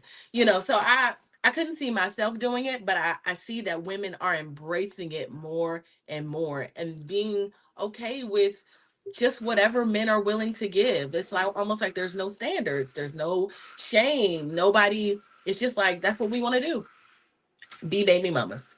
I love Kim's comment. We must teach our ladies how to date and vet men. That is a part of it, but I also feel that we have to do a better job about giving our young ladies a feeling of worth, and also kind of teaching them that it is sometimes the nature of men to want to get the cookie, okay? And you have to distinguish your self-worth accordingly, because sometimes that's they're going to tell you everything. My father even taught me this. My father was like, baby girl, I know men, so they're going to tell you everything that they can to get in your pants. So I need you to remember that these things, when they're whispering these things in your ears. Linda, you're a coach. So, and I know that you coach, ladies over 50, but your coaching is something that goes across the board. So if you had something to say to these young ladies that were in this video, I would actually love to hear what your thoughts and what you would say to them, because now you're on the other side. So what would your older self tell these younger ladies is a reflection of what you were at that age too? Yes. So if I were to go back to, teenage years, they're tough. They're really hard. In one sense, you want to march to your own drumbeat and blaze your own trail. You think you're grown. But on the other hand, we are very much socialized beings because we were put here for one another. So you have to decide early on, are you going to be a donkey or are you going to be a unicorn? You really have to make that decision early on. There is a difference. While they're both in the horse family, there is a huge difference between donkeys and unicorns. And you have to be willing to be different. You have to be willing to be a disruptor. You have to be willing sometimes to even go it alone. Maybe you're not going to be the most popular girl in the world, but maybe you find a couple unicorns and the three of you become the three musketeers. You have to be willing to make some radical decisions early on in your life, because the choices that we make when we're young, fortunately or unfortunately, depending on what side of the coin you are, they follow you throughout the rest of your life. So I would also want to talk to the mothers of these children, because one of the things that's also happening is children are having children. So a 14 or 15-year-old is her mom had her at 15 or 16. So we've got grandmothers out here who are 30 years old, 31, 32, great grandmoms who are 45. Just so we got to go back a couple of generations and just really rethink and shift the paradigm. The paradigm cannot be proven how strong you are by how many kids, by how many baby daddies you can have, and if you can do it alone or not. That is not where we're going, but I see that's where we're going, but that's not where we need to go. We can be stronger in so many more areas, like not giving the cookies up to everybody and not wanting to be part of there's people who are married to a guy who's got 2 or 3 wives that's online and they're all cool with it. Not here to judge or anything, but that to me is absolutely outrageous in America. But here we are. Yeah. I love what Penny said. She said at a certain age, some girls are not even thinking that deeply into their future. Our community must do better with teaching the children proper social interaction and the effects far into the future. I think that is the truth, because as we're sitting here as ladies who I feel like we clearly got it. We understand, we understand.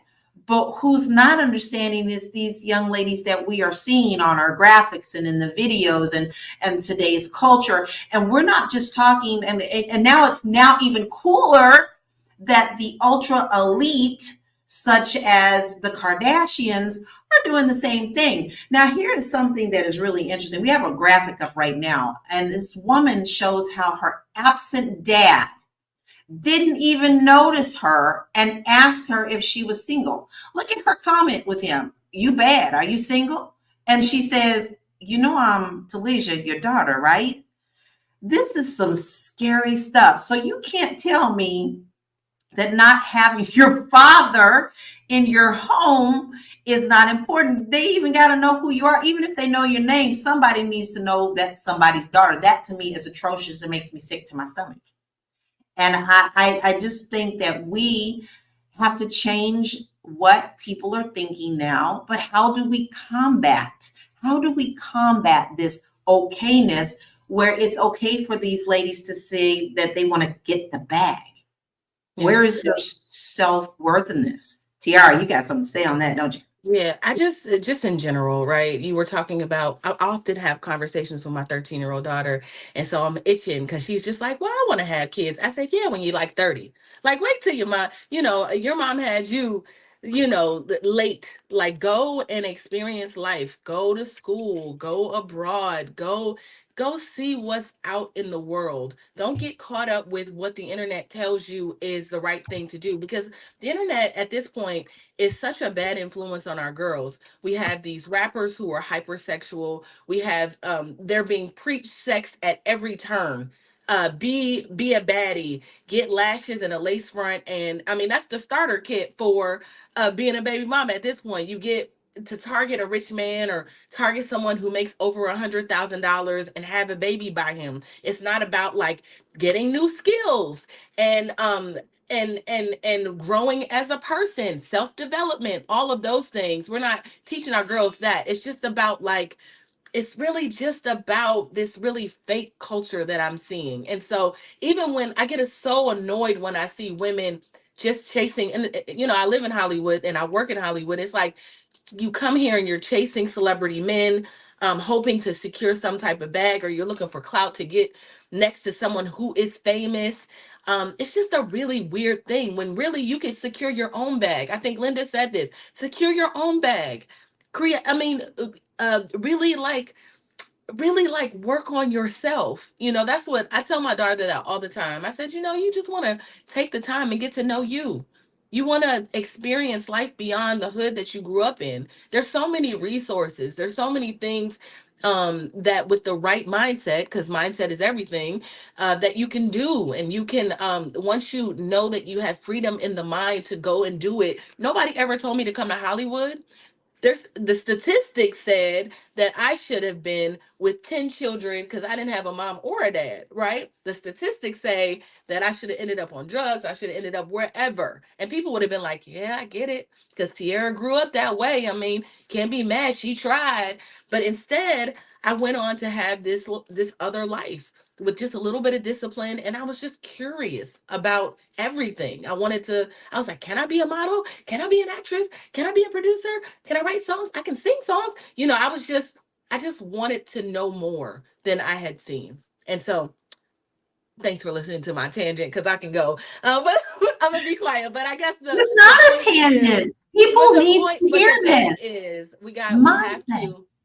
It's all about what's here and what you want for yourself. I see a lot of girls not wanting much for themselves or not believing that they can have more because they look around and everybody's like, you just go get a job and you just buy a lace front and some lashes and that's your life. That's what the kids are doing right now. And get on the internet and make it look like whatever it is. Give the illusion that you're winning, but you're losing. I love James had a really good comment. When I was teaching 7th and 8th graders, the girls lacked self-worth and they were proud that they were able to have kids and for someone to see them. Do you see this circle that's happening? If the father is not in the house, us young ladies sometimes are looking for that father, are looking to establish something. There's something missing in our lives. So they think that's going to solve that. Linda, what's your thoughts on that? You know what? It's still going, it is going full circle, but it's really, we're talking about the children, but we got to start talking about the mamas, the mothers of these children.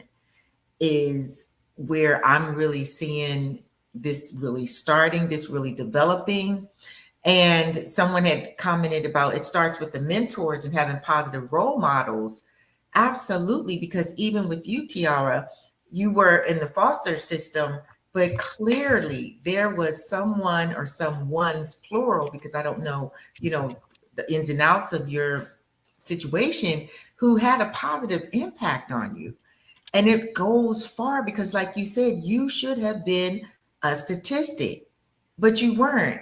And I'm sure you had some high hopes and some tenacity and some all of that for yourself. But I'd be willing to bet my bottom dollar that there were also some people who were telling you some things like, maybe they didn't break it all the way down and say, even though you're in the system, that you don't have to just be a statistic. They may not have said it exactly like that, but somebody was in your ear in order for you to become the person that you are today. And so while we're talking about the baby's mamas, we need to be talking about the mothers of these young women too, because we got to break the cycle, because it is a circle.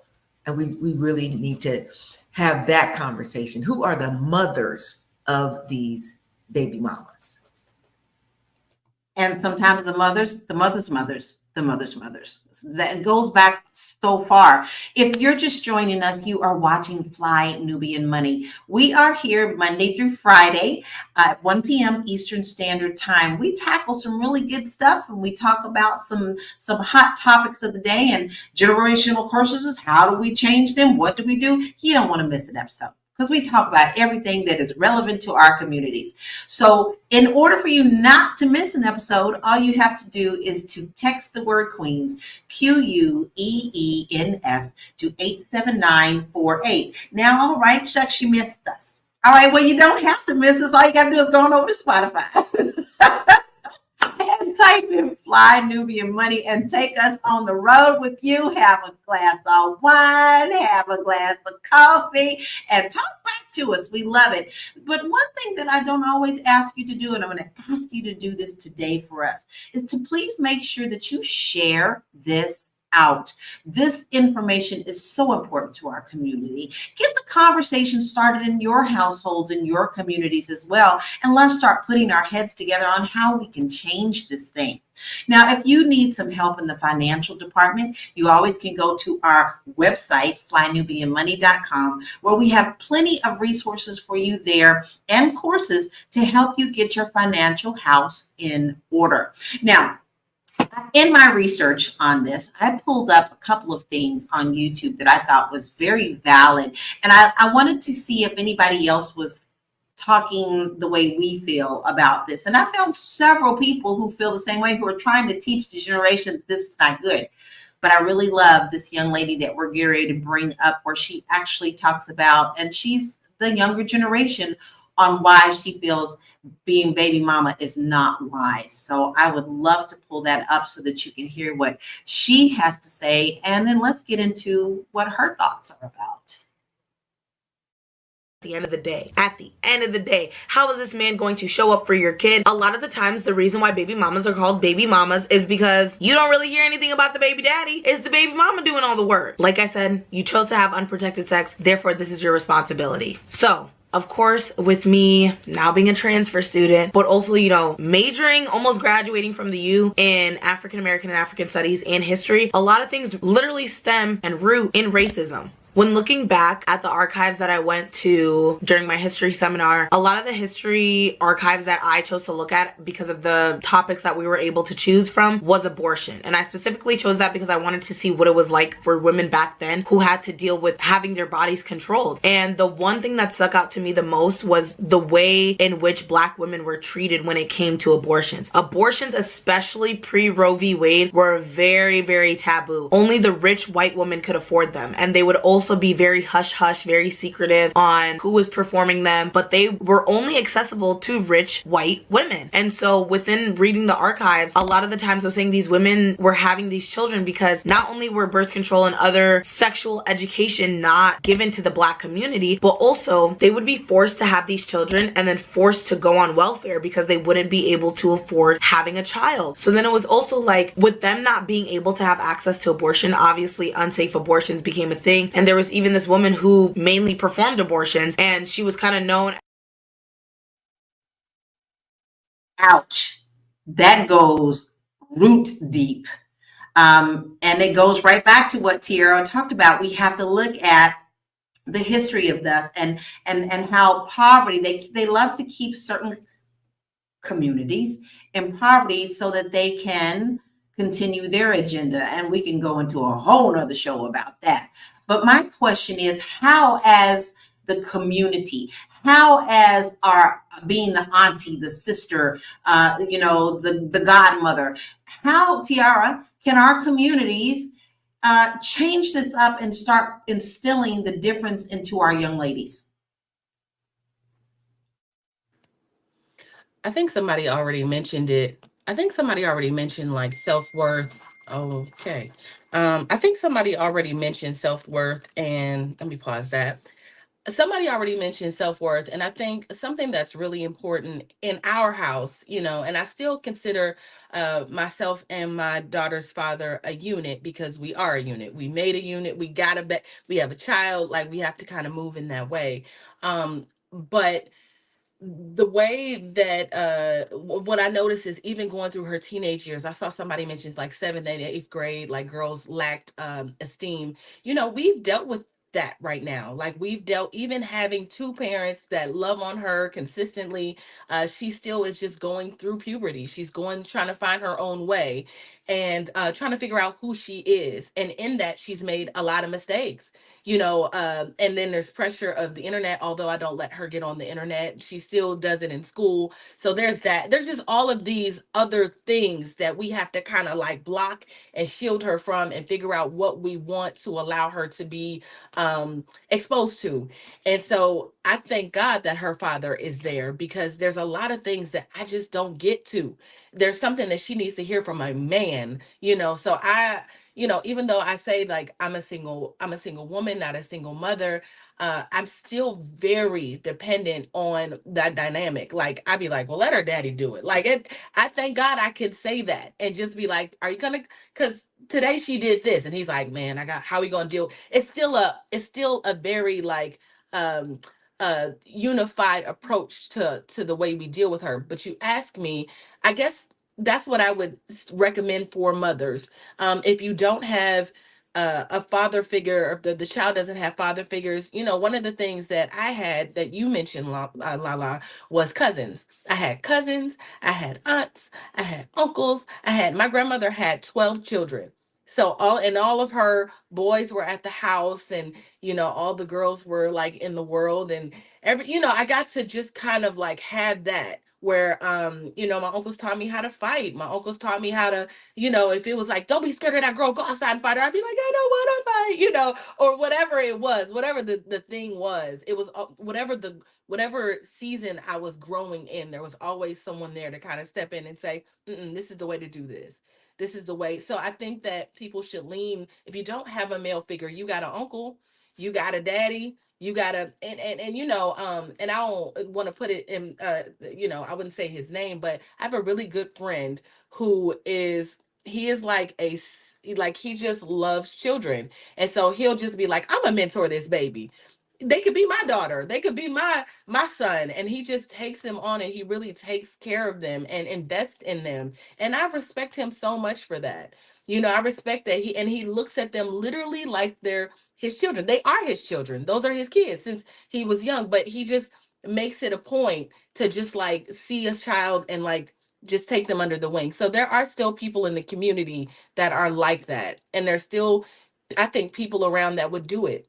We just have to seek out those influences and really just start to look at our community around us. But Lala, a problem with that may be that we don't see each other as community anymore. We don't see community anymore. Like you don't look at you know, we had next door neighbors. The next door neighbors would press my hair. The other lady on the other side would do other things, but we don't necessarily walk down the street and say, no, that's like a, you know, that's your neighbor. That's your, you know, distant auntie. You know, I used to feel like that when I was younger, that there was a community. I think that that right there is our answer. We got to get back to community. We have some slides up now that are talking about the economic impact. So we talked about the community impact, but we also cannot leave here without talking about the economical impact. So poverty rates in single mother households, particularly those led by Black women, have higher poverty rates compared to households led by married couples. And nearly 30% of Black single mother families live below the poverty line. I think this also goes back to the video that we looked at as well too. Effects on families and the communities, social support systems. This is so important. This is our community. Single parents frequently rely on extended family networks and community resources for support. However, the availability and quality of these support systems can vary widely. And then how about the role models of these? We talked about this, our uncles, our aunts. The absence of fathers in many Black households highlights the importance of a positive male role model and mentorship programs to provide guidance and support to young men and women. So once again, we're getting back to how important it's just, we're focusing on the young ladies, but how do we also mentor the young men and our sons and our nephews? Because as we're the aunties and the godmothers and, you know, the sisters, we need to hold them accountable as well. So these are things that we have to foster to show them that money is not always everything, but self-worth comes much higher than that. Everything else can come below that, which was going to lead me back to this. When I was doing this research, I had no idea that there was this thing called push presents. I was like, what is that? You know, I'm like, am I showing my age? It's where these young, the young couples, the ladies who want the bag, are taking all of these pictures with the baby daddies, calling them that. The baby daddies giving them big presents for being baby's mamas, and it's everything except the paper and the commitment of a relationship. So how? Now let's talk about the male side. The male is giving them to him like, oh, we're just going to go ahead and give this too. How do we instill this into our young men? Look at this. This man has 4 women pregnant at the same time, and they all are okay with it. Let's look at Nick Cannon, who has 50,000 children and plans on having more kids. You see these things in the social media. You see these with the big celebrities, and it's okay with them. So how do we teach the young men? Let's switch to the young men, that this is not okay. You can't take care of children this way. You can't just seed and flee. Linda, I'd love to hear your thoughts on that. Well, my love, one thing we can do is put it out there. We can definitely put it out there. We can attempt to have a paradigm shift as well. But I also feel that there are some people, for whatever reason, feel that having as many children as they can is part of being fruitful and multiply.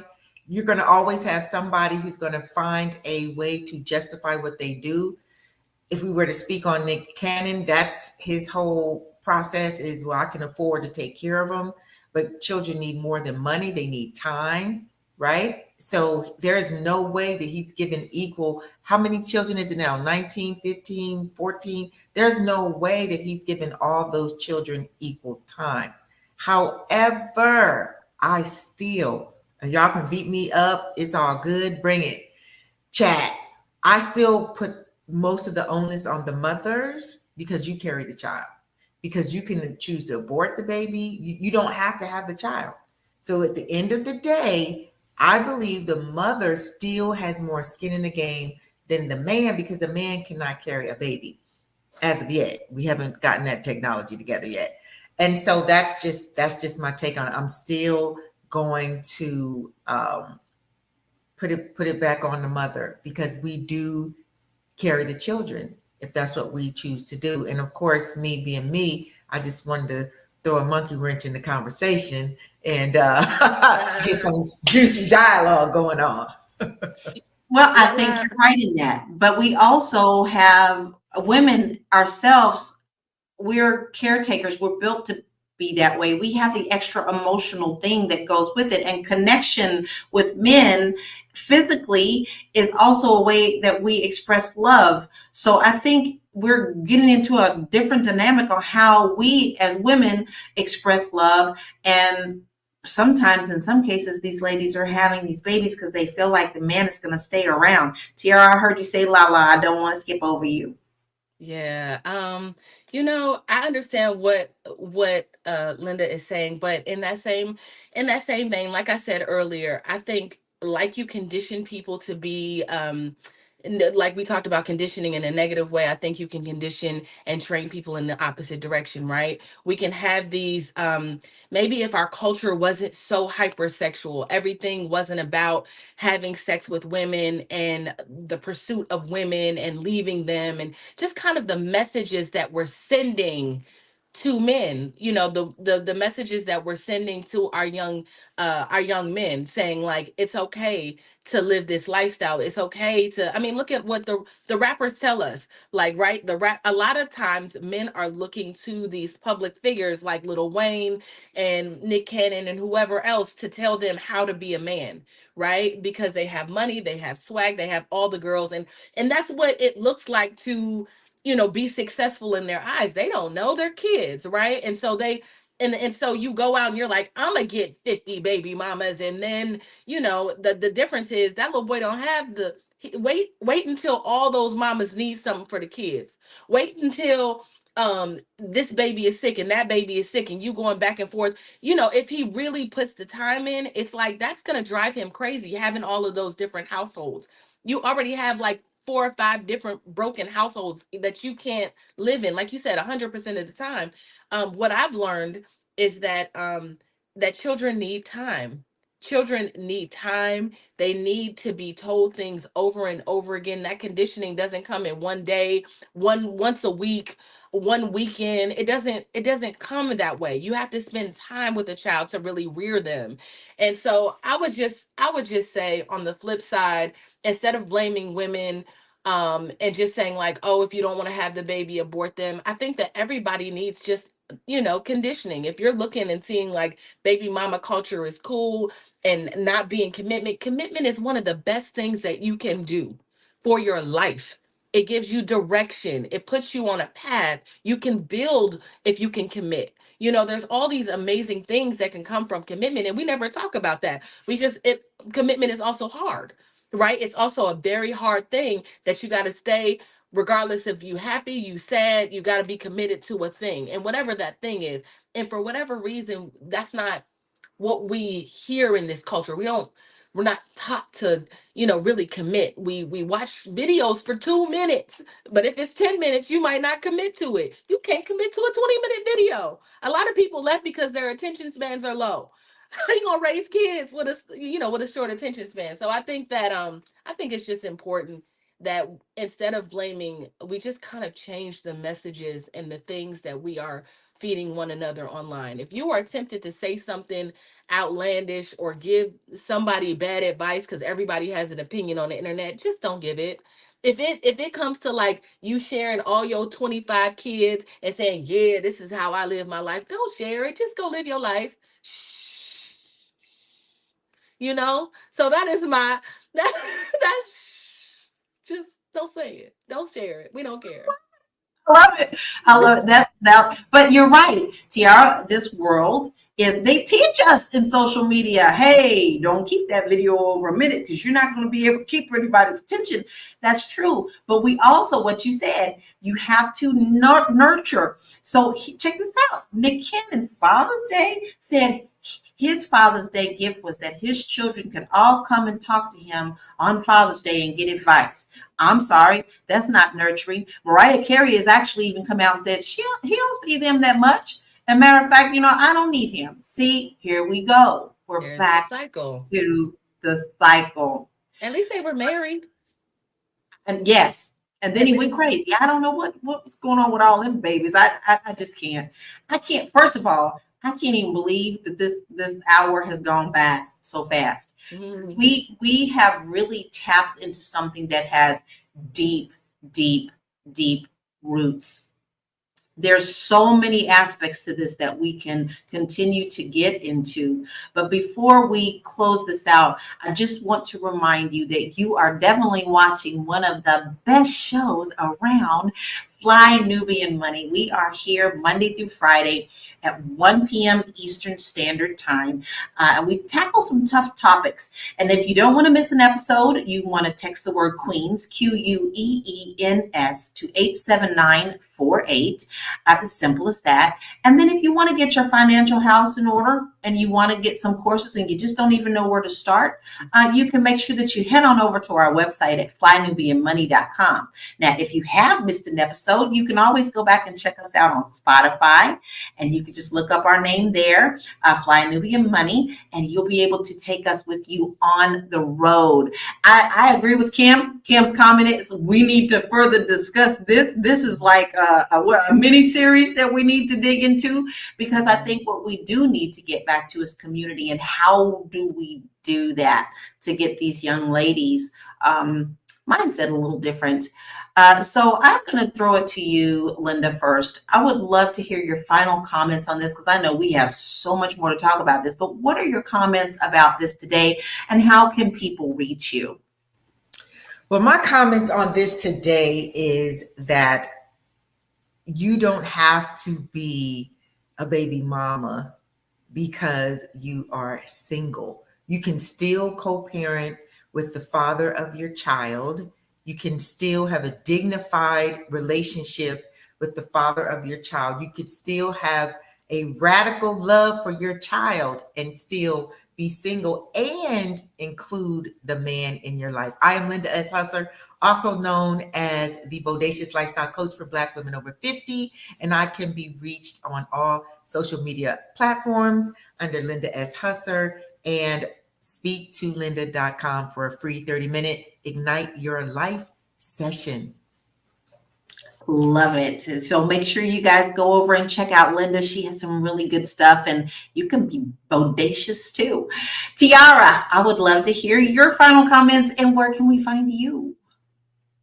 Ooh, there's so many things I want to say. If it's a wrap up of black women are listen, the name of the title was baby mama cult, like why that is beneath us, right? Why baby mama culture is beneath Black women.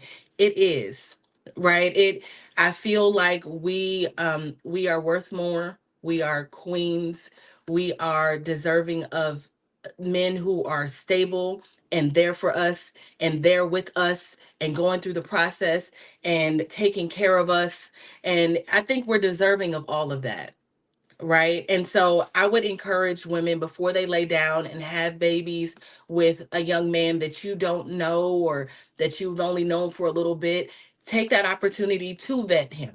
Make sure, I mean, I knew before I had a baby with my child's father, I knew what kind of man he was. I knew that 20 years later, we would look up and he would still be right there. So make sure that you find someone who will be there with you, so they don't leave you with all of the worried about how you're going to pay for this, and that, leaving you in financial ruin and financial poverty. I think to raise a kid in this economy is somewhere around $600,000 at the last time I checked in a lifetime. If you don't have $600,000 by yourself to take care of a baby, just consider maybe like making sure that you have a partner. And so my name is Tiara Williams. I'm also known as Miss Black Hollywood. I'm at Miss Black Hollywood. That's MSBLACK Hollywood across all platforms. And then I'm also an entrepreneur. You can reach me at realvirtual.net if you are an entrepreneur that wants to, you're ready to start a business and you need creative coaching or you need help getting started. We can help you at Real Virtual. That's REEL virtual.net. And as you can see, my co-queens are pretty powerful. I don't think we have any problems with self-worth here. And I am Laura Key. I am Laura Lala Key. I'm an international real estate agent, and you can reach me at bit.ly/Laura Key info. My take is this: as a mother who was a mother at 16 years old, I could not have possibly done it without my village.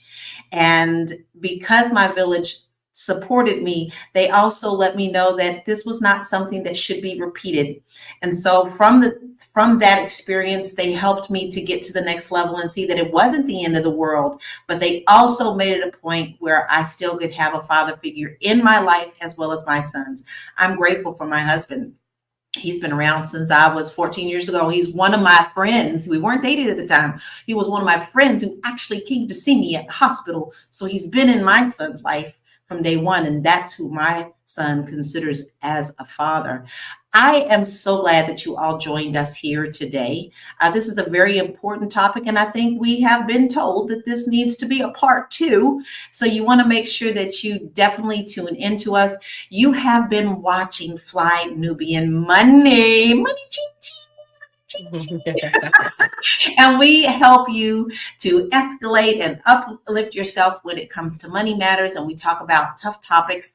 And if you just now catching us, you missed the show, but you always can go back and watch the replay. We love to hear all of your comments afterwards. We're here Monday through Friday, 1 p.m. Eastern Standard Time, and you also can check us out on Spotify. Just type in Fly Nubian Money so that you can listen to us wherever you go. And then if you don't want to miss any episodes, you can text the word Queens, QUEENS, to 87948, and then go on over to the website and get your free resources and courses on getting your money in order. We thank you so much for being here today, and we know we're going to see you tomorrow. Keep the conversation rolling, and we will check you out. Have a blessed day. Thanks, Queens. Bye. You see my child in the back of here, like. Okay, hello everybody. My name is Dr. Alicia, and I'm going to get right into it. Today we are picking up where we left off. This is my book club, and we meet pretty often. Actually, I would like to meet every Sunday and discuss this book, How to Be an Adult in Relationships, 5 Keys to Mindful Loving by David Richo. And I've been working with people who enrolled in the Healing Haven program. I've had 2 cycles. In August, I'll be starting cycle 3 of Healing Haven, and it's so much fun. We just finished cycle 2 earlier today, and we talked about how to have a positive mindset. I really do think that this book really helps, I think, to explain all the things that happen to us. And so today I'm going to be reading from this book, but I'll be coming on here. I'm available next Sunday, so I'll come on here next Sunday to talk about how to be an adult in relationships. I love this book. It really talks about how we need to treat other people like humans. I feel like so much of what I see and observe, just politically, how people treat each other in this world, and even the way people treat each other in our homes, you know, I think there's so much effort to dehumanize other people. And I know that hurt people tend to hurt people, you know, but I would love to find some sort of foundation and basis on just basic human dignities being restored. And a wonderful framework with another therapist who clearly agrees with me on how to live in a way that's very peaceful.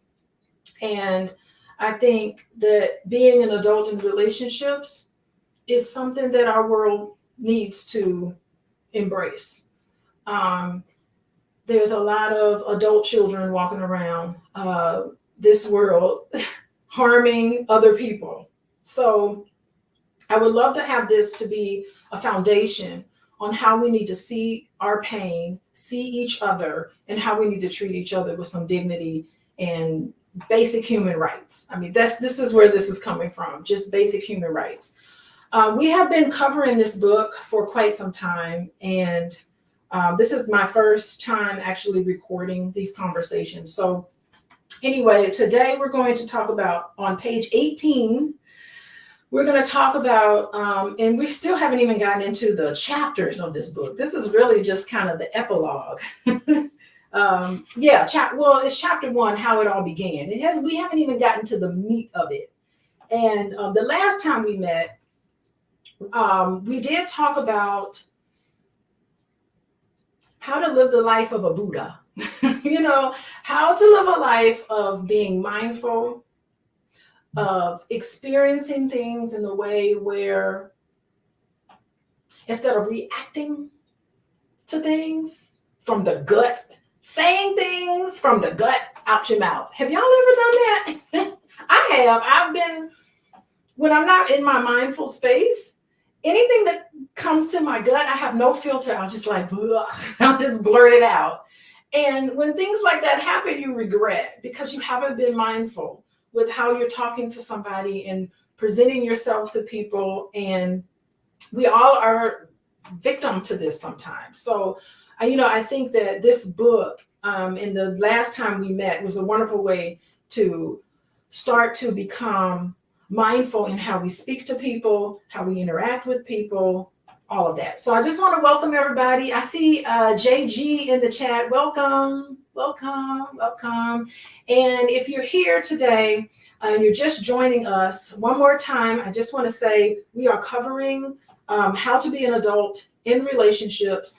It is a book by David Richo. He's a wonderful therapist. I love therapists because licensed therapists, y'all don't know the training that we go through. It's not like I'm speaking from the gut, right? We go through an extensive application process just to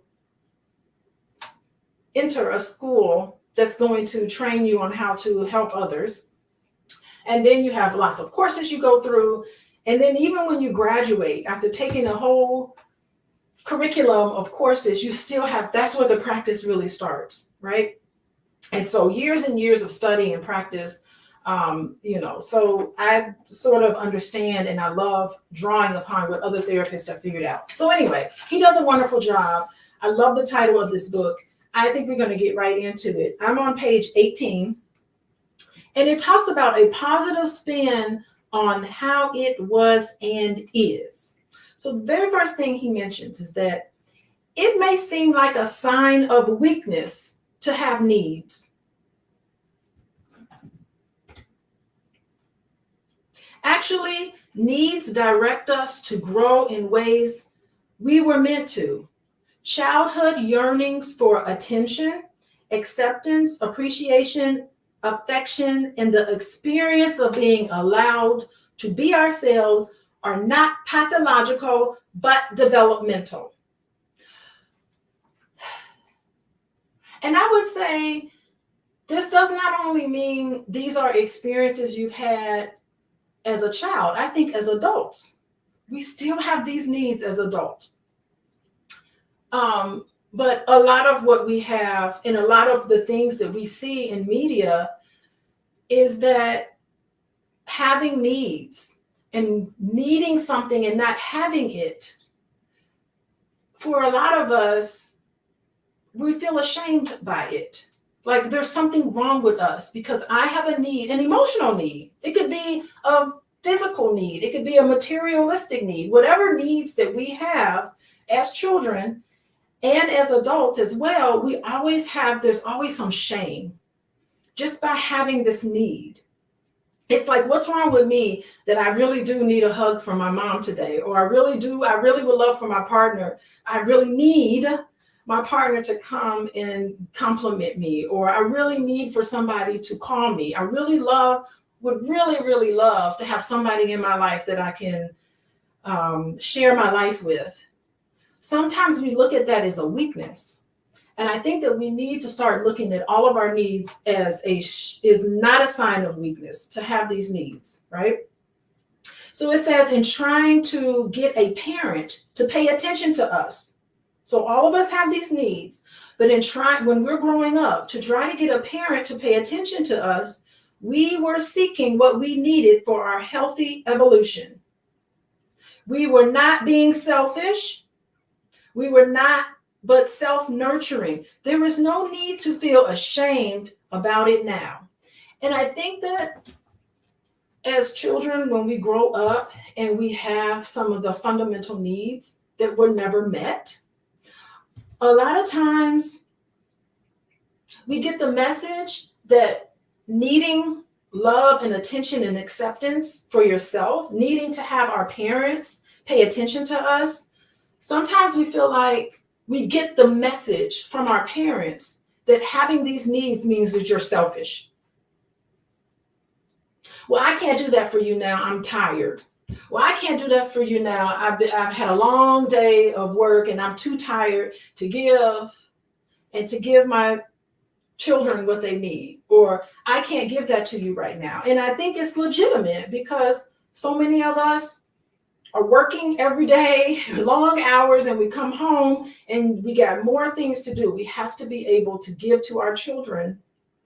But it's very difficult to do that when you're tired and exhausted.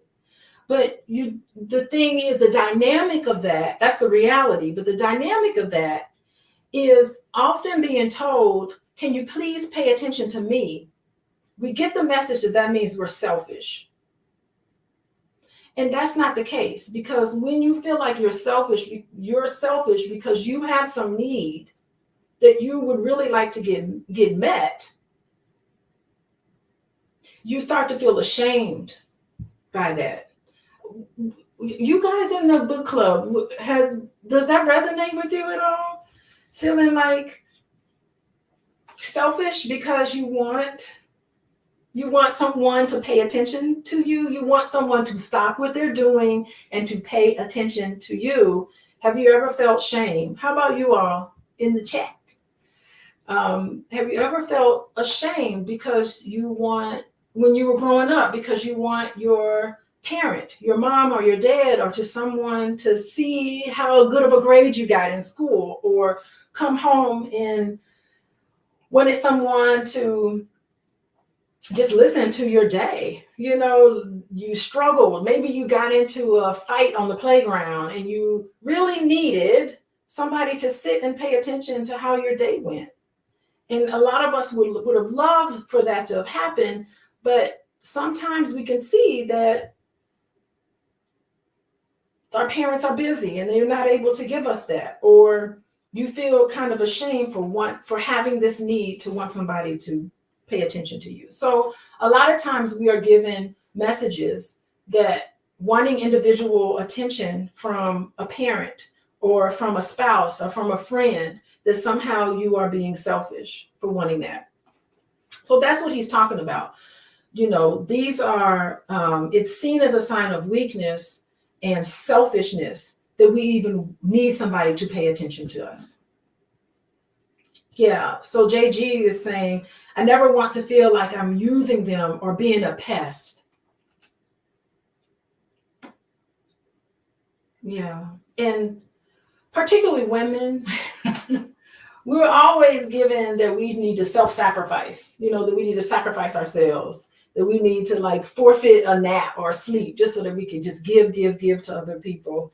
And we also have to be in a position where we can receive. Okay, so he goes on to say, childhood forces influence present choices.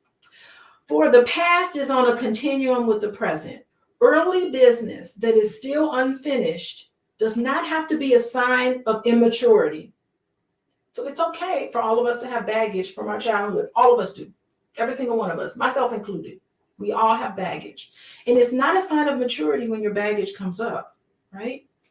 Rather, it's a signal. It can signal continuity. Recurrence of childhood themes in adult relationships gives our life depth, in the sense that they are not superficially passing over life's events, but inhabiting them fully as they evolved. Our past becomes a problem only when it leads to a compulsion to repeat our losses or it smuggles unconscious determinants in our decision. Our work then is not to abolish our connection with the past, but to take it into account without being at its mercy. The question is how much the past interferes with our chances of healthy relating and living in accord with our deepest needs, values, and wishes. What he's saying is that you have to spend some time making the connection between what's happened in your past and how you function today. And that no matter what has happened in your past, not to be ashamed of it, not to be ashamed of some needs and wants that wasn't met, but to be consciously aware of the fact that you had these needs, they weren't being met, and thinking about how they show up in your life currently. And this happens for all of us. So the question is how much the past interferes with our chances of healthy relating, living in accord with our deepest needs, values, and wishes. Okay, so he goes on to say, for better or for worse, our psychic development is the result of a lifelong continuum of relationships. The adult goal is to work through each of them. So I think for so many of us, we bury them. We say, yeah, this happened to me in my past, but you know what? That was just in the past. I don't want to think about it. I just want to continue on with my life, and I just want to disassociate myself and disconnect myself with pain that's happened. I'm going to go through in my life, and that's where you don't know it's going to come up for you. So the best way to deal with the pain of your childhood sometimes is to go through them. That doesn't mean to live in the past. That means recognize how the past is affecting you now, and to deal with some of that and to process it. I was talking earlier today with another group that I was meeting with, and we were talking about reflective learning, being able to be reflective of your past. And they were saying in the study how well you're able to think about your childhood and reflect on your childhood is deeply correlated with your level of functioning as an adult. So what they were saying was that there's a scale or an assessment. You can scale of reflective thinking. So the assessment is from a -1 to a 9. And they said the general population of people, general population of people are able to reflect at about a 6 level of reflection. But they also gave this scale to people who were in prison. And people who were in prison, their reflective ability was maybe at about 2. So it was 3 points lower than just the general population. And so they were talking about what happens when we're not able to process all of the things that's happened to us in our past, that we're low level of being able to reflect and to be able to think has an impact on our ability to be empathetic to others. So it's not that you've been traumatized by all the things that have happened to you in your past. That's not important. It's things that have happened to you that were problematic. It's your ability to be able to think about those things and to be able to, why would my parents do that? Why would my teachers do that? What happened that this person did this? When you're able to kind of come up with a reason, why your parents did it. You know what? I think my mom, she was really cranky sometimes because I do remember her mother treating her this way. It's just being able to be empathetic and understand others has a lot to do with how we're able to function as an adult. So that's just an example of like how we do need to kind of deal with this and confront this because it helps us. Also, people who have depression, their reflective ability was more at like a 3 or a 3.5, where the general population is almost at a 6. But the good thing about this study was that going into therapy, having a place to just talk about some of the things that's happened to you in your past really does help you to become an adult in relationships, because you have this place where you've been able to have a reflective functioning, which increases your ability to have empathy. And having empathy helps you with adult relationships currently. So the empathy is what's developed when you're able to reflect upon what's happening with you. So that was it was really nice for me to know that, because as a therapist, I want to know, gosh, am I really making a difference? Well, yeah, probably more so in ways that I don't know, like just having a place where someone can just sit and talk about the things that come up for them really is having an effect, or having a positive effect on just their ability to empathize with anybody in general. And I think it's great where I can be in a position where I can give someone a corrective experience so that they can get through a lot of the issues that are happening with them. I know he's being loud. It's very noisy in here. Yeah, voices right. He'll walk around and just talk like that. Thank you, Khalid. He just walks around. I was trying to hint to him that he was being talking a mile a minute. But anyway, so that's important. I lost my train of thought. Oh yeah, so that's important. Like, and studies have shown that just being in therapy, even 10 to 15 sessions in therapy, increases your reflective functioning, which decreases anxiety and depression and the ability to be empathetic. And I'm thinking that me or therapists being empathetic to other people kind of helps create this sort of empathetic environment that's a corrective experience. Okay, so let's go on. It says, for better or worse, oh, I think I read that already. Where did I leave off?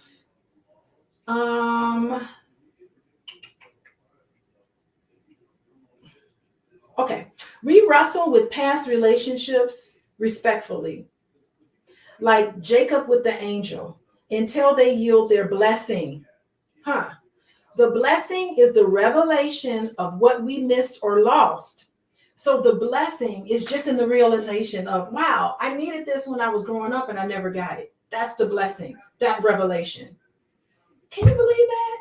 This man is actually talking about the pain that you experienced when you were growing up is actually a blessing.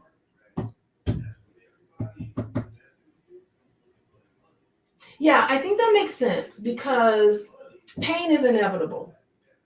Experiencing pain, all of us are going to. I'm not saying that it's a great thing that people are mistreated. But what I'm saying is that if you do enter into a situation where you do feel pain, I'm saying that these opportunities, if you process them and you deal with them, you can learn from them. So I'm not saying that this is great, that bad things happen to people, but I am saying that what this author is saying, that the revelation is a blessing. Knowing that gives us momentum to let go of the past and find need fulfillment in ourselves and in other people who can love us for affirming ways. Such love restores or repairs a psychic structure that was lost or damaged in early life. We can begin a coherent sense of who we are, which in turn makes it possible for us to love others in the same powerful ways. I like that, because you are not your past. There's so many people who get online and they say, oh, you came from a broken home, so there's something wrong with you. Or you came from a home where your mom wasn't there for you. Or you came from a home where your dad abandoned you. And they try to pigeonhole you and put you into a box based on your past experience, as if it's a determinant of how you're going to live your life right now. And it's not. It does not have to be that. The past does not have to dictate the present. I think this is what this man is saying. Yes, you can go through things that are unfortunate. And yes, relationships happen and relationships fail, and sometimes they don't fail. All of these things happen to you, but it does not have to define who and what you are. You can deal with it. And honestly, I really think that it gives people, personally, I think it gives people a lot of character and in substance. When you know, in a sense of sensitivity, when people have gone through things. Does that make sense? Yes, it does. Okay, all right. Thank you. Okay. All right. We receive from others and thereby learn to give, for love teaches generosity. This maturation consists not in leaving needs behind, but in recruiting support of others who can give age-appropriate and generous responses to our needs. Excellent.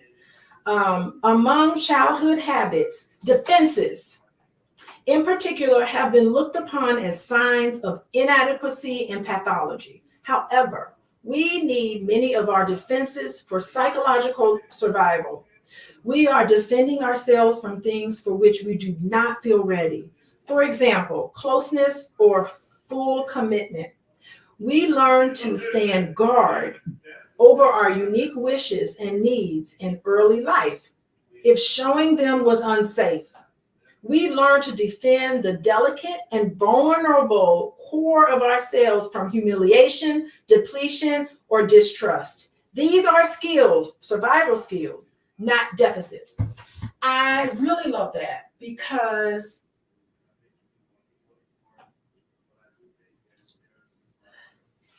it's the best thing that Freud ever did in his career is talk about our defenses.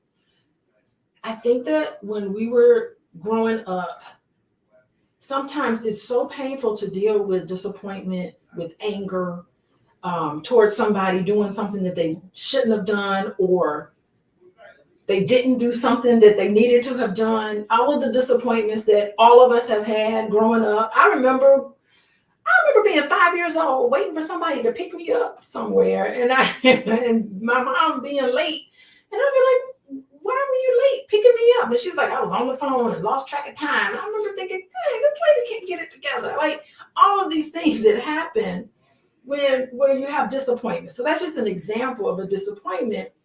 And the defenses are some of the things that we have to tell ourselves so that we can deal with the pain of, is my mom picking me up? Or is my mom going to be there for me when I need it? And for the people who in Healing Haven, I think I did a whole thing on this. Let me see if I can find it in our book. 50 defense mechanisms. Yeah, so our defense mechanisms, instead of looking at them as pathological, our defense mechanisms really keep us, it really keeps us grounded. You know, it really should be a place where we're able to look at it and be able to say, you know what, I needed to rationalize. On page 48 of our book, the Healing Haven book, I don't know if y'all have it in front of you, but they talk about defense mechanisms, or I wrote about defense mechanisms. All of the feelings that we have, anger, fear, disgust, sadness, surprise, and happiness. Those are basic feelings all of us have, but anger and sadness are the two things that for a lot of us is uncomfortable to feel. And sometimes it doesn't make sense to feel anger toward my mom for not picking me up like she was supposed to be, because when I came home to her, she had dinner cooked. You know, she had, there's so many other wonderful things that she's done. So in my childhood mind that thinks black and white, sometimes it's really difficult for me to kind of think about that. So I can rationalize it. I can say, well,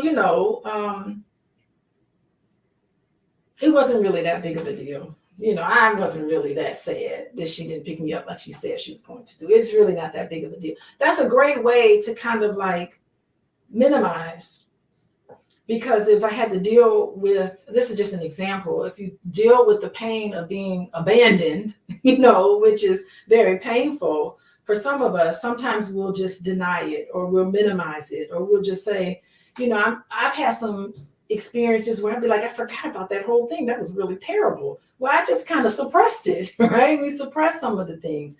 And some of that is the defenses that we have to do to kind of like deal with things that are painful. In that moment, it was appropriate to do. Now, I think the issue, and I'm wondering if he's going to get to this, and I think he will.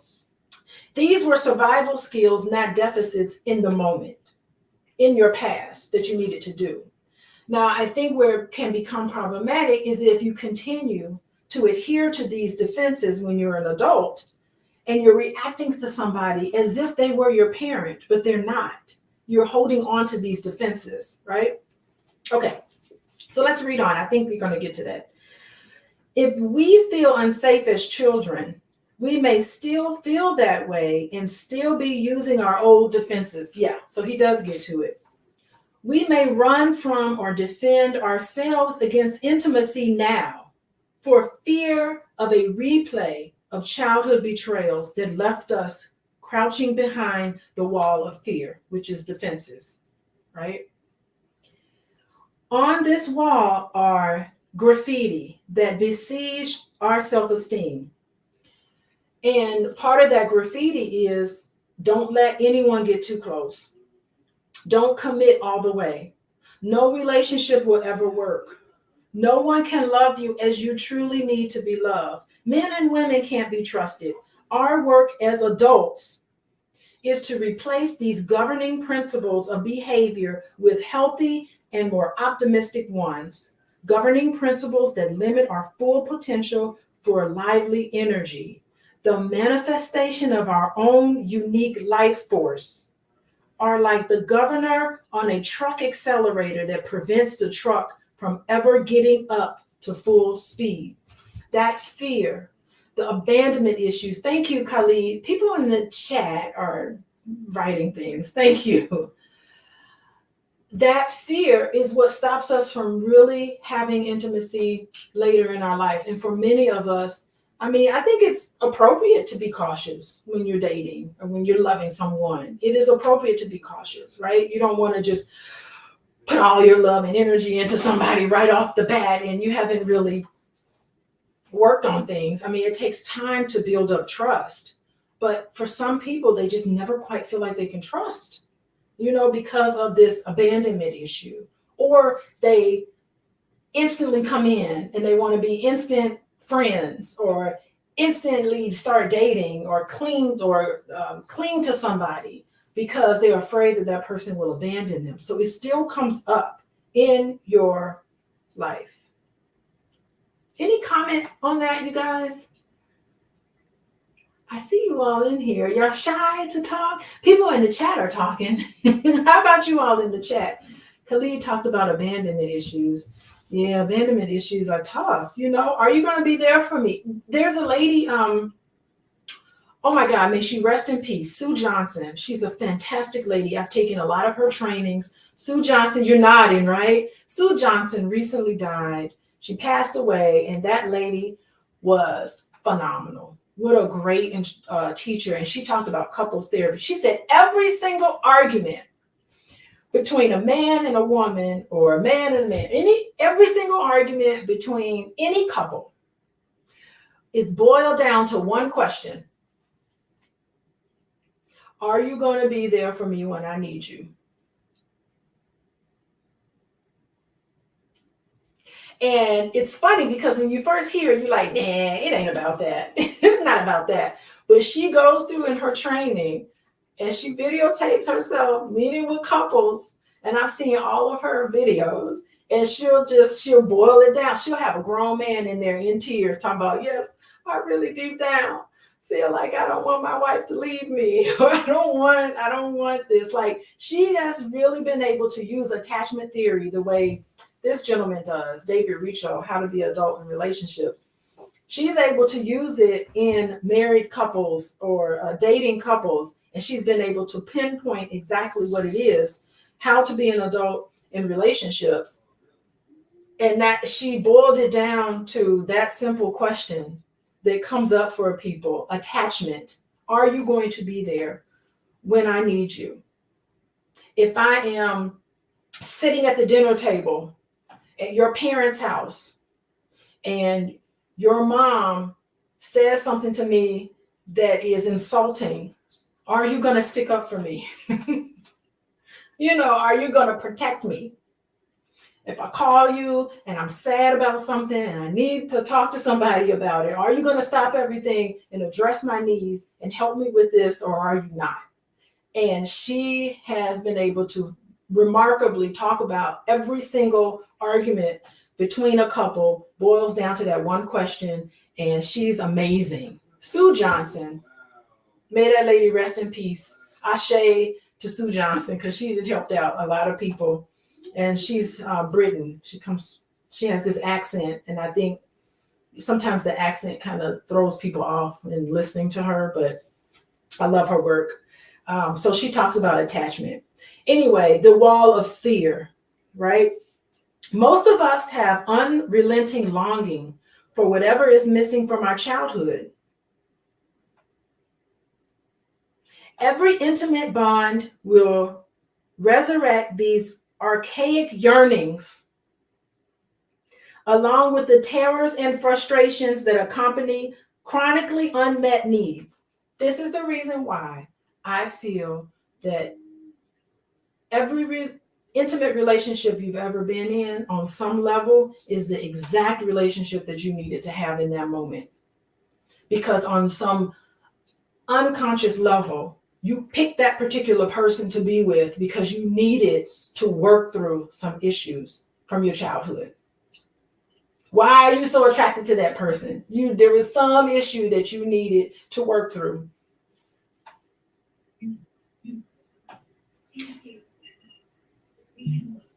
I don't know, maybe on some level,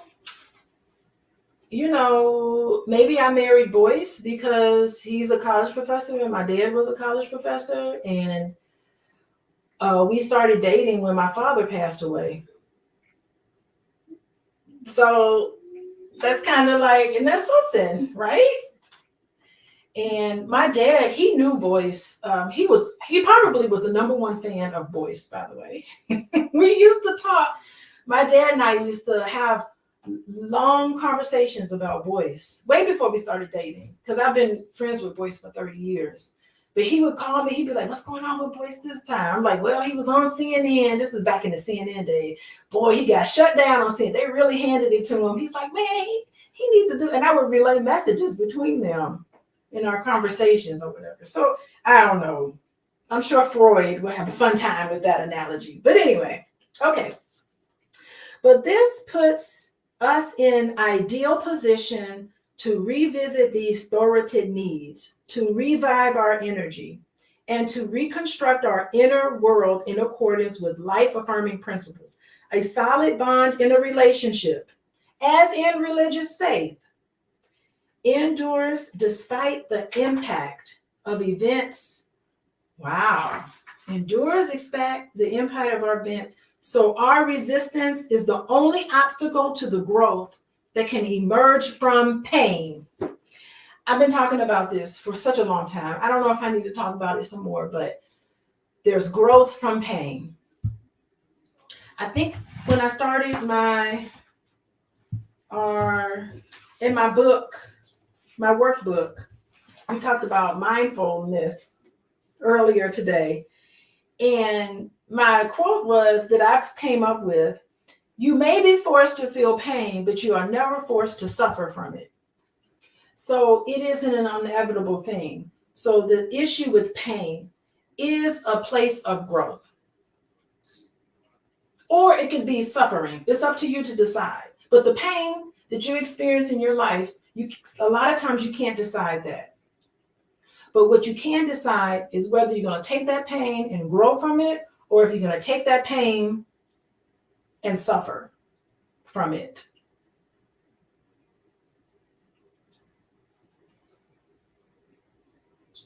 As we mend the broken fabric of ourselves, what was arrested in the past is released. As we mend the broken fabric of ourselves, what was arrested in the past is released. We are back in touch with who we really are and can live in accord with that rediscovered essence. The way through your pain is dealing with it and releasing it and not being held back by the pain, afraid to feel the pain that's inevitable, right? Here I am on YouTube, comments are great in here, but things come up, things happen. My husband can come by and talk real loud, talk over me real loud. You know, all these things happen, but I can decide how I want to deal with it, right? So yeah, I mean, to me, that's pretty heavy. That's heavy. Okay. Every person needs the nourishment of food throughout life. Likewise, psychologically healthy person needs the sustenance of the 5 A's. And y'all know what the 5 A's are: attention, acceptance, appreciation, affection, and allowing in our lives. It is true that unmet needs for the 5 A's in childhood can be made up for in later life, in the sense that they cannot be fulfilled so absolutely, so immediately, or so unfailingly that absolute immediate fulfillment of needs by one person is appropriate only to infants, but needs can be fulfilled in short or long installments throughout life. Yes, you find moments of where all of your needs are met, right? You're in a relationship with another person, and it ain't always going to be great, right? We have to be realistic. You're always going to have issues in your relationships, but what you need to do is cherish the moments where things are going smoothly.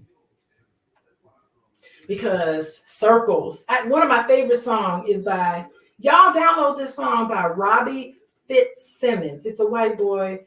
We're transcending race here. He's got a song, Robbie Fitzsimmons. He's got a song called Circles. And Lord, he was on to something, because that's what happens. You have moments where things are going wonderfully and all of your needs are met. Cherish those times, because there will be some problems happening. You will experience pain. There will be things going on. Being an adult in relationship is being able to realize that things are going to get missed. You're going to feel some pain. You will, in a relationship, your spouse or your partner will get it wrong. It'll be like, y'all will miss each other. You'll be mad at that person because they done something. That's inevitable. It's the wonderful way that human beings are with each other. Okay. So but in the midst of it, you're going to get it in doses. So it ain't going to be like that. It's not going to be rosy all the time. That's what he's saying there. Okay, and this is what he says. The problem is not that we seek gratification, but that we seek too much of it all at once, right? What we did not receive enough of before, we cannot receive enough of now. We did not receive enough of before. What we did not receive enough of before, we can receive enough of it now. It's not over for you. I remember I was working as a when I first began my work as a social worker. I worked in schools. I worked in a school in Southside Chicago. And I remember talking to the kids about college or whatever. And we were having this conversation. And one girl was just like, we can't do none of that stuff. We live in the projects. Just because we live in the projects, mean we can't do none of that stuff. We ain't gonna be able to go to college and do all that stuff because we live in the projects. And I'm like, listen, just because you live in the projects, I mean, you're never gonna become anything. Like, she really believed that. She used to tell me that. We live in the project. And I would be like, nobody knows you live in the project. If you went to college, filled out this college application, because I was helping some students process their application. And if you fill out this college application and get into college and do okay on your ACT scores, you can go to college. No one knows you're from the projects unless you say you're from the projects. Like, you are not defined by some project girl, but she had embraced and just thought that projects was her life. And that's what she was going to be. That's where she was always going to be. Interestingly enough, those housing projects are gone, so God knows where she is now. But they knocked them all down and built really nice house. I wouldn't even recognize that part when I go there nowadays. It's really kind of sad because there were some beautiful people there who lived in the projects, but I don't know where they are. But she really thought that being a project girl was who and what she was, and she was defined by that. But and I would be like, come on, you don't have to be defined by You can pick and choose what you want to be. Your past does not have to define you. There's no shame. You shouldn't have shame dealing with that. Not to be proud of the fact that you're from the projects, but it's just saying that, okay, that was my past. That was who and what I am, but it doesn't have to dictate my future, right? So no matter what you experienced, it doesn't have to have a hold on you. And instead of pushing it down and repressing it, at some point you need to work through the pain. I think that's the biggest thing for today, working through the pain. Okay. We do not outgrow our early needs, whether they become less overwhelming, and we find less primitive ways to fulfill them. For example, an infant may need to be cradled and carried, while an adult may be satisfied with a supportive remark or a kindly glance. Sometimes a lifelong need can be fulfilled by such little moments of mindful love. However, we still need to be cradled at some time. So we all need. You want to say something, Karen?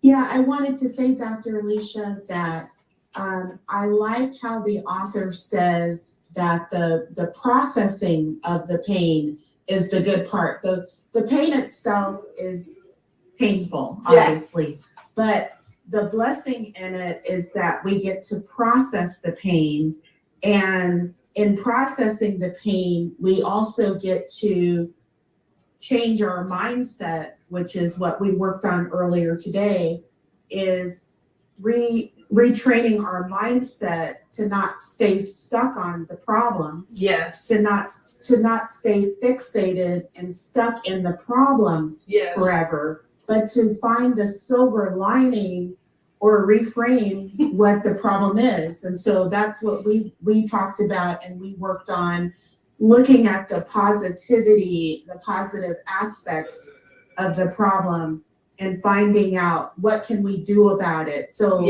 like with the young lady who came from a bad neighborhood or whatever, the silver lining may be that if she gets accepted into college, if she was able to apply to a college, a university, and get the acceptance into the college, the silver lining or the reframing is that she has been accepted into college, that she can have a brighter future, that she can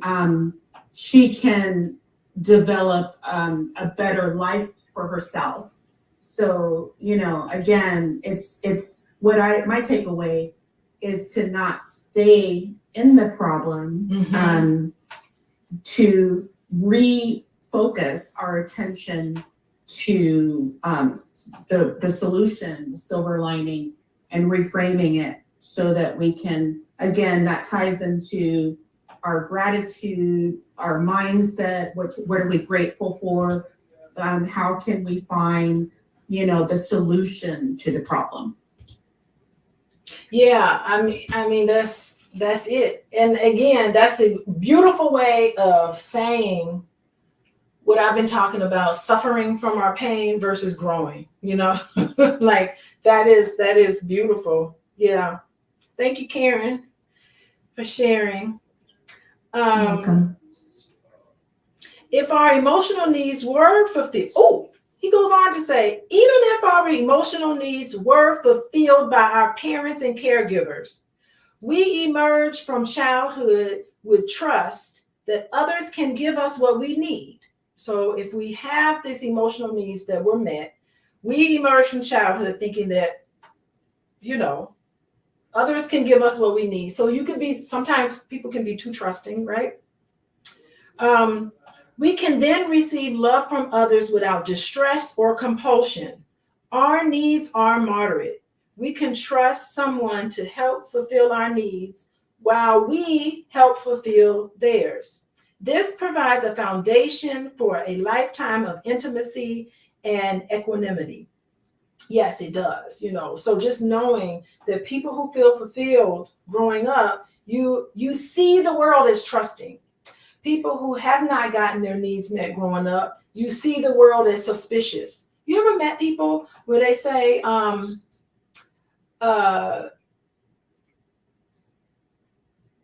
don't trust none of these people. I don't trust. No, they just immediately think that the world is dangerous. And you start to wonder, why do they think everything is dangerous? Well, this is why. They think the world is dangerous because they've been taught that the world is scary, because in their homes, they experience a scary world. So therefore, the world in and of itself is somewhere where no one can be trusted. You don't even trust yourself to make good judgments. So that's what's required. Okay. Our life begins in a containing womb and then moves into an embrace. Our identity cannot grow in isolation because we are dialogical by nature. So that means that we have to have a human contact. The importance of human relationships, that is so important. Only if someone has her arms around the infant can the I am moment be endured or rather risked. So he's quoting Winnicott. I love Winnicott, by the way. He's a fantastic child psychiatrist. You guys need to check him out. He's pretty awesome. The original emotional needs of life were fulfilled in the holding environments of the womb. So he goes on to talk about, listen, at one point, all of our needs were met, right? So this creates a safe and embracing environment. This is all attachment theory and childhood growing up. If their needs are unmet, on the other hand, they may have difficulty trusting a higher power than ego or acknowledging the need for spirituality in adult life. Faith commitments call for trust in an invisible source of nurturance. And when visible source of nurturance have let us down, we are less likely to trust the invisible sources. That's interesting. So, I do find, spirituality and religious practices being a really good kind of model for attachment. So I see why a lot of people, I'm just thinking about slavery times and times where things are really hard. I can see it could be a spiritual experience where you want to hold on to something because there's nothing else around you. Yeah, that kind of makes sense. Okay, let's move on. When we did not receive fulfillment in one or more of the 5 A's, y'all know what the 5 A's are. Where is it? Attention, acceptance, appreciation, affection, and allowing, right? When we did not receive fulfillment in one of the 5 A's, a bottomless pit was created in us, an unfulfillable yearning for the missing piece of our puzzling and arid past. Mourning in an unfulfilled childhood is painful. He's going back to this pain, the pain that we experience. We fear grief because we know we will not be able to control its intensity, its duration, or its range. And so we look for ways around it. Instead of dealing with the pain, we look for ways around it, right? But engaging with our grief, you have to grieve your childhood. Your dad wasn't there for you when you needed him to be. You have to grieve that loss. Your mom treated you poorly. You have to grieve that loss of having those 5 A's met in your life. Engaging with our grief is a form of self-nourishment and liberation from neediness. Paradoxically, to let ourselves experience our wounded feelings fully places us in the path of healthy intimacy. You have to deal with the pain, or you'll never, ever be able to have a healthy relationship. And you know what? Honestly, I think that this is why so many people turn to addictions, shopping addictions, porn addictions, substance abuse, alcohol abuse, everything to kind of numb yourself out so you can't deal with the things that are happening for you. And it's a learned ability of these defenses. The defenses are there because they protected you when you were young. But when you're an adult, I think that you have that responsibility to deal with what's going on with you head on, or it will haunt you forever. And nothing is costly and pricey, and nothing destroys a relationship more than addictions.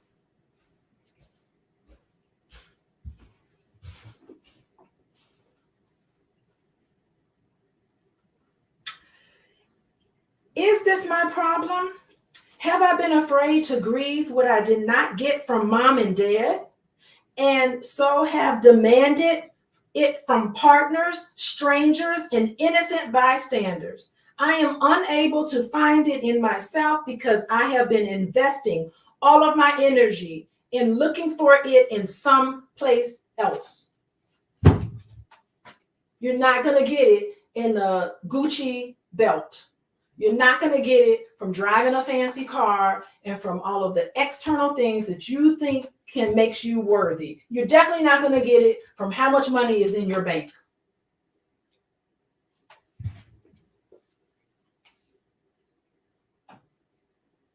To retrieve the past and undo the past are the paradoxical goals in relationships.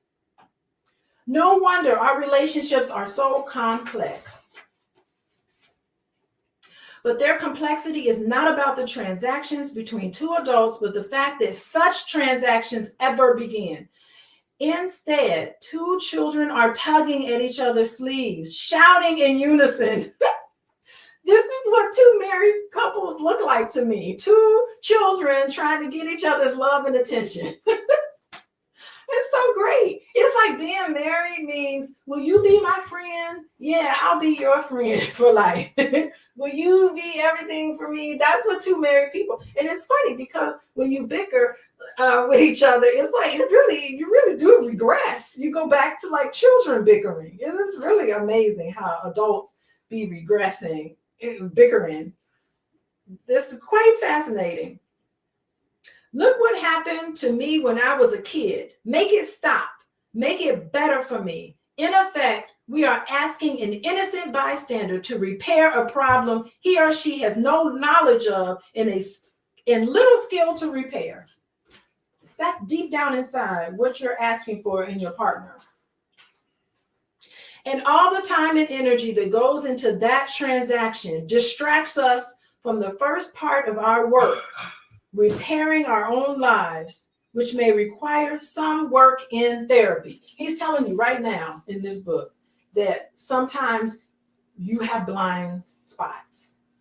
And a really keen therapist will be able to look at you and will be able to connect the dots. Give you that reflective functioning. You want your reflective functioning score to be up.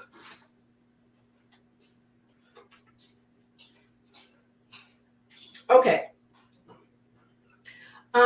The code ground of our psyche is like cryogenic laboratory where our unmet needs from childhood remain frozen in its original state, awaiting healing and fulfillment, usually without revealing to us the full extent to which we felt forlorn and bereft.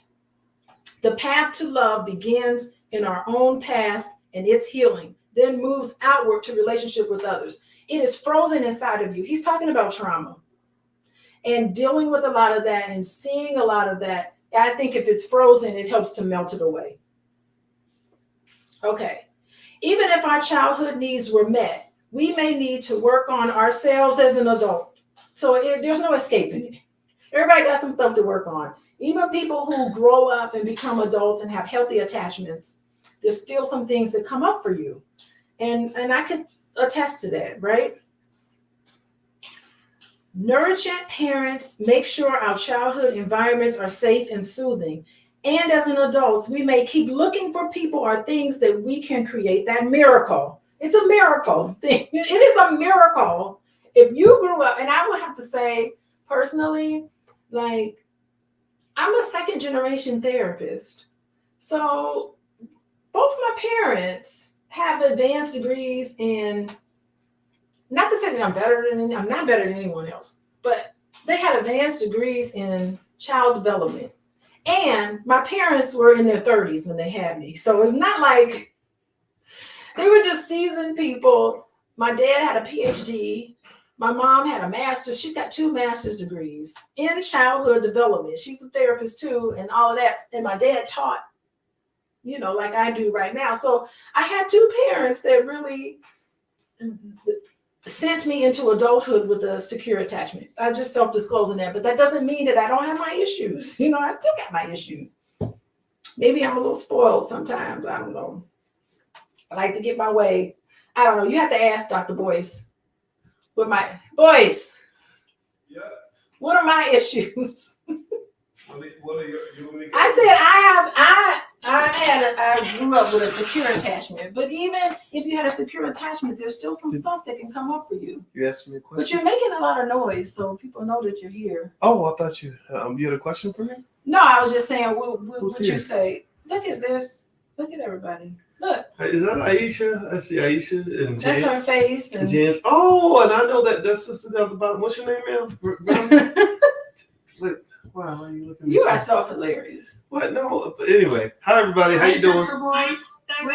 Oh, that's Errol. Okay, yeah. Okay, now I see. Okay. Someone asked a question. Okay, what's the question? Do you and Dr. Boyce Watkins read together to continue to enhance your relationship?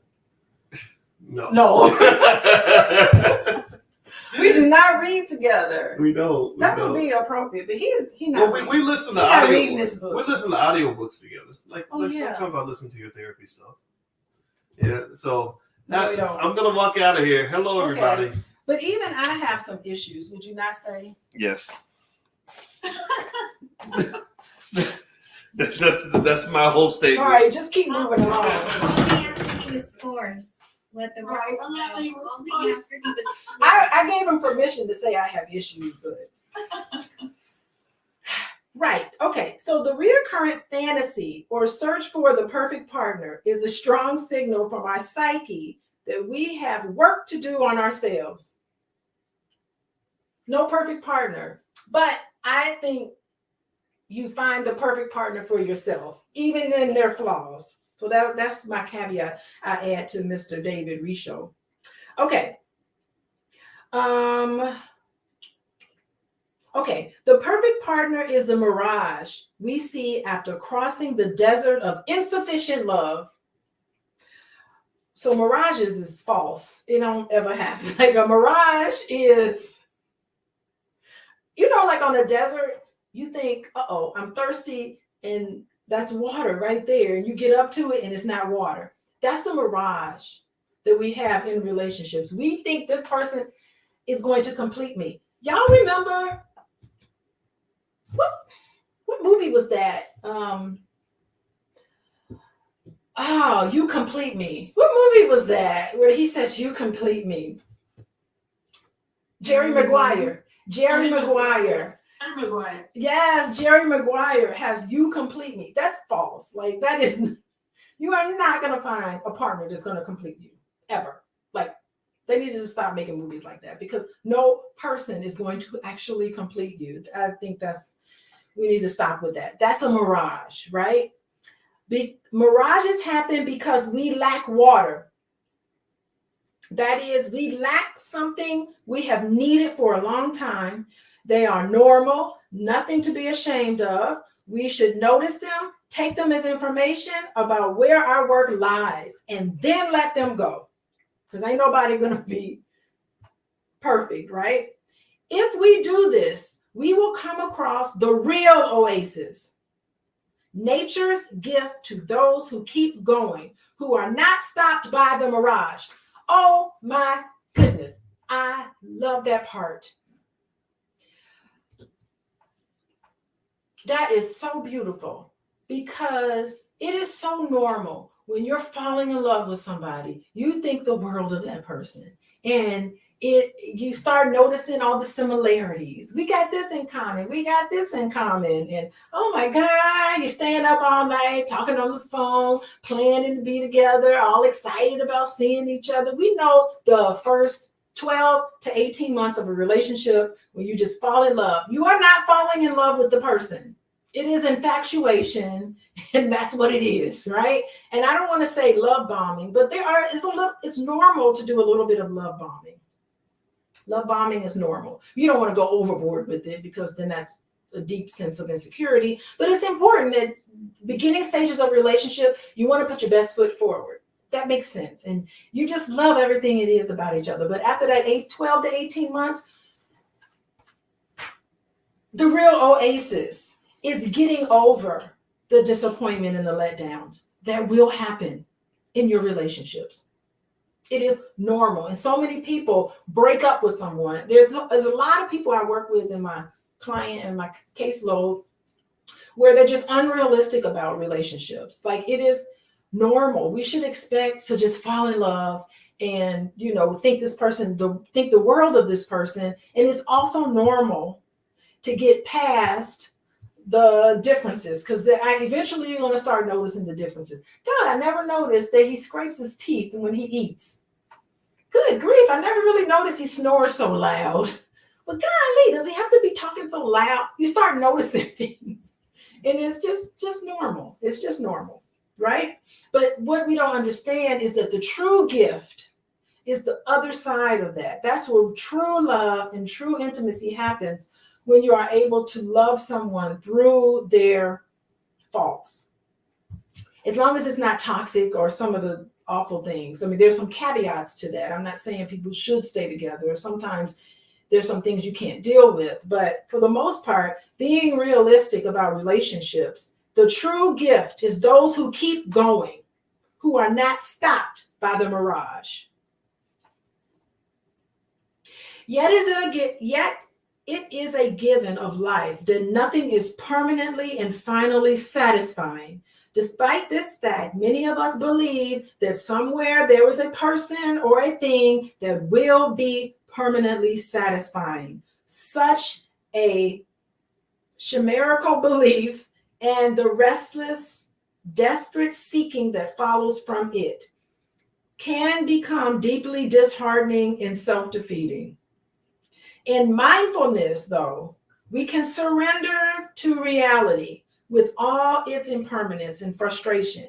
And from that position of surrendering, something wonderful, encouraging can happen.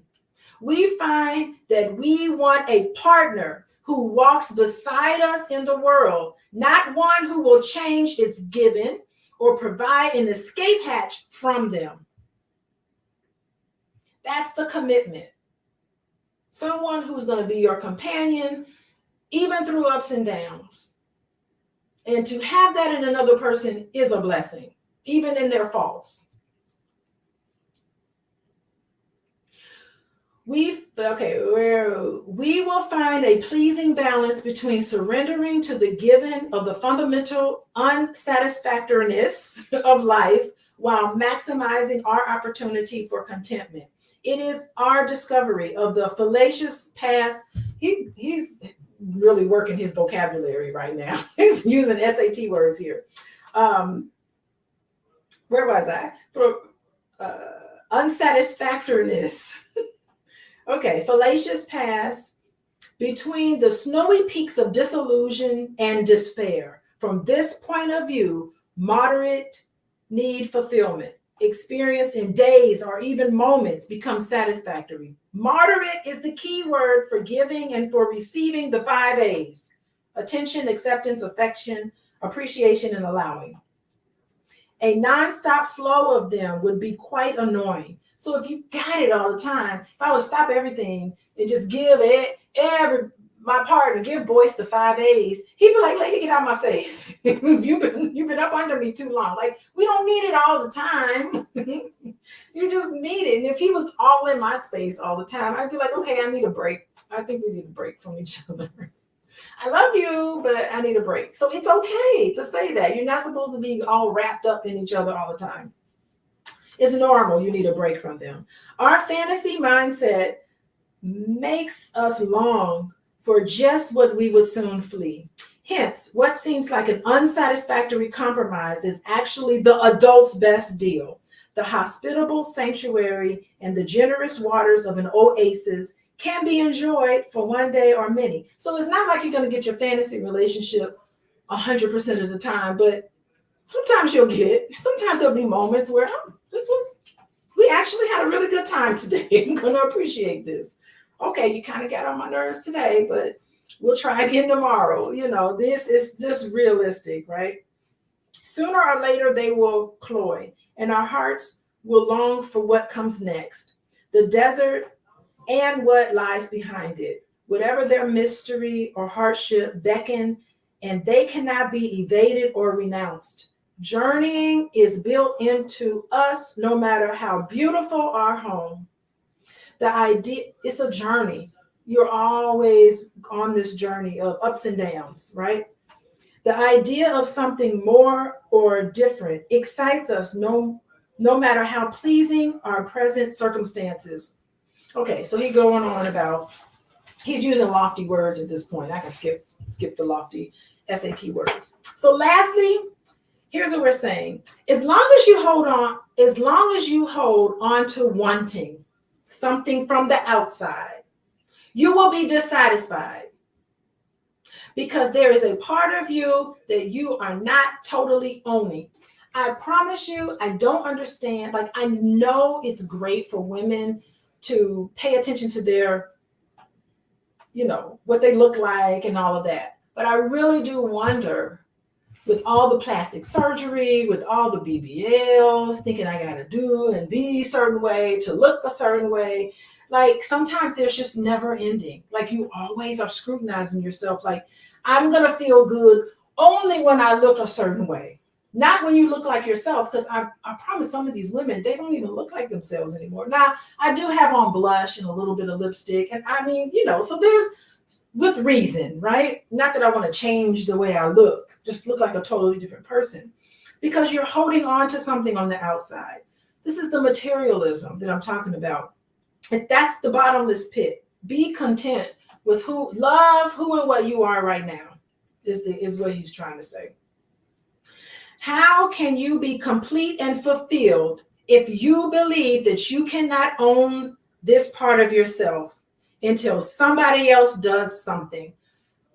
Are you going to be beautiful because somebody calls you beautiful? Or are you just going to be beautiful because you believe in the beauty of who and what you are? Because beauty is really what you do and how you are and how you treat people and treat yourself. That's the beauty, right? If it's conditional, it will not totally be yours.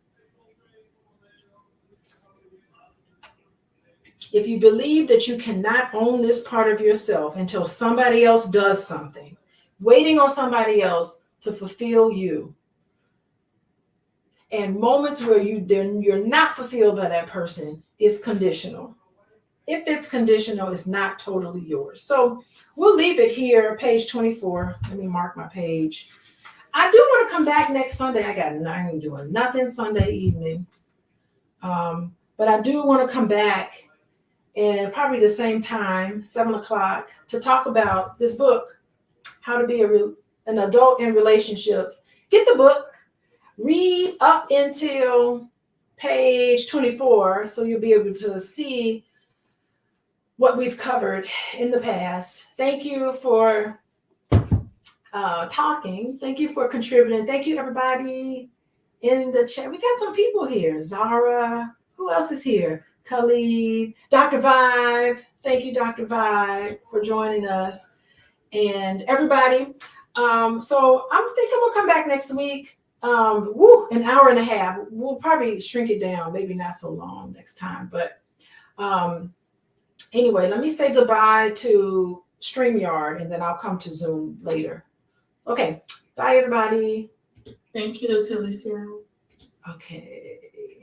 Is it ended?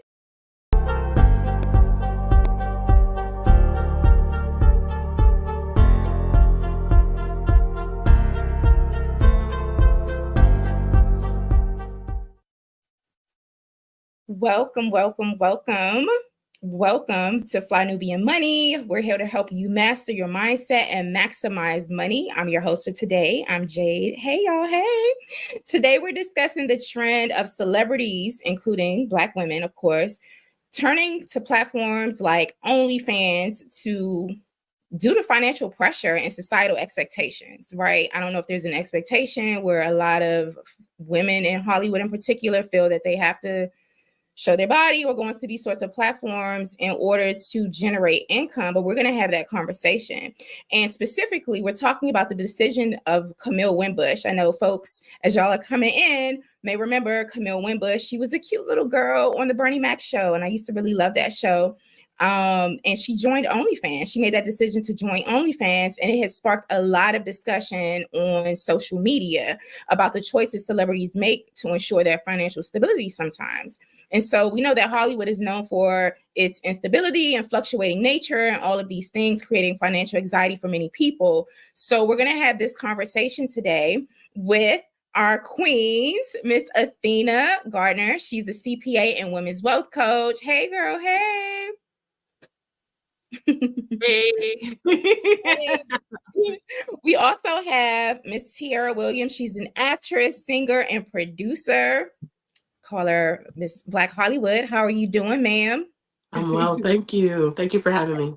You're welcome. That red is just giving so much life to this panel. So yeah, we're having this conversation today, and you're tuned into Fly Nubian Money. We're here on weekdays at 1 p.m. Eastern time. So be sure to text the word Queens to the number 87948. That's 87948. That way you will be notified when we do go live, when we have special offers and things like that. So ladies, let's just kick off this conversation. Camille Winbush, beautiful Black sister. She's young. We saw her grow up literally in Hollywood. And she did an interview recently, and she talked about she made the decision to go to OnlyFans because she wasn't getting calls. She wasn't making a lot of money in Hollywood anymore. And we're going to take a listen to the video shortly. But I want to just sort of have a general opening question, a discussion about your thoughts on the influence of platforms like OnlyFans. Let's start with you, Athena.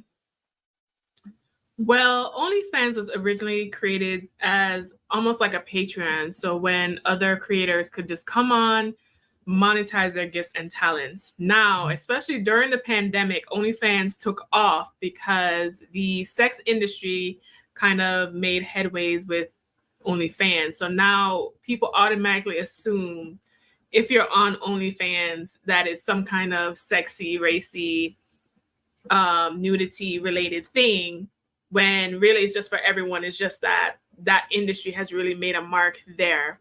My opinion on OnlyFans is this. I personally would not be on there. But for some women or men to make a way in this economy, I understand life choices may cause you to go down that path. And also I want to also shout out to the other creators who are on there who are doing wholesome things like having cooking channels or spiritual channels or whatever they're doing. So in this scenario with Camille Winbush, I want to talk about that in detail further. But I think initially, when I saw the headlines, I was like, oh, girl. But after listening more to what she had to say and researching what she actually said, I'm fine with her being on there. Thank you so much. So yeah, Tiara, I wanted to get your thoughts on OnlyFans. What do you think the impact is, the influence of these sorts of platforms that are highly sexualized? What do you think the impact is on like popular culture and the Black community in particular? Well, that's a loaded question.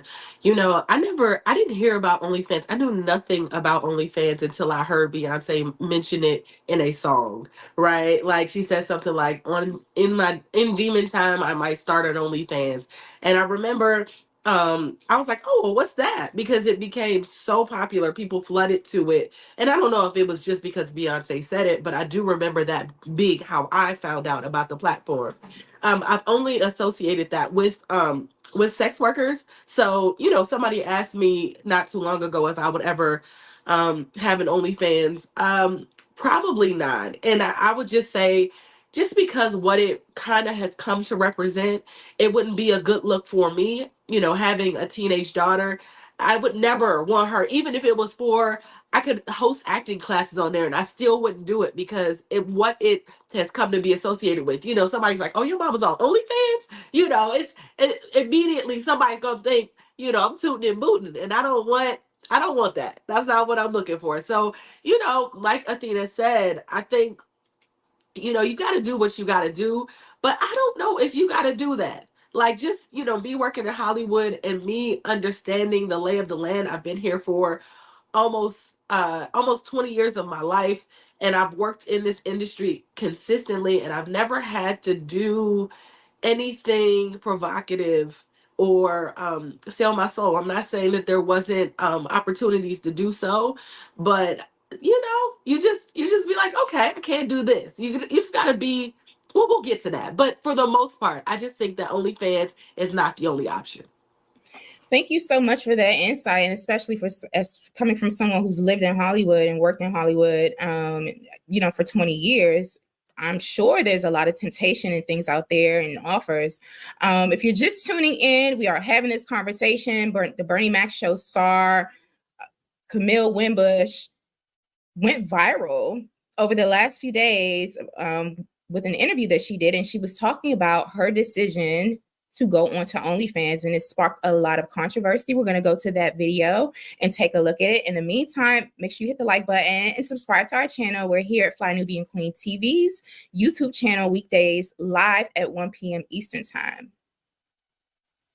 Oh, those Bernie Mac checks must have dried up, or like from a job 20 years ago when I was a 12-year-old. Yeah. Like, duh. Because we think the residuals are still coming through, though. I mean, they do, but it's not. I wasn't. Listen, if I was on Friends making $1 million an episode, yes, those residual checks would still be very nice. But as time goes on, they get smaller and smaller every year. You're not making the same amount that you were when the show was current per episode. Right. So, as someone who was just a kid, don't get me wrong, still making good money, but 20 years later, those checks are not sustainable for a living. With the industry being as fickle as it is, you can't count on any job to last or even to book a job. So over the years, I have done regular 9-to-5s. Oh, wow. I owned an ice cream shop for 3 years when I was a teenager. Wow. And I funded that with my own money. I taught gymnastics to kids where I was making like $11, $12 an hour. So I've done that. Wow.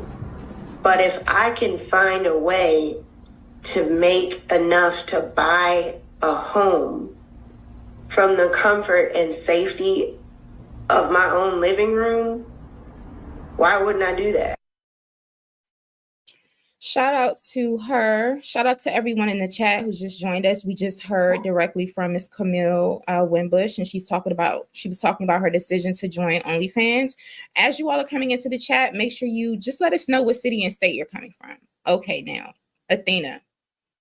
Watching that video again just made me really, really sad because my mentor, one of my mentors, Dr. Boyce Watkins, started the Black Business School, and he teaches us, and I know you're a financial wellness, women's wellness coach, Athena, teaches us the importance of investing and creating Black millionaires of tomorrow, teaching our children how to save, how to invest, and to start businesses to secure their future. She admitted that she was making good money when the Bernie Mac show was on when she was 12 years old. That was a long time ago. So I can only imagine if a quarter of that money was invested 20 years ago so that she could have, I don't know, tripled it or made it, grow tenfold.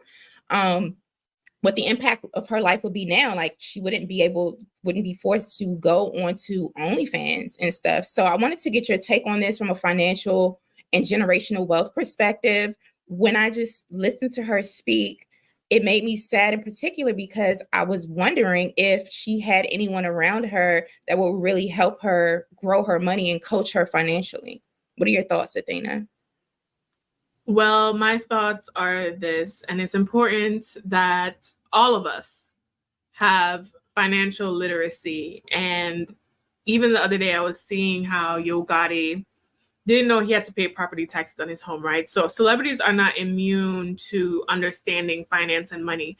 And also, I think it's important to point out that Camille was a childhood star, meaning that her parents were responsible and were probably fiduciaries of her money or what she was making at the time.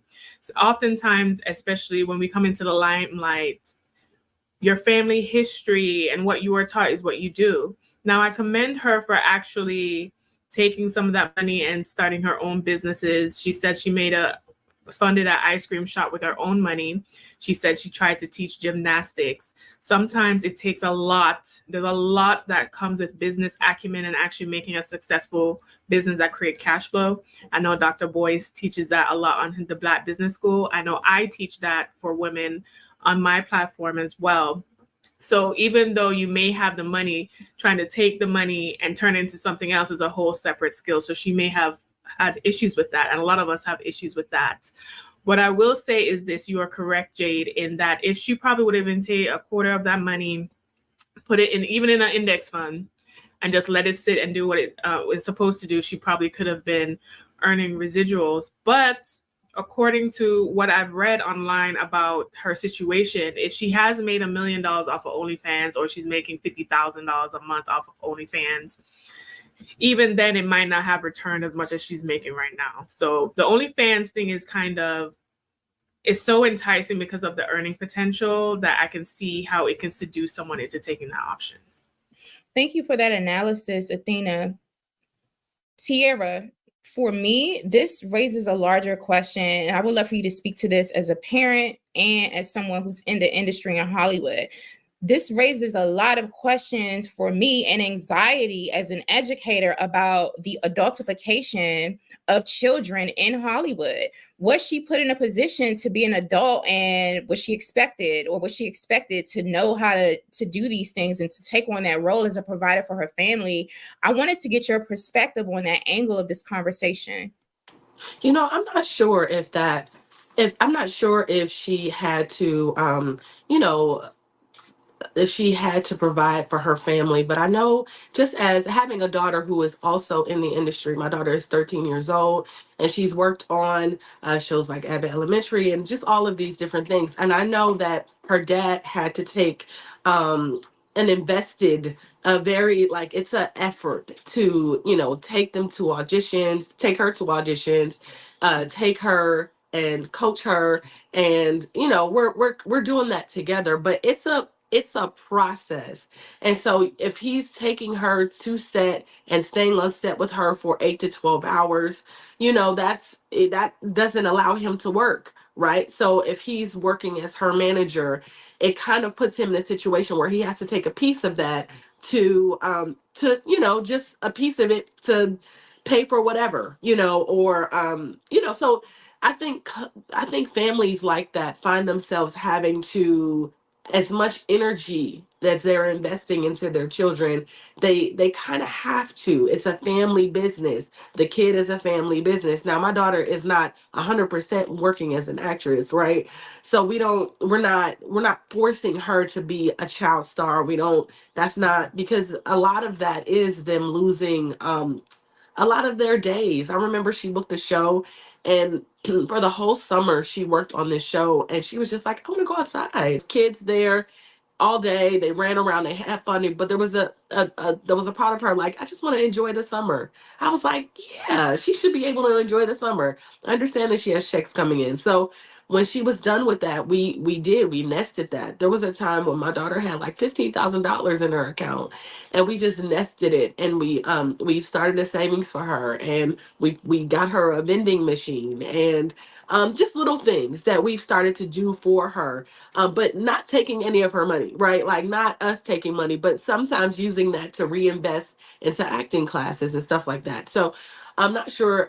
So that's my perspective on that. When it comes to Camille, I'm not sure what their family dynamic was, but I know that, having even watched parents, I met Marseille and her mother Carol in IKEA once, like years ago. And often my daughter has glasses kind of like Marseille, and they kind of look alike. They get that all the time. Like people will bring her in because people say, "Oh, she kind of looks like Marseille."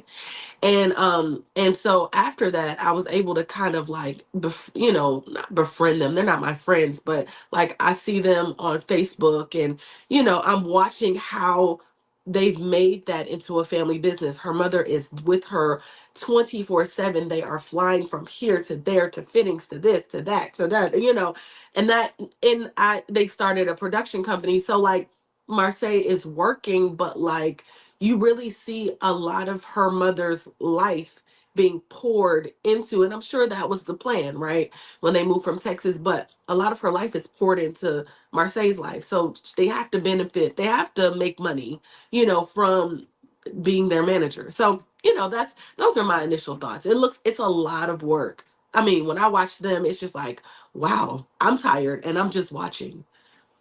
Yeah, I can only imagine Yeah. what that's like for children to be childhood stars and actors and actresses, and to have that level of responsibility, and also to be able to make that amount of money.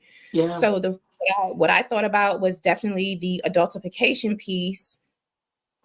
We want to protect our children, even when they are in entertainment, to make sure that they are not growing up or taking on too much responsibility than they should as young people, as children. So that was something that struck me. And definitely, Athena, the financial literacy piece, the investing piece, the piece where we say, hey, let's get my child all of the available resources possible so that they can invest their money, have more than one business, and be set up for the future. So in watching that clip, I felt so many things. I was thinking about those larger issues more than her decision to go on OnlyFans and model or not. Now, I am not on OnlyFans. I've never seen an OnlyFans, just so y'all know. So I don't need people in the chat. Just in case anybody wanted to try it today to ask, if I was on OnlyFans, I don't have one. However, if that's what people choose to do, that's what they do. I know that there are so many other options out there for our people, for Black women, Black girls in particular. We don't have to resort to that. So I would love for us to continue on this conversation, speaking to larger issues about pay disparities in Hollywood in particular.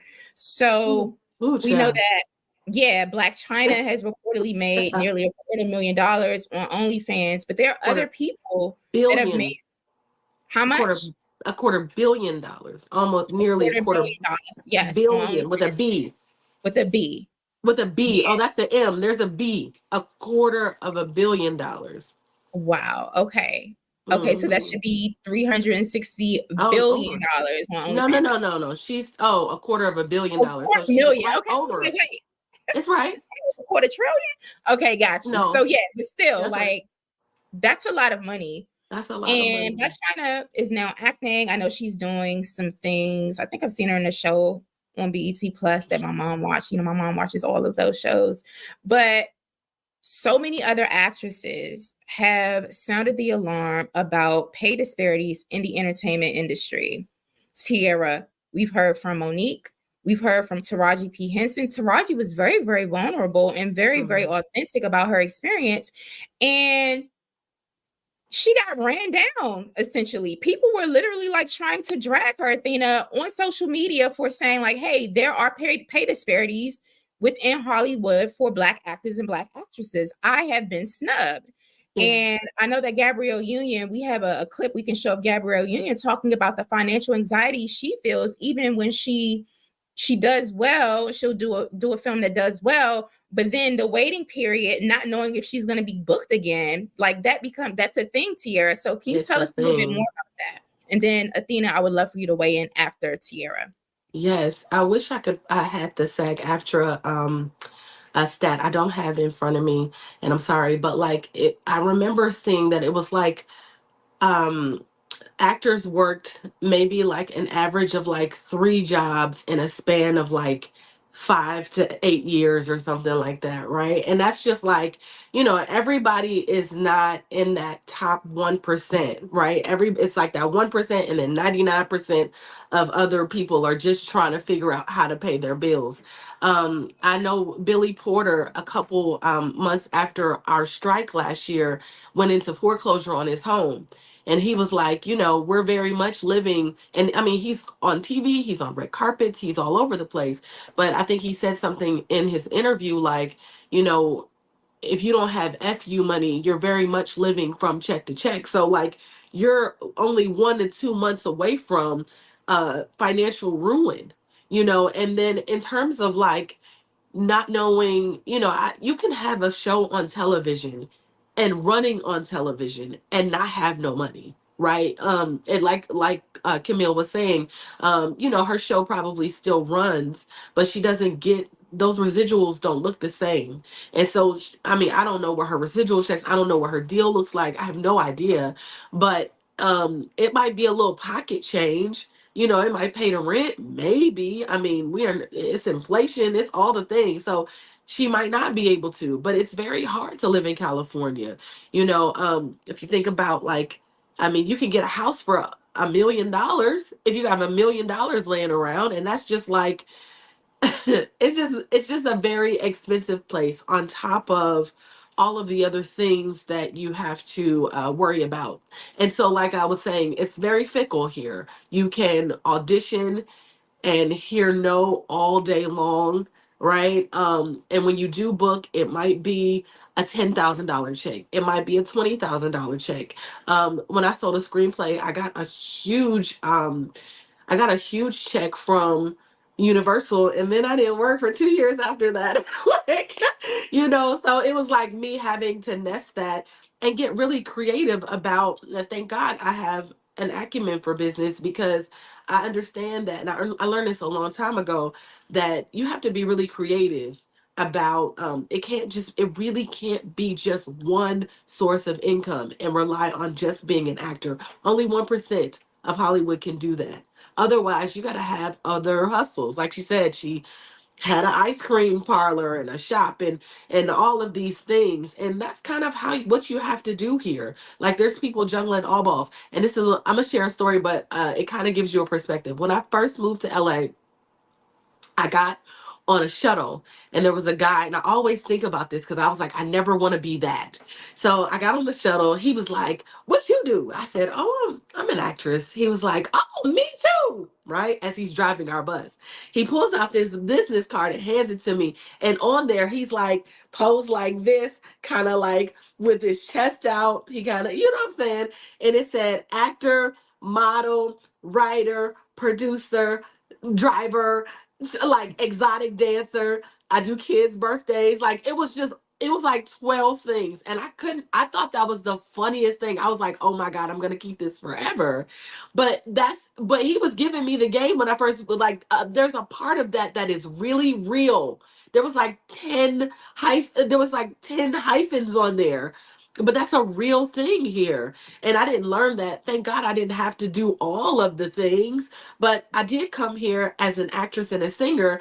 And I was gratefully on a show, and Blair Underwood was like, listen, you got to learn how to produce. You got to learn how to act. You got to learn how to do more than act. You got to learn how to produce and direct, and you know how to write.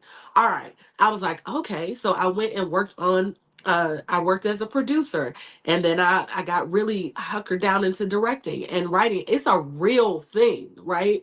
And so, you just kind of have to be fluid in the way that you earn money. And that was a really long-winded, but I just wanted to share that and give you a real thing, a real glimpse, because you can go in and audition all day, but you might not book. You hear no so often here, and what I hear in Camille's voice is like frustration. Like you're going out, and even though I've been on television, people are saying no. People are saying no. There's not. Hollywood is structured differently. People are working a lot less. The business is still not the same since we were striking last year. It's not up. It's not up and running. People are not being paid well.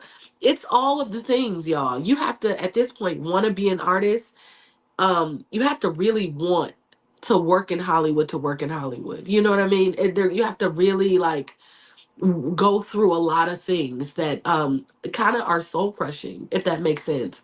Like, you have to, I don't know, another occupation where you can pour 20 years of your life into something and still not make it. Wow. Does that make sense? So yes. Anyway, I could go on and on. So I'm gonna shut up. No, that was very insightful. And if you all are just tuning in, we are talking about the actress Camille Winbush. She went viral this week for an interview she did talking about her decision to go onto OnlyFans. So this is the topic of conversation, and we're speaking largely about societal pressures for Black actors and actresses, but particular Black women actresses, and pay insecurity, financial anxiety, and societal expectations for women, especially to go onto platforms such as OnlyFans that, in my opinion, are very, very sexually exploitative. But hey, that's just my personal opinion. Anyway, Tiara, thank you for sharing your insight about Hollywood and the difficulties in Hollywood. Athena, my question is, I see actors and actresses on magazine covers, on interviews on television. They be on the red carpets in red bottoms. They're wearing Valentino. They're wearing all types of designers that I can't even pronounce. It still baffles me that, folks have these high quality lifestyles, and I'm thinking that they're living millionaire and billionaire lifestyles. Can you speak to the point that Tiara made about, like, you can be on television and have a show and still be broke or living month to month and check to check? But Athena, how is that possible when I'm seeing folks decked out and all of these designers living this like lavish lifestyle? Please help me understand. Listen, it is very easy to do that. We live in a society where image is so important. So as long as you look the part, you can kind of project an image that may not be real. So you could look like you have on the Gucci designer and your fridge has no food. So similar to what Tiara was saying about Billy Porter, how he's on these carpets and in these designers and he had to floor clothes on his home. Financial realities are just that. 70% of us don't have $5,000 in our bank account. More than 50% of us are in debt. Okay, so there's a lot of only 6% of Black adults in the US make 100K or more.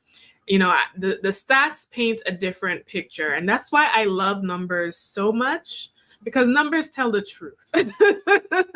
Numbers tell the truth of what is going on. As far as celebrities is concerned, right? A lot of what you're seeing also there is not real. They have teams curating looks for them. Their clothes are getting on loan by designers so they can take that image and promote that, the latest fashion, so they can get their cut from that. The jewelry is also on loan. So it's a business. It's a business to curate an image so consumers like you and me buy into that and buy the product. Right? La Roche, who is a wonderful style architect and stylist, was recently doing an interview around Zendaya, which he mentioned that he actually buys the clothes, and the interviewer was shocked because most people don't buy the clothes. They get the clothes on loan. So a lot of what you're seeing is not real. And also, to talk about the topic of actresses and celebrities, Taraji was saying that she couldn't even get transportation, or she had to fight for transportation. She had to fight for certain things. Her trailer was not the best. And you would think, especially even at Taraji's level, that wouldn't even be a question. That wouldn't be a question. So I think in the year of 2024, where Cat Williams said everyone will be exposed, honey. The lid is coming off the pot. Okay, we're seeing behind the curtain, behind the veil. We're seeing everybody's skeletons all over. And I think this industry is showing us that entertainment is not what you think it is. How many rappers fall dead, have no life insurance policy, and all their little baby mama or whoever is left out to dry. You know, these are realities that we as an audience and Gen Pop need to look at and say, okay, how do we in our lives put ourselves in position so we do not fall into this trap? Because clearly the celebrities are now saying that we were paid puppets to entice you to consume and entice you to buy into these businesses.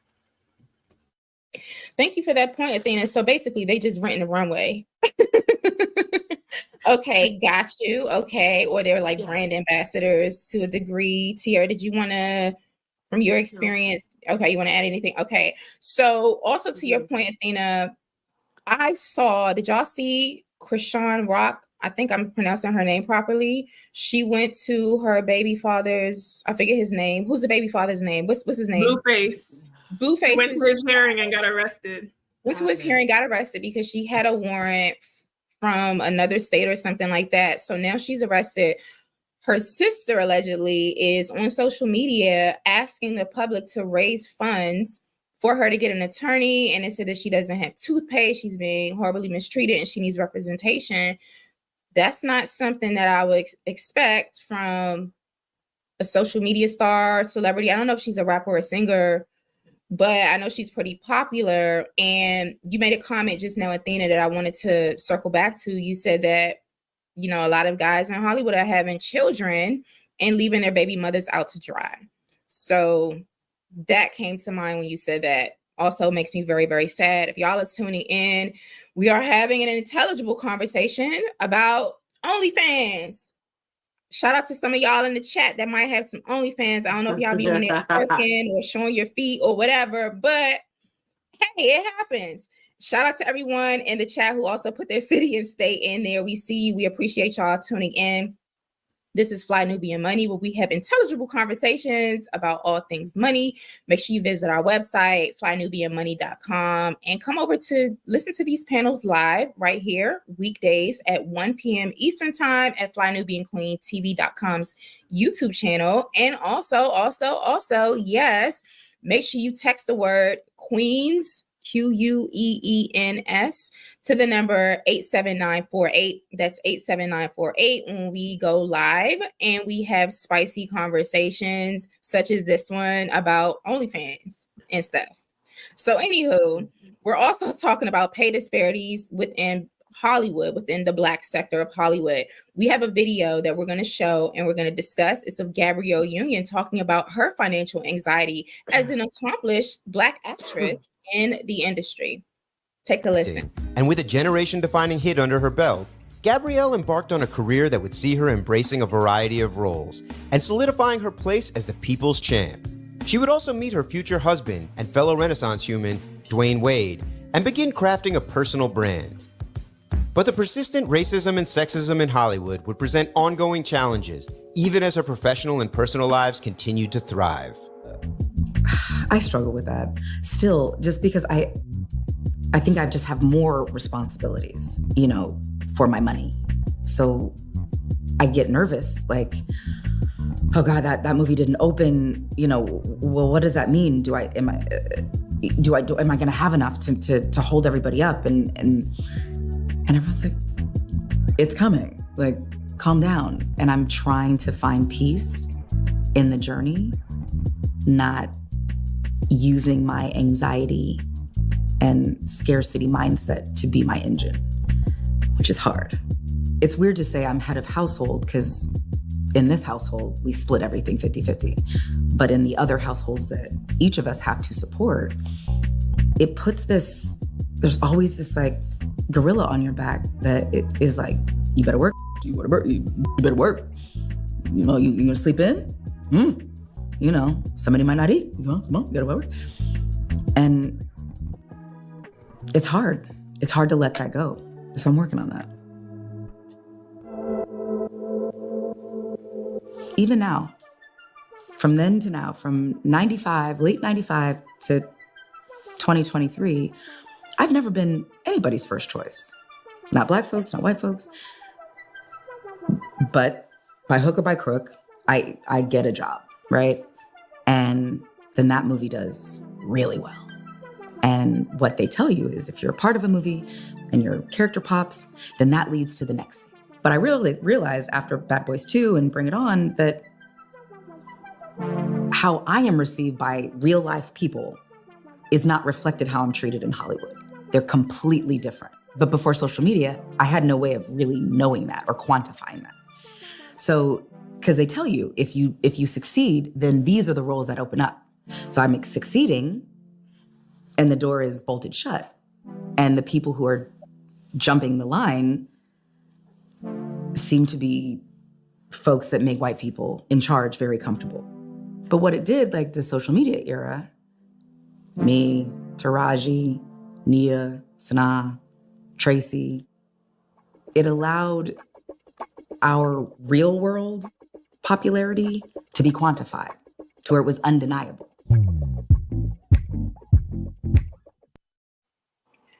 Okay.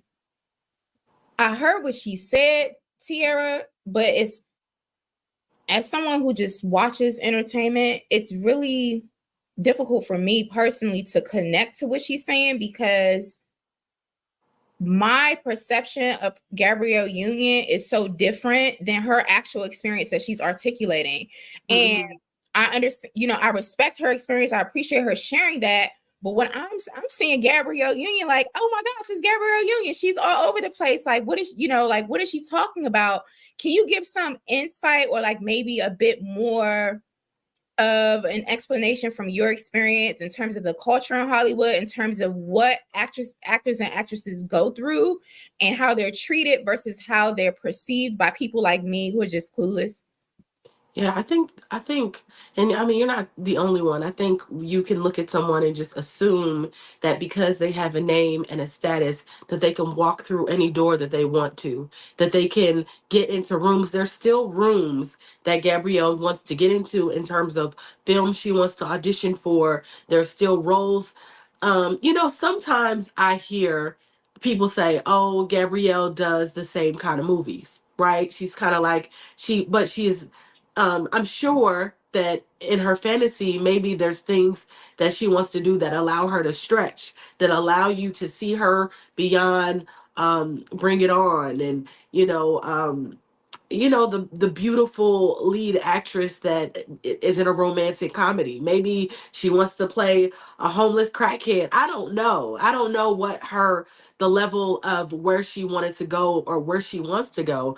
But, race plays a part. Her being a woman plays a part. Her being a Black woman plays a part.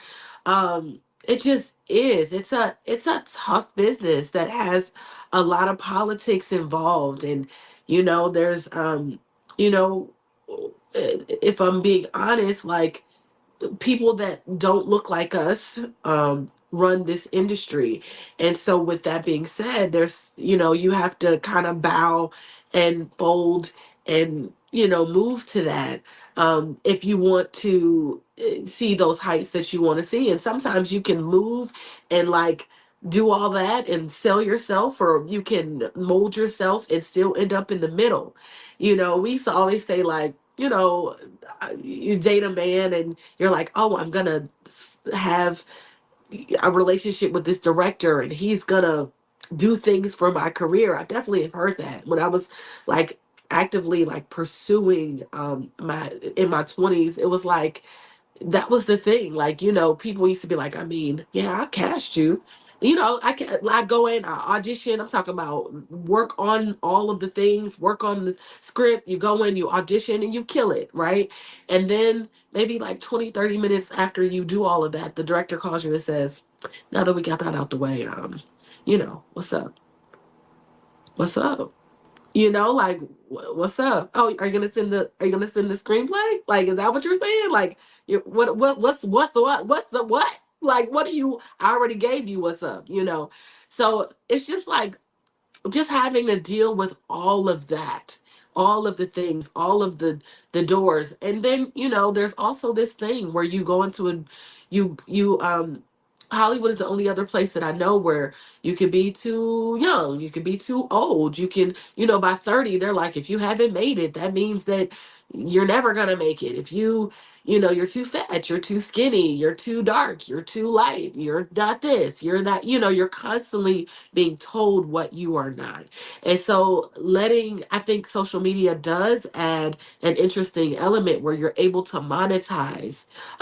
You're able to create your own brands and literally go directly to the people that consume you, the people that love you. You can find your tribe, you can find your fans, and really create products around that, you know, and create things around that. And seeing that popularity can, you know, now catapult you. But now she's like producing films, and she's, you know, I think she's, you know, she's doing her thing. And I'm sure there's some things that she still wants to do, and hopefully she's able to do that, you know, and that anxiety, it goes away. I don't know if it'll ever go away though, because of just the nature of this beast. Yeah, thank you for that insight. That makes a lot of sense. That gives me a lot more clarity.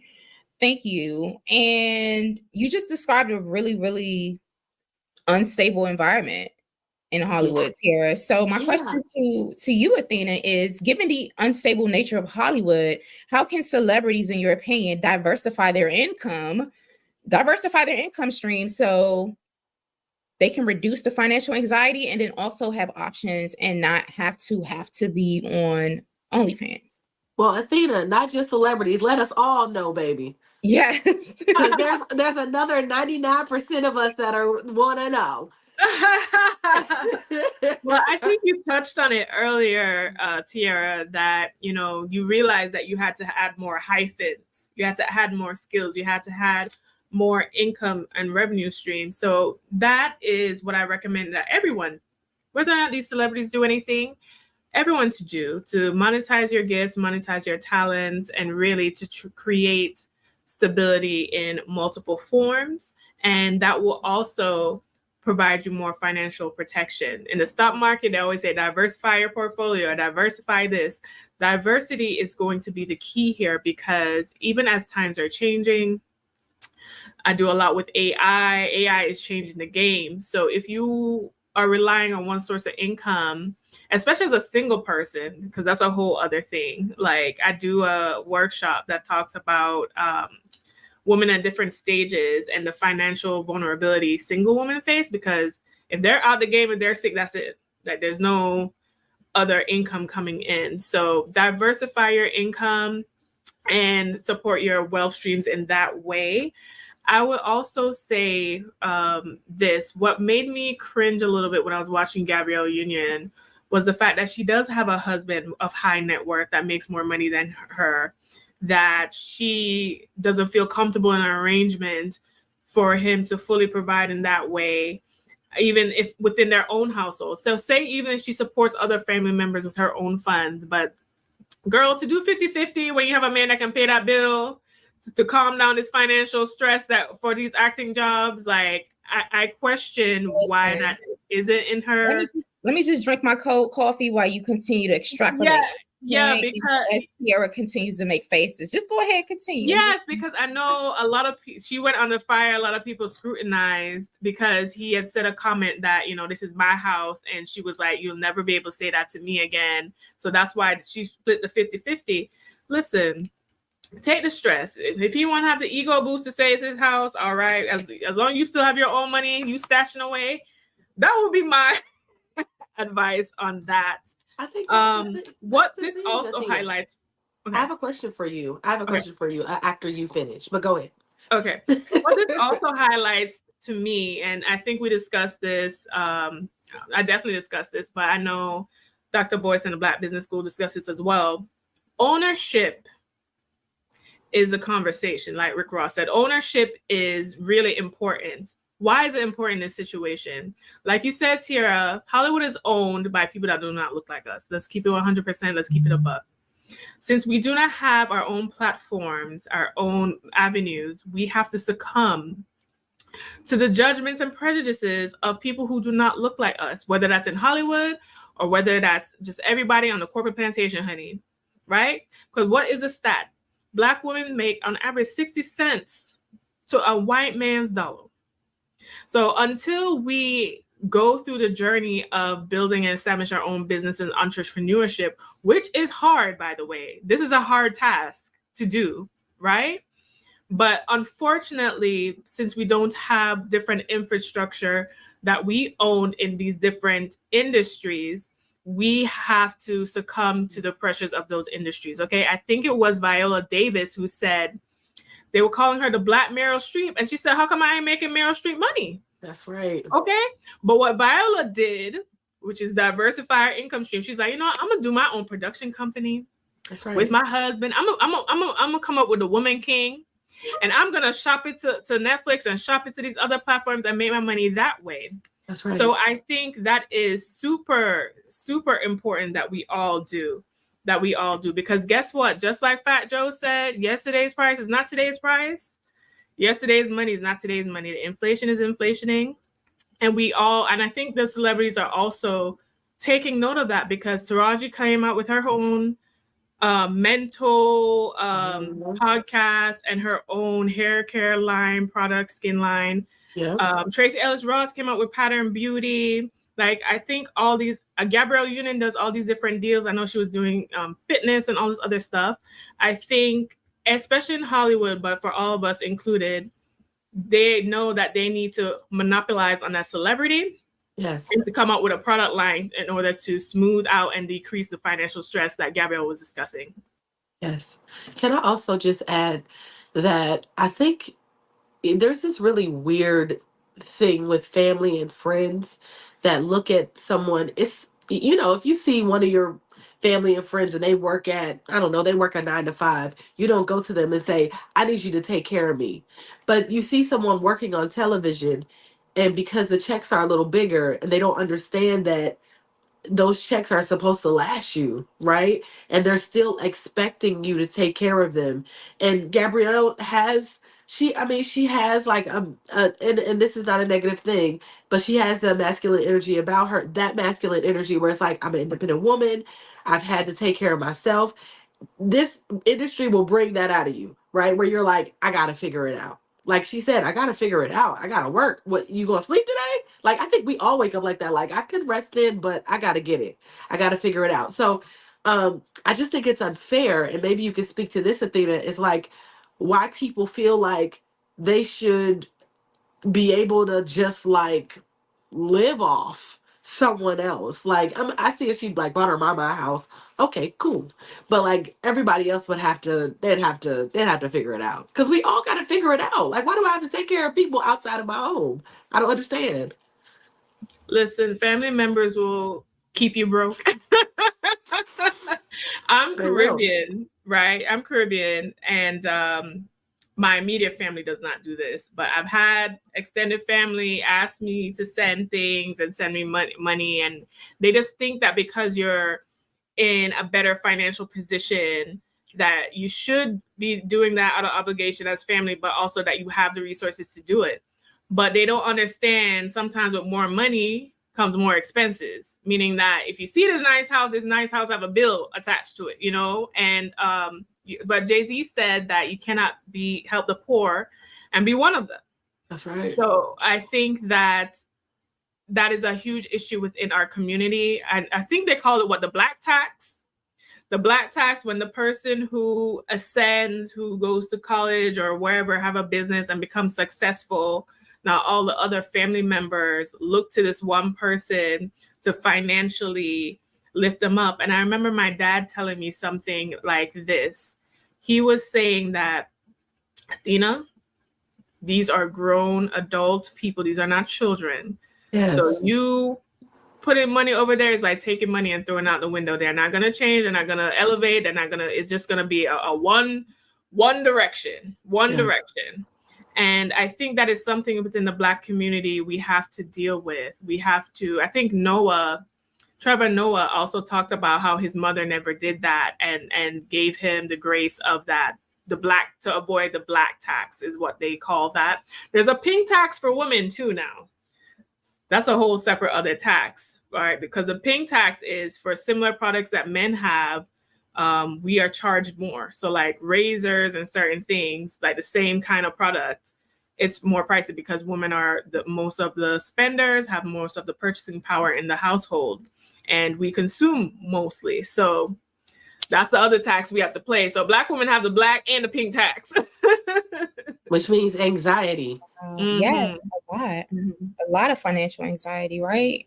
2 in 5 women experience financial stress and anxiety. Yeah. Wow. Well, women aren't the only ones on OnlyFans. Did y'all know, Tyga, DJ Khaled, what is Fat Joe doing on OnlyFans? Michael B. Jordan. Oh, for real? He on OnlyFans? I might have to get an account. Michael B. Jordan's on OnlyFans. Okay. Well, we see the rapper Casanova also on OnlyFans. What are these men be doing on there? Showing that thing. They be showing that thing. That's what they be doing on there. Lord have mercy. Oh my gosh. Okay, so Camille Wimbush is $4 million richer than Dee Dee Davis. Isn't Dee Dee also on OnlyFans? Or no? No, the other person that did porno was Rudy, I believe. Correct me if I'm wrong. Rudy from the Cosby Show. I know she. No. Didn't she do porno? No. It's the girl that you're looking at. Yeah, I think it was Dee Dee. It's Dee Dee. Oh, really? Yeah, no. Baby girl from the Bernie Mac show. Rudy still be working on TV, girl. Wait, don't do that to Rudy.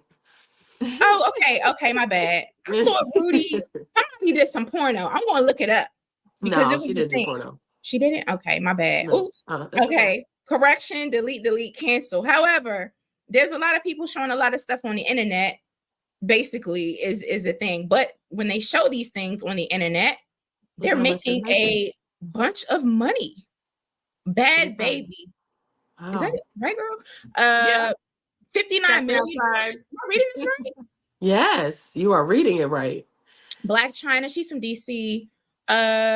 Millions. We talked about her. Cardi B, 46 million. Oh my gosh, I know that girl. What's that girl name? Suki Hana is on OnlyFans. All of these people are on there and they are making a lot of money.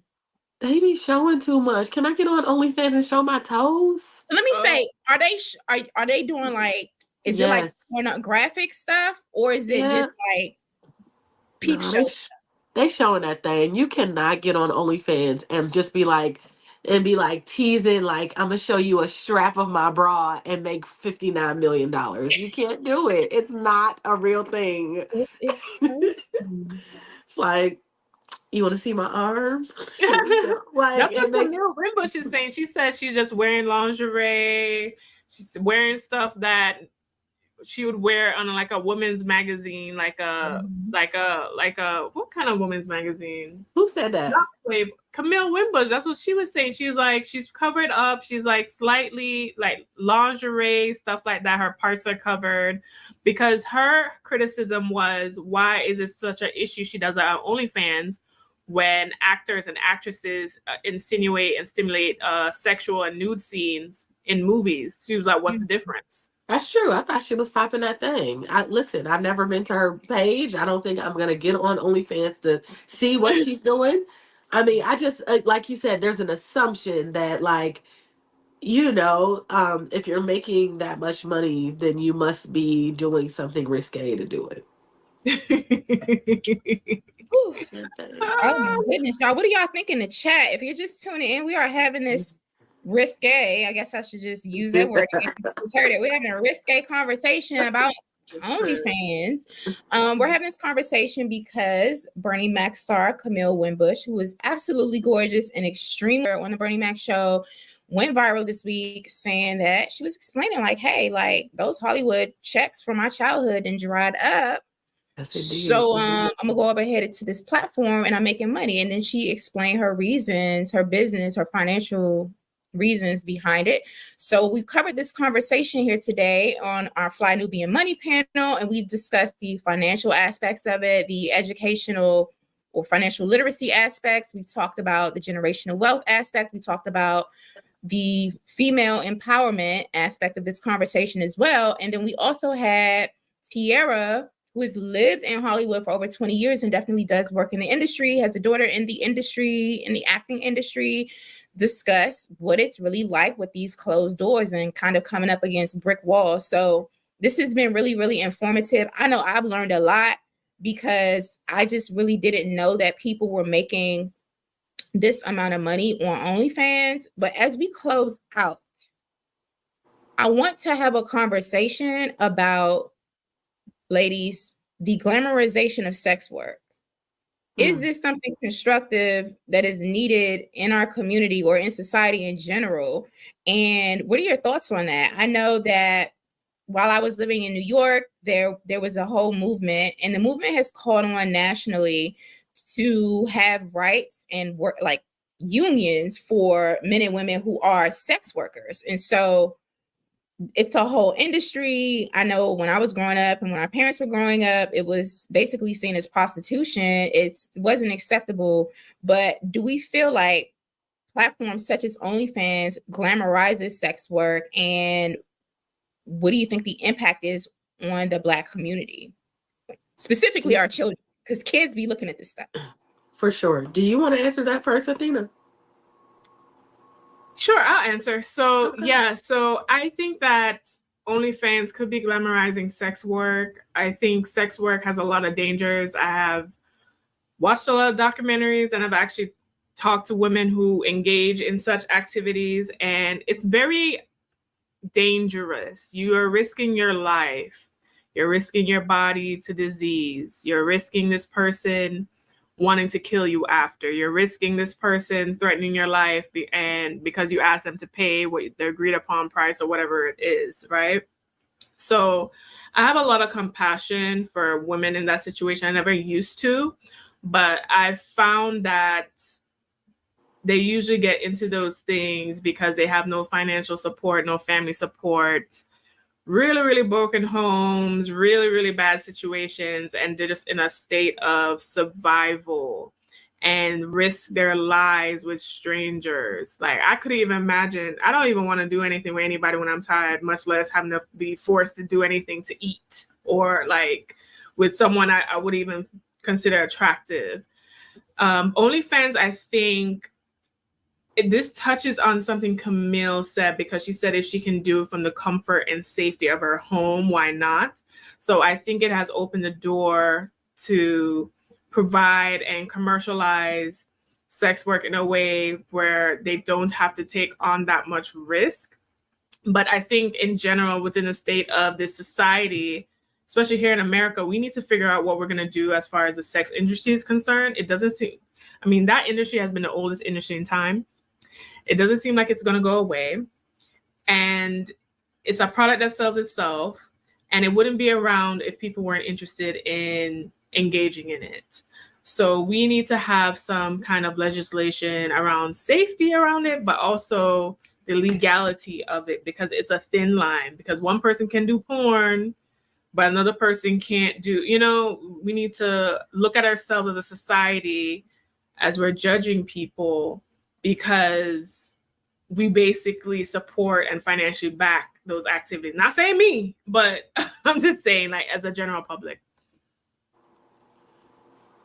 I know that Pornhub is, if not the second, it's the third most visited site in the world, right? So we know that people are interested in it. There's just, I mean, you know, there's men watch porn, women watch porn. The dangers is, like you said, Athena, it's not really regulated in a way, right?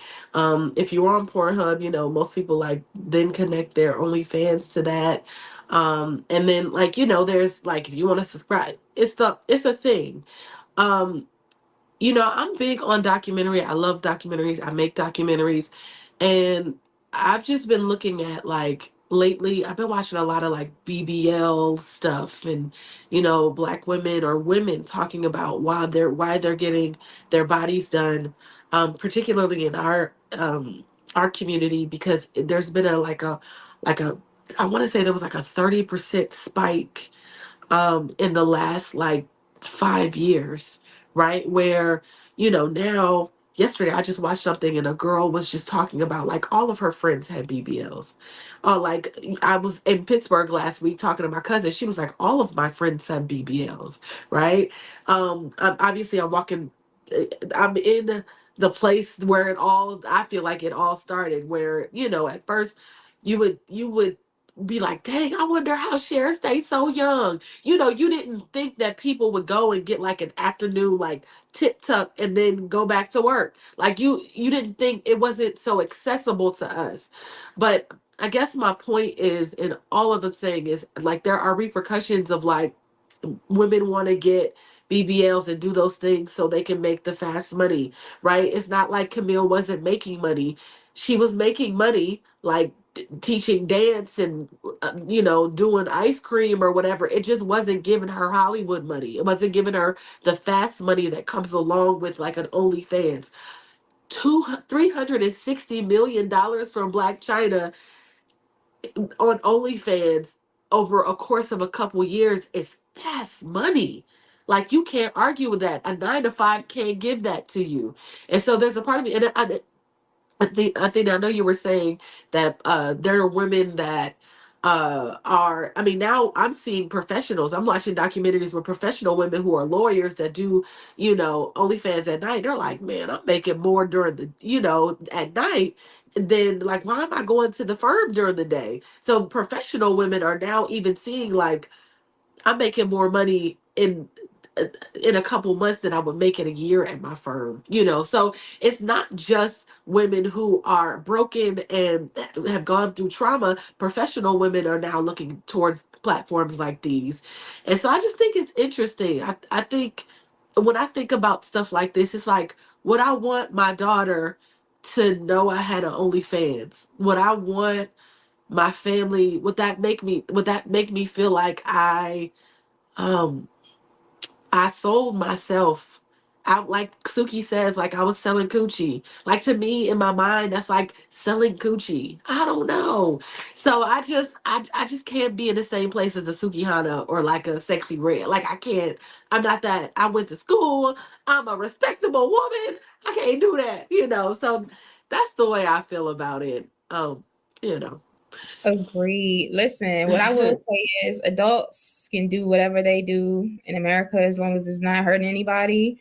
And these platforms definitely do need to be regulated, and because we need to make sure children do not have access to this stuff. I am a strong advocate of censorship for children in social media. Definitely Pornhub needs to be regulated. I know there's some legislation on the books. I believe it's in the state of Florida, one of the southern states that, was it Texas? I believe it could be Texas. I think it's Texas that literally banned OnlyFans from there. And I saw another country, I believe it was Italy, country in Europe, I believe it was Italy. Y'all can look this up. That is also blocking and banning OnlyFans. And fun sex fact, because I guess we're just talking about risque stuff as we wrap this panel up. Shout out to y'all. If I need your money, it's happy over here. Bow, bow, bow, bow, bow, bow, bow, bow. So did y'all understand, you know, that Elon Musk has these satellites over the planet, and he gave a country, a remote tribe in a remote part of the world, in a very indigenous population, they got the internet for the first time. And now they are literally addicted to pornography. And there's interviews about it. You heard about that, Tiara? Yes. Right? Yes. Yeah. So, and then I read a whole bunch of stuff because, I'm a Black revolutionary for real, about pornography as a weapon of psychological warfare. So, and how, governments and operations definitely use pornographic images, pornography, porn addiction, sex addiction, etc., in order to destabilize populations. And so we want to have a whole conspiracy theory talk later on about these issues.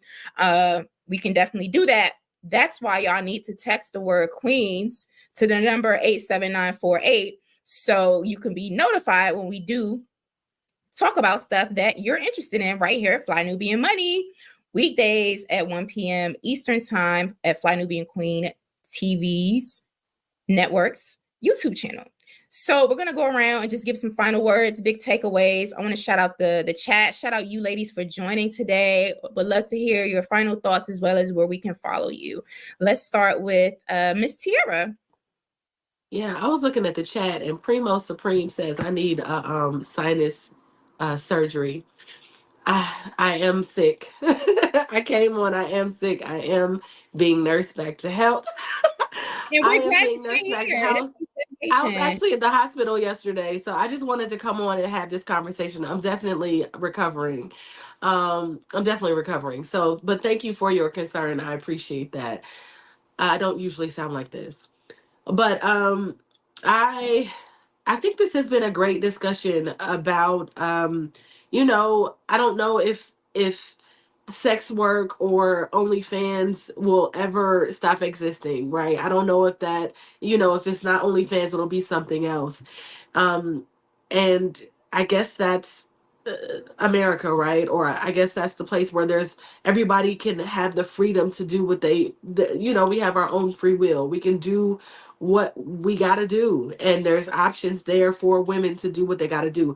If Camille needs money and all the other ways don't feel like they suffice for her, she has an option to make money that feels safe for her. Like she said, she can get a home. So God bless her. I can be found at Miss Black Hollywood. That's MSBLACK Hollywood on all social media platforms.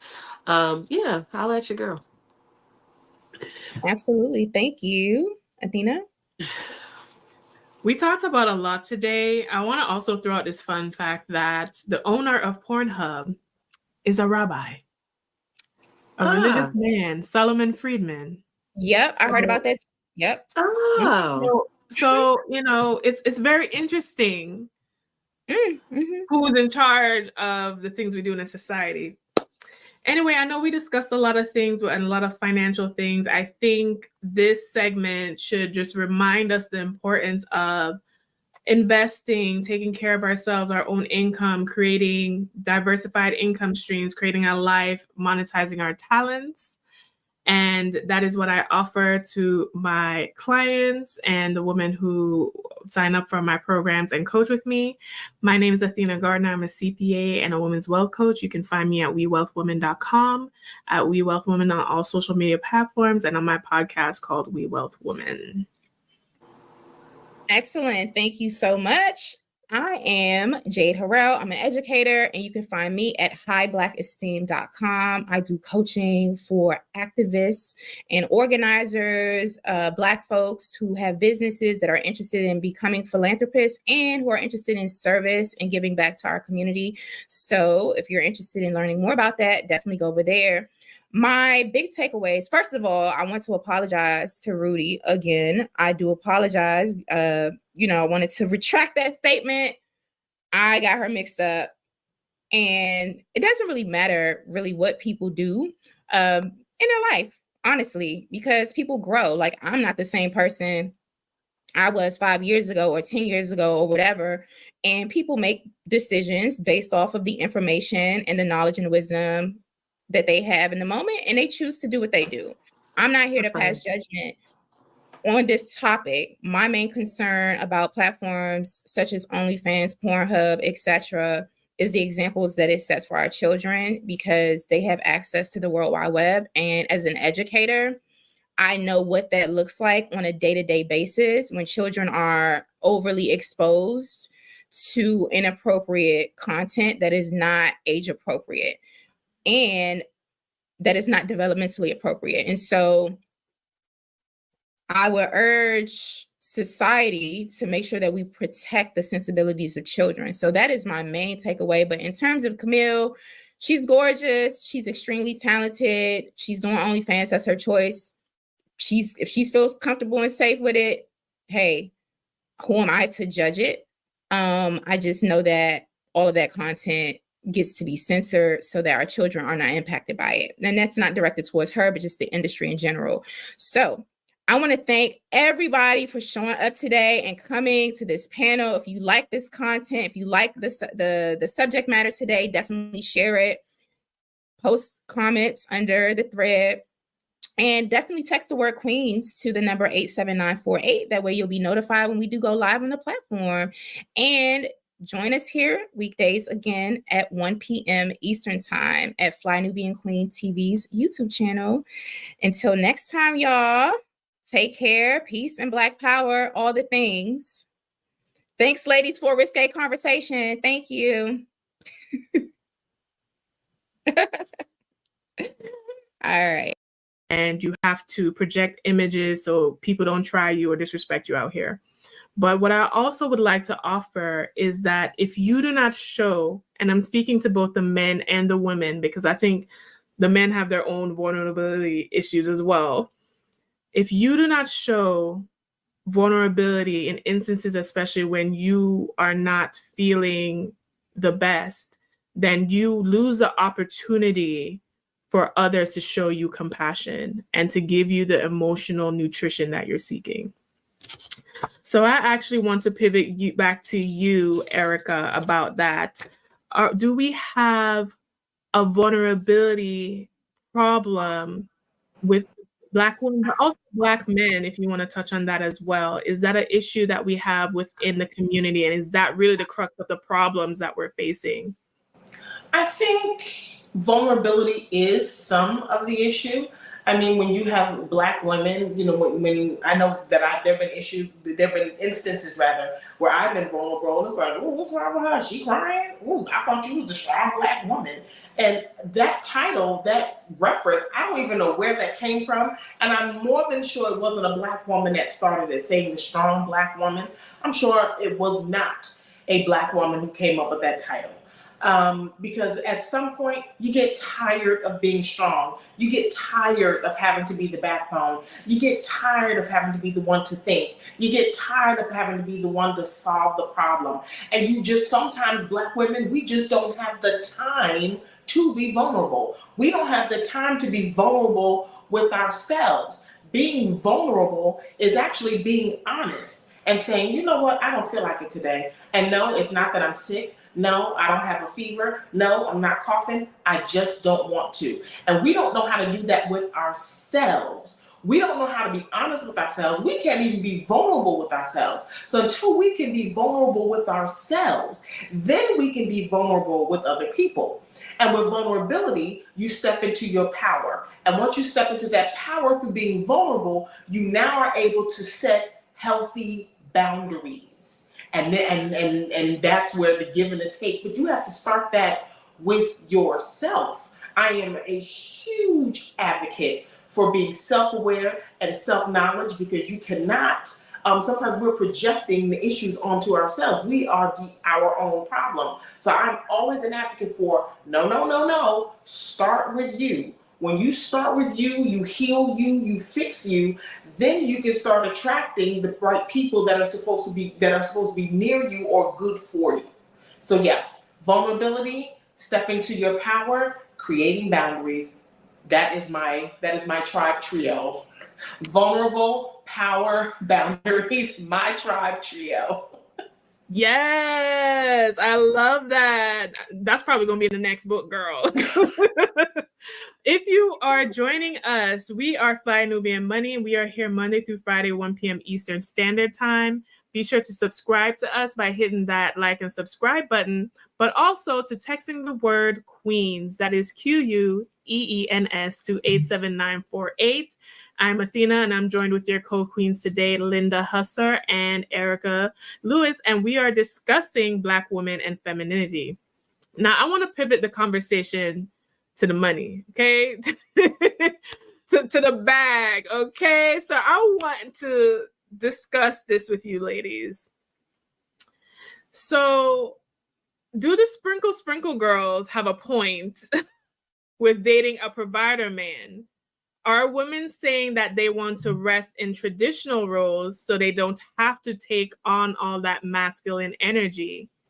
I want to pivot this question to you first, Linda, about that. What are your thoughts on the sprinkle level up girls saying that, you know what, I'm fine with the gender roles. You be the provider man so I can rest in my femininity as a homemaker at home? I'm here for it. I'm here for you to go out and get what it is that makes you healthy, happy, and whole. If that means that you want someone to bring home the bacon and you fry it up, if that means that you want to be beautiful, because one thing that I have noticed about the Sprinkle girls, they take their role very seriously. They are in shape. They look phenomenal because they understand what these men want. I believe that a lot of the women who are not part of the Sprinkle coalition, they don't want to do all that. They want to do them, and that's cool. That's cool. But I'm 61 years old, and if an 85-year-old man who got his stuff together, has his money together, I will be sprinkling him so tough, it'll just make his head spin. I'm all for it. Do you do what you need to do to become the person that you need to become? If that means you got to get your lipo on, get you a weave, get some nails, Botox, get you some boobs, plump that booty up, whatever you need to do that. Shave the bunions off so your $300,000 shoes, you don't have that imprint on the side. Handle your business. I don't think there's anything wrong with that. And I would be lying if I said that somebody stepped to me who had their stuff together that I'd be like, well, you know what? I just love being this life coach. And listen, I would have to tell y'all, it's been real. Baby said he don't want me doing all this coaching stuff. We on our way to France. I'll holla. Peace out. Linda, you had me dying. You had me dying. And watch me in the background. I was doing all this stuff. I'm like, I'm a Sprinkle girl. I don't even. Erykah Badu said it best. She says, I'm an artist and I'm sensitive about my shit. And that's the truth, right? I think any artist, I'm an entrepreneur and I can say the same thing. Whenever you are sharing your world or your art with somebody, it can be sensitive, right? You also talked about early music. I'm going to reset. I'm in a hot second, but you also talked about early music and it was very different. It was very positive. It was uplifting.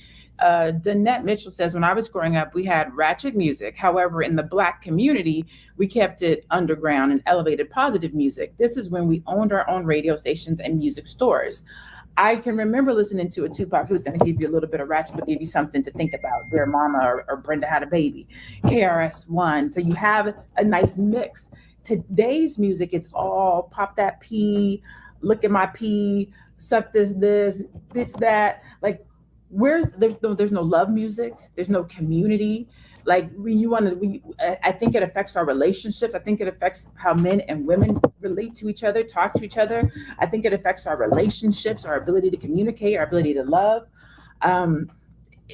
Music is so powerful and influential, much like this conversation that we're having today about hip hop's damaging influence on Black women right here on Fly Nubian Money, which we do every Monday through Friday at 1:00 p.m. Eastern. You can catch us here.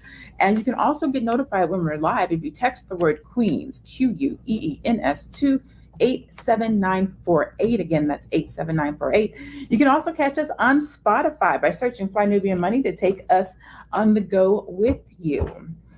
Aisha, I want to come back and talk to you. Given your Nigerian background, can you share some cultural differences between the music scenes in Nigeria and the United States, particularly regarding what's allowed to be discussed on the airwaves and how it influences societal values? That was a mouthful. You might be a mute.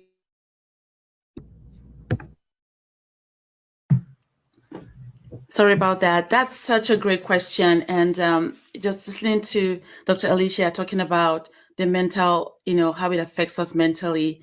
And what you also just said, Dr. Linnea, about, the way it affects you and then how it makes you feel. It's amazing to me that today as well, hip hop now has crossed over where it's now also affecting the culture back home where I'm from. I just recently had a visit back home and I came back when I was there visiting, and some young people were talking and I couldn't believe what came out of their mouth. And I know it's because of the hip hop culture and what they were listening to. They were literally referring to the African Americans with the N-word, casually. I stopped them. I said, do you understand that this is unacceptable? But because of what the pop culture says, so they thought it was normal to speak like that. I was mortified, and I had to correct them that please do not speak like this. It is unacceptable. Again, because the music business doesn't care. They now are spreading all over the world, especially now in Africa, where our music for us was for praise and gratitude and celebration. Now it's becoming abusive. It's becoming abusive because you're watching as they're selling these products to them and they're listening, is now becoming what now they think it's okay.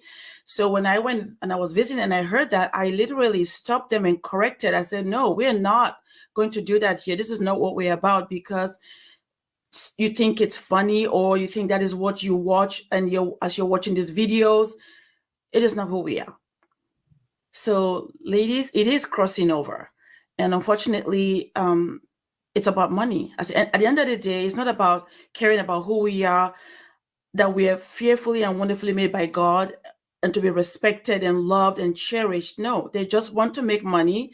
They don't care who is damaged as this is happening.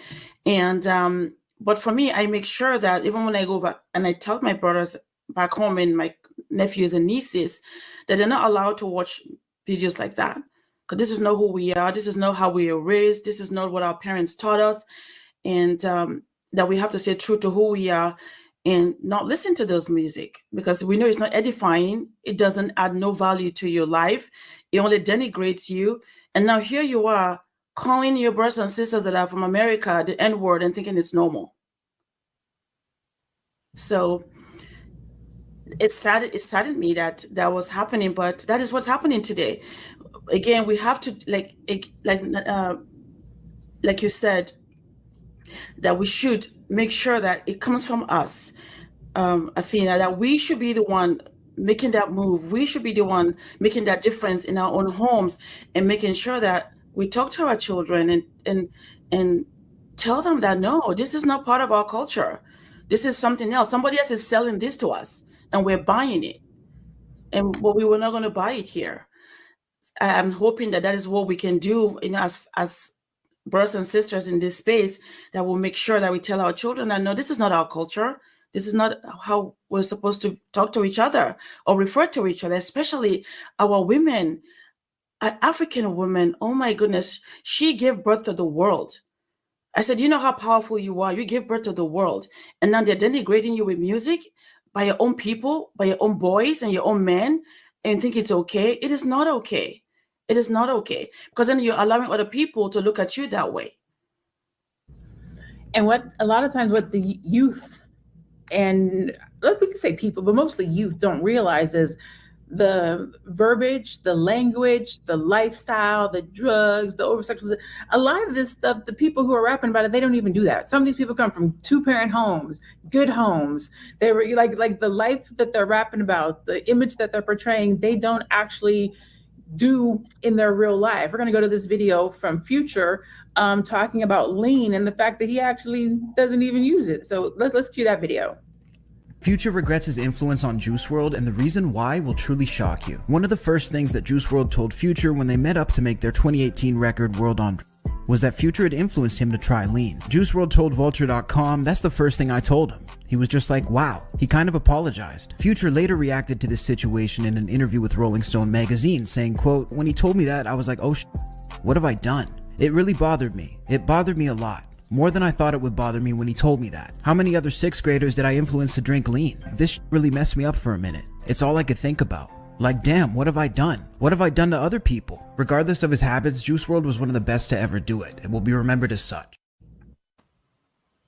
And so more accountability is definitely needed. More truth is definitely needed. More authenticity is definitely needed. I saw over in the chat, some people were talking about, what about the parents? Why are parents letting them listen to this music? Listen, I'm only gonna speak for myself. I was young once. My mom didn't know what I was listening to. You, as a parent, you can make sure that you listen to all the appropriate things in the car. You can put on, what do they call it? Explicit types of blocks on your child's phones. You can take the TVs out your house. They still got to go to school and their friends is listening to it. They still got to ride the bus and their friends is listening to it. They still see YouTube. Like, it's everywhere. Athena, how has music influenced you growing up? So I think I remember you saying you're 33. So you come from a different era of music than I do. So let's do that. Tell me what you're listening to right now, and then tell me how music has influenced you. Well, I have a very eclectic musical taste. I am from the Caribbean, so obviously reggae and dancehall is a very big influence from there. I also listen to classical music. I listen to hip hop. I listen to pop. I listen to ratchet music. I'm going to sit here and be honest on the panel. I do like some of the artists that we have in question. I do listen to Cardi B. I do listen to Megan Thee Stallion. But I think the difference for me, though, is it's just entertainment for me. And because I'm not living in that lifestyle or culture, I'm not as, I guess, accessible to. What are your thoughts on the influence of hip hop on Black women? And if you're a Black man in the chat, we can just make it. What are your thoughts on the influence of hip hop on Black people, right? Our conversation is Black women, but I think it can be broader than that. What do you think about it? And if you have children, do you let your children listen to hip hop today? Dr. Alicia, can you discuss the link between the societal pressures that are amplified by the hip hop culture relative to the music that we're listening to, the risk of substance abuse, over sexualization that's coming through the music? Can you address that? Thank you, Lene. I mean, it's such a great question. I mean, we know that the glorification of these risky behaviors in hip hop, I mean, that's really what we're talking about. Like the issue with the substance abuse. I mean, it is promoted as a coping mechanism. And although I happen to teach a class on substance abuse, and 93% of Black women have no substance abuse issue. But, you know, for that 7% that do, it just makes you wonder, like, what's going into some of these, the disconnect between the reality and what you see portrayed in real life. Now, the issue that I have with these images is that this promotion of irresponsible alcohol use coupled with promiscuous behavior, I think has detrimental effects. It's promoting this idea, especially for women in their childbearing years, you know, this risk of fetal alcohol syndrome, which I think is a way more common instance than we know. It poses serious health risk for infants. And so it's not just a matter of individual well-being, it's this public health issue that needs to be addressed. And I think that women need to have access to accurate information and resources to mitigate some of these risks. And I think that this unhealthy promotion can have an effect on youth and people who consume this information. I also think that it just has an impact on your mental health, of course. This, you know, some of you all kind of alluded to it, Aisha, and even you, Dr. Lene, about how the music affects your mood. It affects, you know, how you interact with the world. So it's just interesting. My first introduction into like acknowledging the influence of music on your subconscious mind in particular. I want to give a special shout out to Brother Panic. He was my initial teacher in the dynamics of subconscious mind programming, and I took his classes and all of that. And since then, I've been doing my own study on this. And I just think that we are powerful individuals, like all of us. And we create our own world through the subconscious mind. And now that you know this, you can understand how powerful music is in programming ourselves. So listening to what I would consider media controlled messages it gets internalized and we start seeing ourselves in this way, and we start acting in ways where we're just running this program. It affects how we see ourselves, how we see other people, and it's played out in our daily world. So it's a simple concept of garbage in and garbage out. You are affected by the images and the messages that you receive. And I really think that the answer is just non-participation. We just need to not participate in it and instead focus our energies on things that help us achieve our God-given goals in this world. And I think if we did that, then, media controlled, and I think the industry is contingent on attention, paying attention to it, consumer driven images. If we just stop participate on it and start focusing on things that, give us life, things that are positive, that is a way for us to kind of address some of these issues. I think that everyone so far has done a great job in hitting on the different and various things, right? So again, our topic today is hip hop's damaging influence on Black women. I think that it is the drugs. I think that it is over-sexualization. I think that it is the body image, the image of the body, right? We're seeing a lot of the surgeries that are being done. So there's the self-image. There is just various stereotypes that are being played out through the media, through the music. And then there is the desensitizing that's happening through the music, because we're saying things, we're speaking certain lyrics because it has a good beat. Molly Percocet, we're just singing it, we're talking about it. And people don't realize that what they're saying is registering, because we know that you have the power of life and death in your tongue. So when you speak things, whether you're affirming or not affirming, that's resonating in your aura. So music has a way of desensitizing us, where the word bitch becomes cool to say. We call our friends, our sister girlfriends bitch because it's desensitized. They say it in the music. Going to get BBLs, it's natural now because somebody else has it. This person got it, so I need to have it too. Media, music, messaging, marketing comes to us through those things, and it happens to Black women, and it's happening to our youth because our youth have access to social media at a much younger age, so they're seeing it, and it happens to the best of us. Can we play that clip, the clip with Nicki Minaj talking about how and or why she got her BBL? And remember, social media was just beginning when I started. So I was like everybody, I was a lot of people's guinea pig.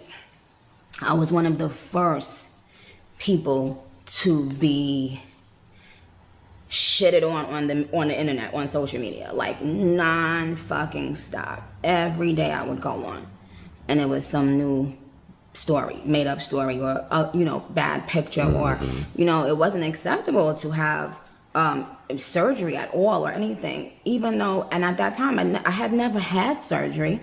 I had ass shots, which till this day I realize, even what I did, and even with me not consulting with anyone to do something like that, how insane that was. Like, it's not that you go to a doctor, a professional person. No, it's some random person. Yeah, shorty in the Bronx.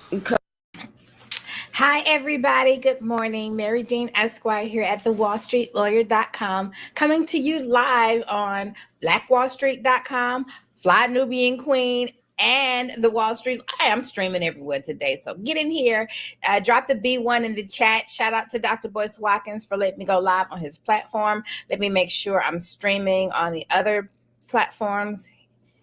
Okay, going live there. We're going live there. Girl, go away. My cat. So get in here, drop your B1 in the chat. Let me know you're here. Why do we drop our B1? Because we put Black people first. That is our thing. We got that from Dr. Boyce Watkins. Shout out to Dr. Boyce Watkins for letting me go live on Fly Nubian Queen. We're having trouble streaming to Instagram. Oh, let me see. Check. No, it looks like Instagram is live. We got people on Instagram. Okay, okay. So I guess I can only go stream on one Instagram platform at a time. I think that's how this works. Well, anyway, hit the go. Sorry about that, y'all. Come on in here. We got some interesting things to talk about today. So much has been going on with the dollar. We got J. Trey Trevor in the house. Thank you. Thank you for dropping your B1 because we put Black people first. You know how we do here on blackwallstreet.com because Black wealth is critical to Black power. So I'll be dropping in here, dropping nuggets. Let me know you're here. Let me know where you are. Let me know where you are. Let me know what your city and your state. Gosh, everything that could go wrong this morning is going wrong. Give me 1 second. Let me get out of here. Okay, no, that's fine. All right, everything that could go wrong this morning, and which is, I guess, the great for the topic that we're going to talk about today, because the American dollar seems to be not doing what it's supposed to be doing, and everybody is ditching the dollar. We have, I think, the Russians are ditching the dollar. We have Russia's Moscow Stock Exchange has immediately suspended all trading in U.S. dollars and euros, delivering a major blow to the U.S. economy. And they are not the only ones, guys. They're not the only ones. We have Saudi Arabia ditches the U.S. dollar and will not renew the 50-year petrodollar agreement with the United States. Saudi Arabia will now sell oil in multiple currencies, including the Chinese, RMB, euros, yen, and yuan, instead of exclusively in U.S. dollars. So what does that mean for the American economy? What does that mean for the American dollars? And how can you make sure that you are prepared? How can you make sure that you are best prepared? So that is what we're going to talk about today. And one of my favorite, the guy whose post that I'm actually showing right now, I follow him, Johel Capital, and he said something very interesting. And I just really want to piggyback that. So let me read what his post was. For all those people who think the dollar will fall and America will collapse, stop it. Have you gone to these other countries? Do you trust China? Do you trust Russia? Do you trust India? Okay, go for it. Good luck to you. Bitcoin. Yes, Bitcoin. I like Bitcoin. I think you should buy 1/10 of it and call it a day. Bitcoin is the new gold. However, Bitcoin will not be used as a dollar or fiat currency. Bitcoin is the balance to fiat, a check on it. I can go way deeper into this, but it's too much to type. I get it. I was there on the trading floor, the wallstreetlawyer.com. I remember when they had a trading floor right next to the New York Stock Exchange on Wall Street. And I've been there since the very beginning. So I get what Bitcoin symbolized. We'll get into that another day. At the end of the day, just keep grinding. Just keep grinding. Build businesses. Build assets. And it doesn't really matter what we trade with it.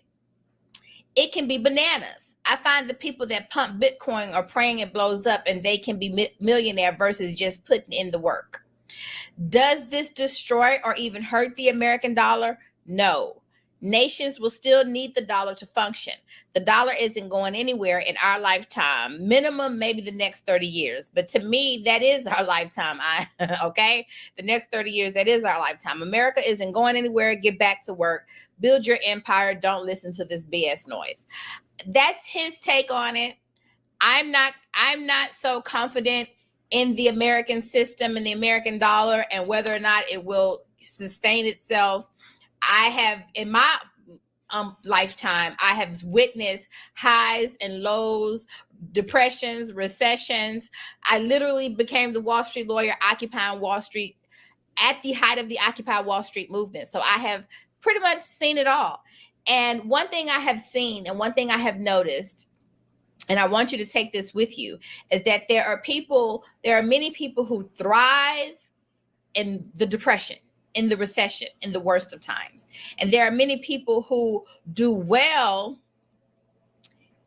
many people who thrive in the worst of times, and there are many people who suffer and do poorly in the best of times. And so one thing that I have always maintained in my persona and my business and my life is that I will never let what's going on around me in the day dictate how I show up in the world. I will not let that dictate what I think is coming for me in the form of my blessings and what God has in store for me. Because as far as I am concerned, God is bigger than all of that.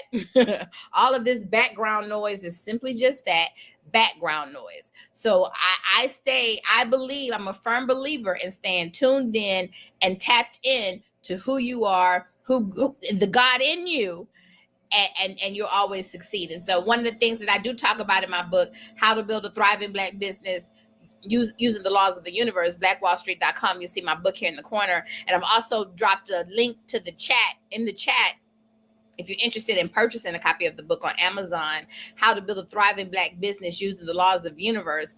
And it is by tuning out the noise. It is by not letting the news cycle and what's going on in the air of the day dictate how you show up in the world. Okay? As long as you are doing what you're supposed to do, as long as you are preparing, you want to prepare. You want to prepare. You want to prepare for everything that life has for you. You want to prepare in the forms of maybe setting up a will, setting up a trust, setting up your estate plan, making sure your house is in order, making sure your business is in order, separating your assets from the loan on the mortgage, the mortgage, the loan on the car, the loan on these things, separating them from the assets so that maybe you don't lose your assets if the sugar honey iced tea hits the fan. But outside of that, put your head down and handle your business. And one of the best ways in handling your business is to make sure that you have those systems in place. Okay, there's no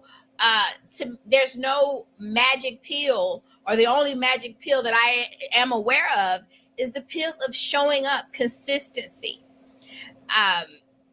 Consistently doing what it needs to be done, consistently showing up in your business. And interestingly enough, when you go get that job, you show up every single day. You show up consistently, because if you don't get that paycheck.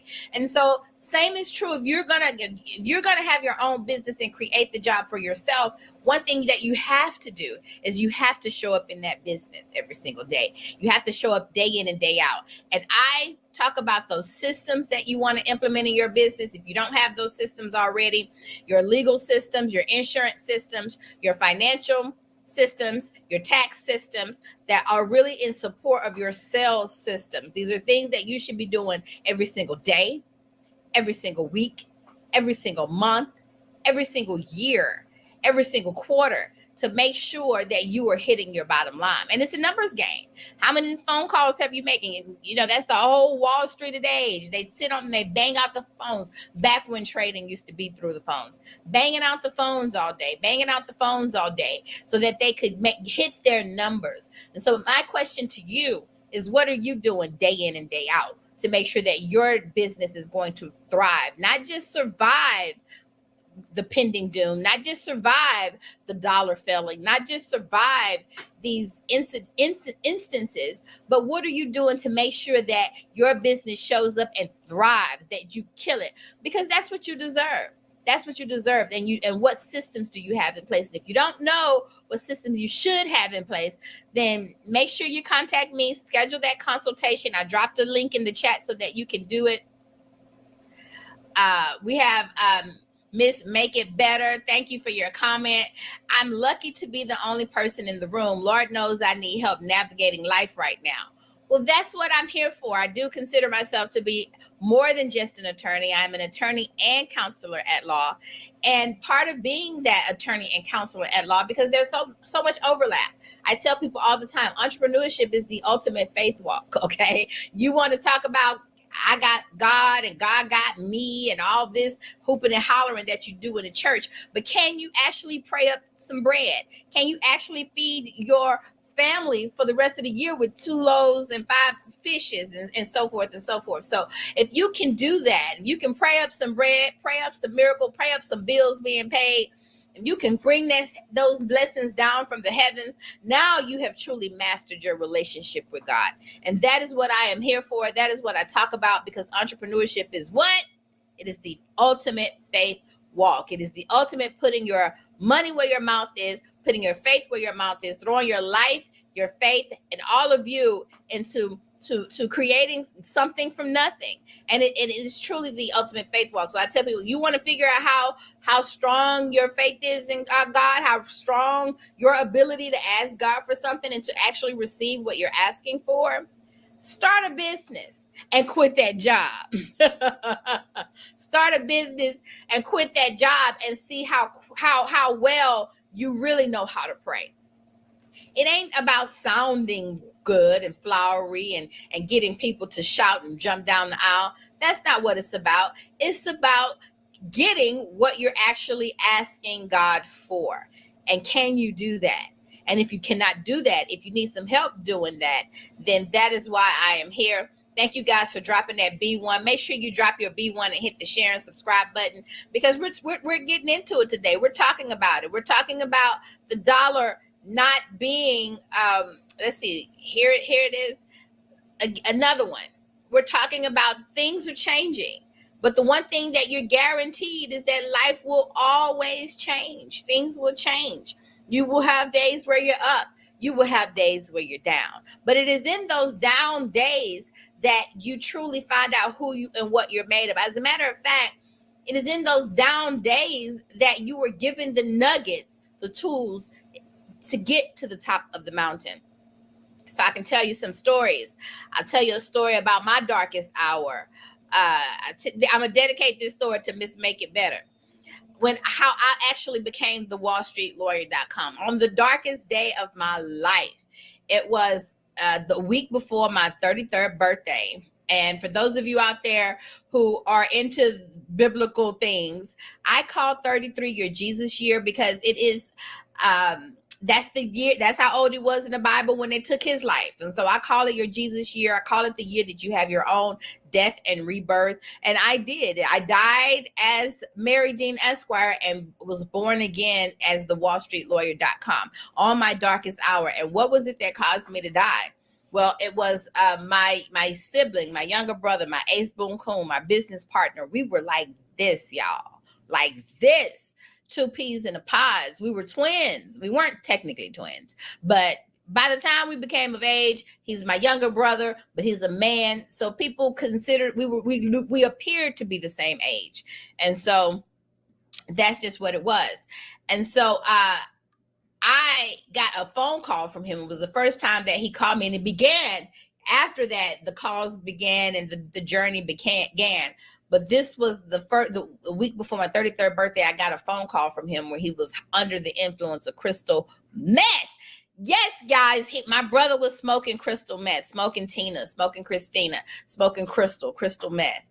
And it was the darkest day of my life. I remember, asking God, what is going on? What are you doing? You told me to go. I came. I was living in New York at the time.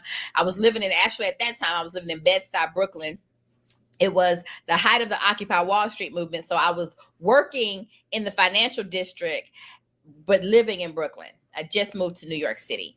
And if you were a lawyer at that time, you could get that work, right? Because if you remember the Occupy Wall Street movement, at the height of the Occupy Wall Street movement, all of the banks were being sued. They were being sued by everybody because of those bad mortgages, bad loans. And so they were just being sued left and right. And so because of all of these lawsuits, if you were a lawyer in New York at that time, boy, you could get that work. And honey, I was working. I was fresh off the boat, looking for work, trying to figure out myself in New York City. So I'm working in the financial district, we were working broker hours. The stockbrokers will work dark 30 to dark 30. So that's what we as lawyers representing those brokerage firms and those big banks down there. We were also working brokerage hours, working from dark 30 to dark 30. It was doing 13-hour days with an hour and a half lunch break every single day. And so I began asking God, who am I? Because at that point, what I know myself to be was I know myself to be the dean of law to my brother's dean of style because we were the deans, right? Real original. I know that was our shtick back then. So as we were the deans. And so, I'd been pitching shows starring my brother, created this show starring my brother. We've been working together, working New York City together. And so once he called me while he was high on crystal meth, then and only then did I finally understand why he was unreliable, why he had been so unpredictable, why he was so untrustworthy, and why I could not work with him anymore.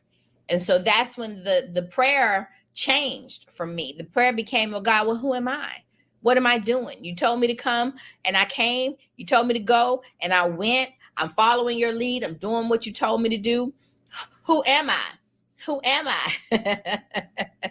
And that's when I heard, my earring just fell out my ear. And that's when I heard, you are the wallstreetlawyer.com. You are the wallstreetlawyer.com. That's when I heard it. Now, I had never asked that question before. We have to talk about why we have valleys and why we have obstacles and why we have trials and tribulations. Because up until that point, I knew who I was. I was the dean of law. I was the renegade attorney. I knew who I was. I knew who, these names that I had given myself. And so when the sugar honey iced tea hit the fan in my life and I realized I could not be the dean of law to my brother's dean of style because he was strung out in the streets of New York City on crystal meth. Who am I? Who am I? And so that's when I started asking God, who am I? And that's when I heard him say, you are the wallstreetlawyer.com. Got the domain, got my office on Wall Street, and the rest is history. I ended up moving to the financial district, moving to Wall Street, and really embodying and becoming the wallstreetlawyer.com. My darkest day. Now, and so that's what I want you to be encouraged. Shout out to Shay Bay, who says, you go, girl. No, you go, girl. No, you go, girl. No, you go, girl. Because, we support each other over here. So I am truly my sister's keeper. And so things came to a head maybe about 3 years later. So that was 2014. 2017, I get pictures of my brother where he got jumped by 6 men in Brooklyn, thrown down a flight of stairs. A week later, after I found out that he got thrown down a flight of stairs, I literally fell down a flight of stairs. And so then I got sucked back into the drama. I got to fix my brother. We are connected. We are one. I am my brother's keeper. And so what do I do? How do I got to fix my brother. I got to fix my brother. He needs me. He needs me. And so one of my producer clients, shout out to Rick Mathis, told me that Iyanla Vanzant, Dr. Iyanla Vanzant, who is also an attorney, was speaking at Hillside Church in Atlanta. So I booked my VIP ticket to her show. I decided that I am going to get to her show. I printed out pictures of my brother's face. This was my last attempt to try to get him some help and get him to go to rehab and clean up his life. And so I print out the picture because I said, when she see his face was beat up. He looked like Emmett Till, God forbid. And I said, when she see this picture, she's going to say, man, I got to help this girl. I'm going for shock value. So I type up the letter, print out the picture. I'm ready to go. I get to Atlanta. I walk out of the airport. I look to my right, and you will not believe who's standing next to me at the airport.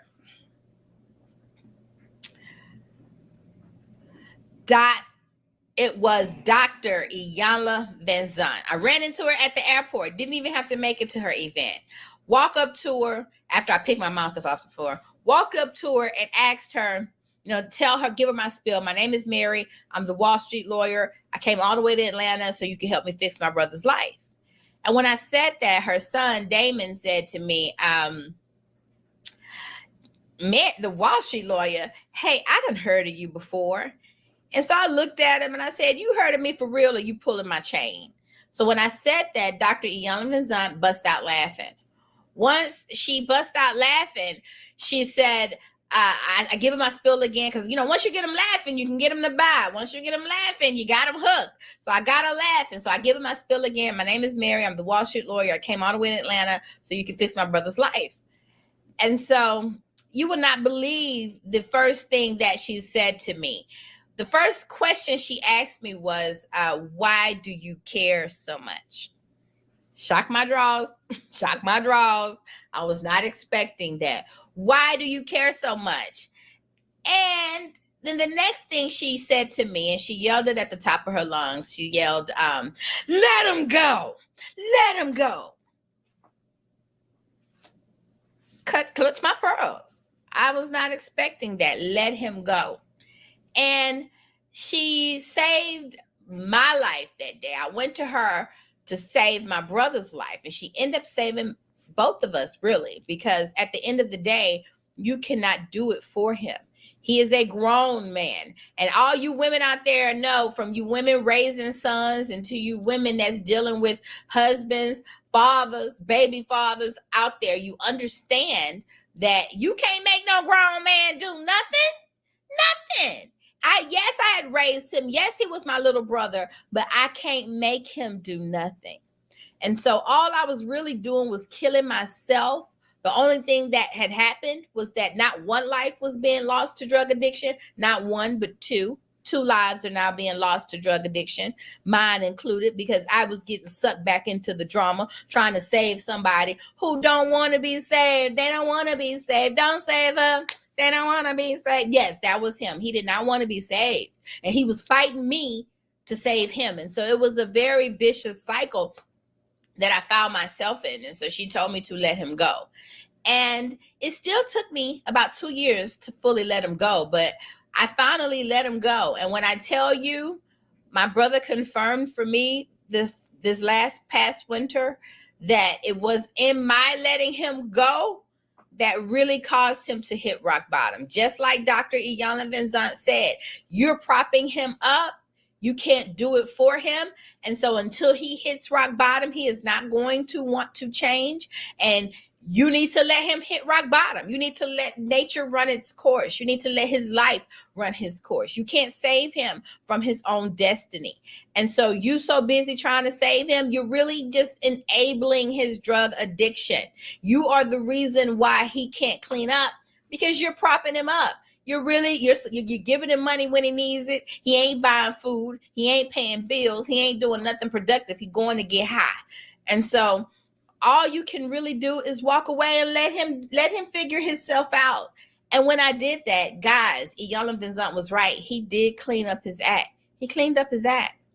And I'm going to tell you what else happened. Dr. Iyanla Vanzant endorsed my book. She endorsed BlackWallStreet.com, How to Build a Thriving Black Business Using the Laws of the Universe. She slapped her name on my book. She slapped a quote on the back of my book and strengthen my testimony, and that problems are merely opportunities in disguise. That if God, because I start from the premise that God loves me truly, and that if he loves me truly, and that my angels and that my ancestors want nothing more than for me to not survive, y'all. Surviving is such a low bar. They want us to thrive. They sacrifice so that we might thrive. And so if they are allowing me to walk through the valley of the shadow of death, if they're allowing me to suffer, if they're allowing suffering to be a part of my human experience, I understand that because they love me, that it must be something here good for me. And because I am committed to that, I immediately, when the sugar honey iced tea hit the fan, I immediately start looking for my blessings.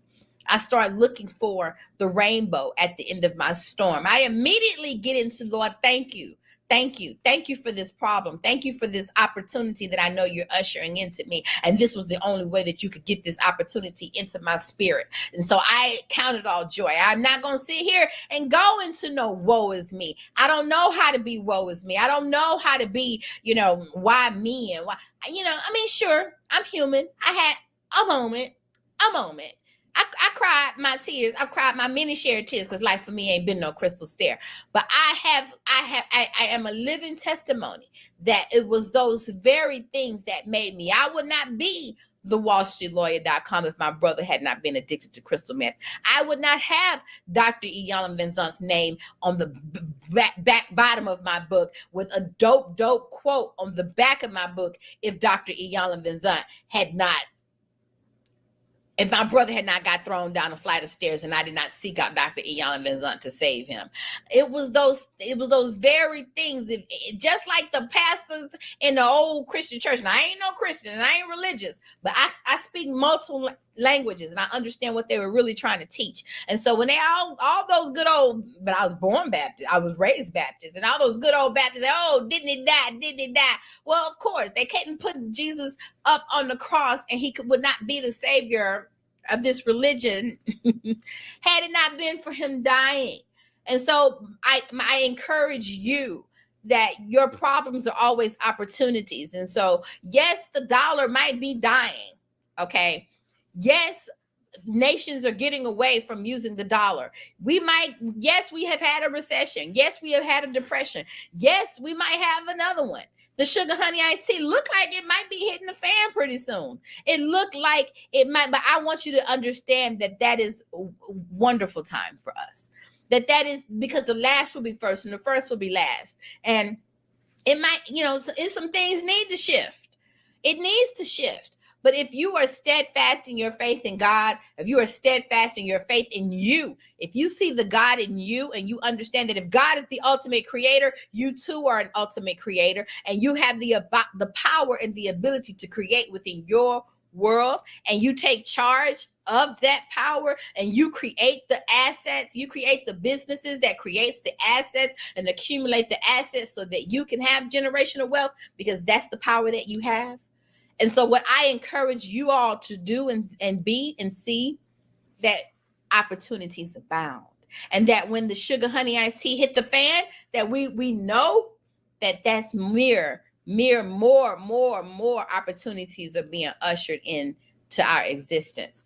And so that is what I want to leave with you. Make sure if you found something here that helped you, make sure you hit the share and subscribe button. Mary Dean Esquire here at thewallstreetlawyer.com. You can follow me on Instagram, The Wall Street Lawyer.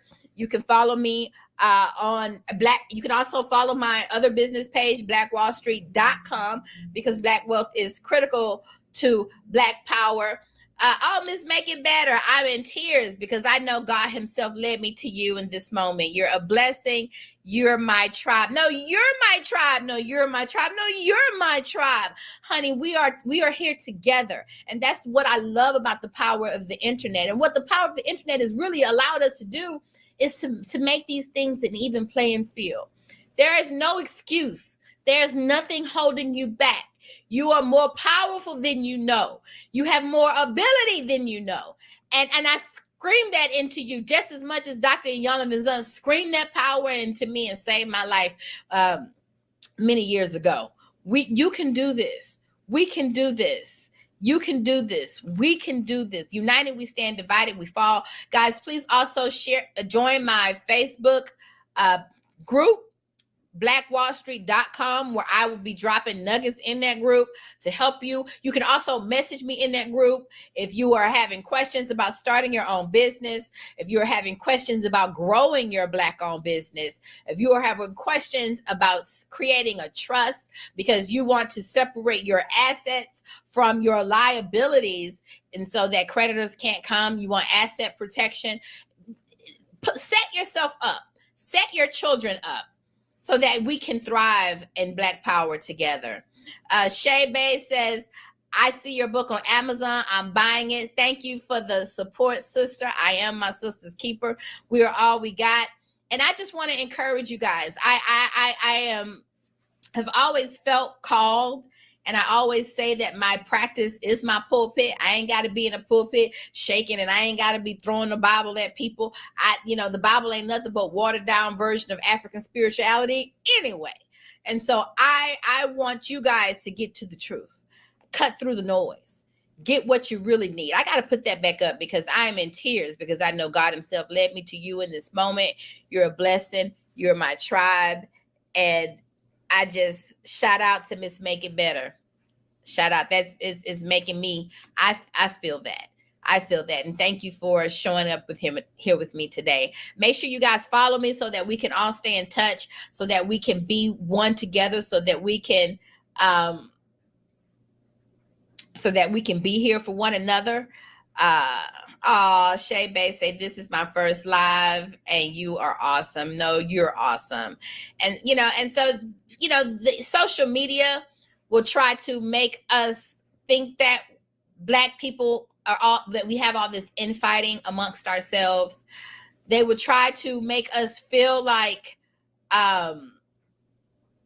that we don't have the community support that other cultures have. The media, the news cycle would try to keep us in a state of division. They prop up people like Sexy Red and BBL Drizzy, which is why we're so happy that Kendrick came in and gave him all the business, because it is a new day and it is a new time. And the day that the order of the day is that the last will be first and the first will be last. And the order of the day is that what's right and what's true is the only thing that will survive and make it through in the new world. And so I encourage you. And if you need anything, make sure if you want to schedule a consultation with me, I did drop a link for my calendar in the chat. So feel free to tag that link and schedule a consultation with me to see how I can help you grow your Black-owned business, to see how I can help you separate your assets from your liabilities so that you can make sure you preserve your assets and nobody can come and get those assets should you ever become subject to a lawsuit.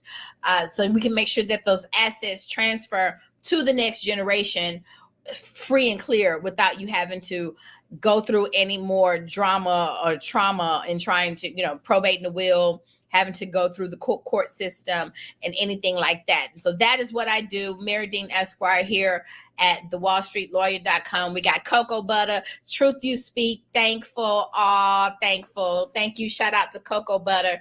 Hope that my words feel like cocoa butter on your soul.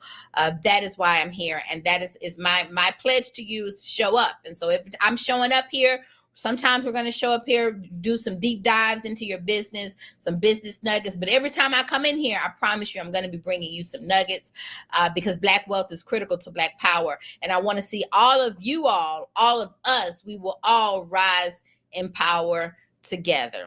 Absolutely. So until we meet again, I want you guys to have a wonderful and outstanding day. And again, if there was something here that helped you, please make sure you hit the share and subscribe button. Have a wonderful day. Bye-bye.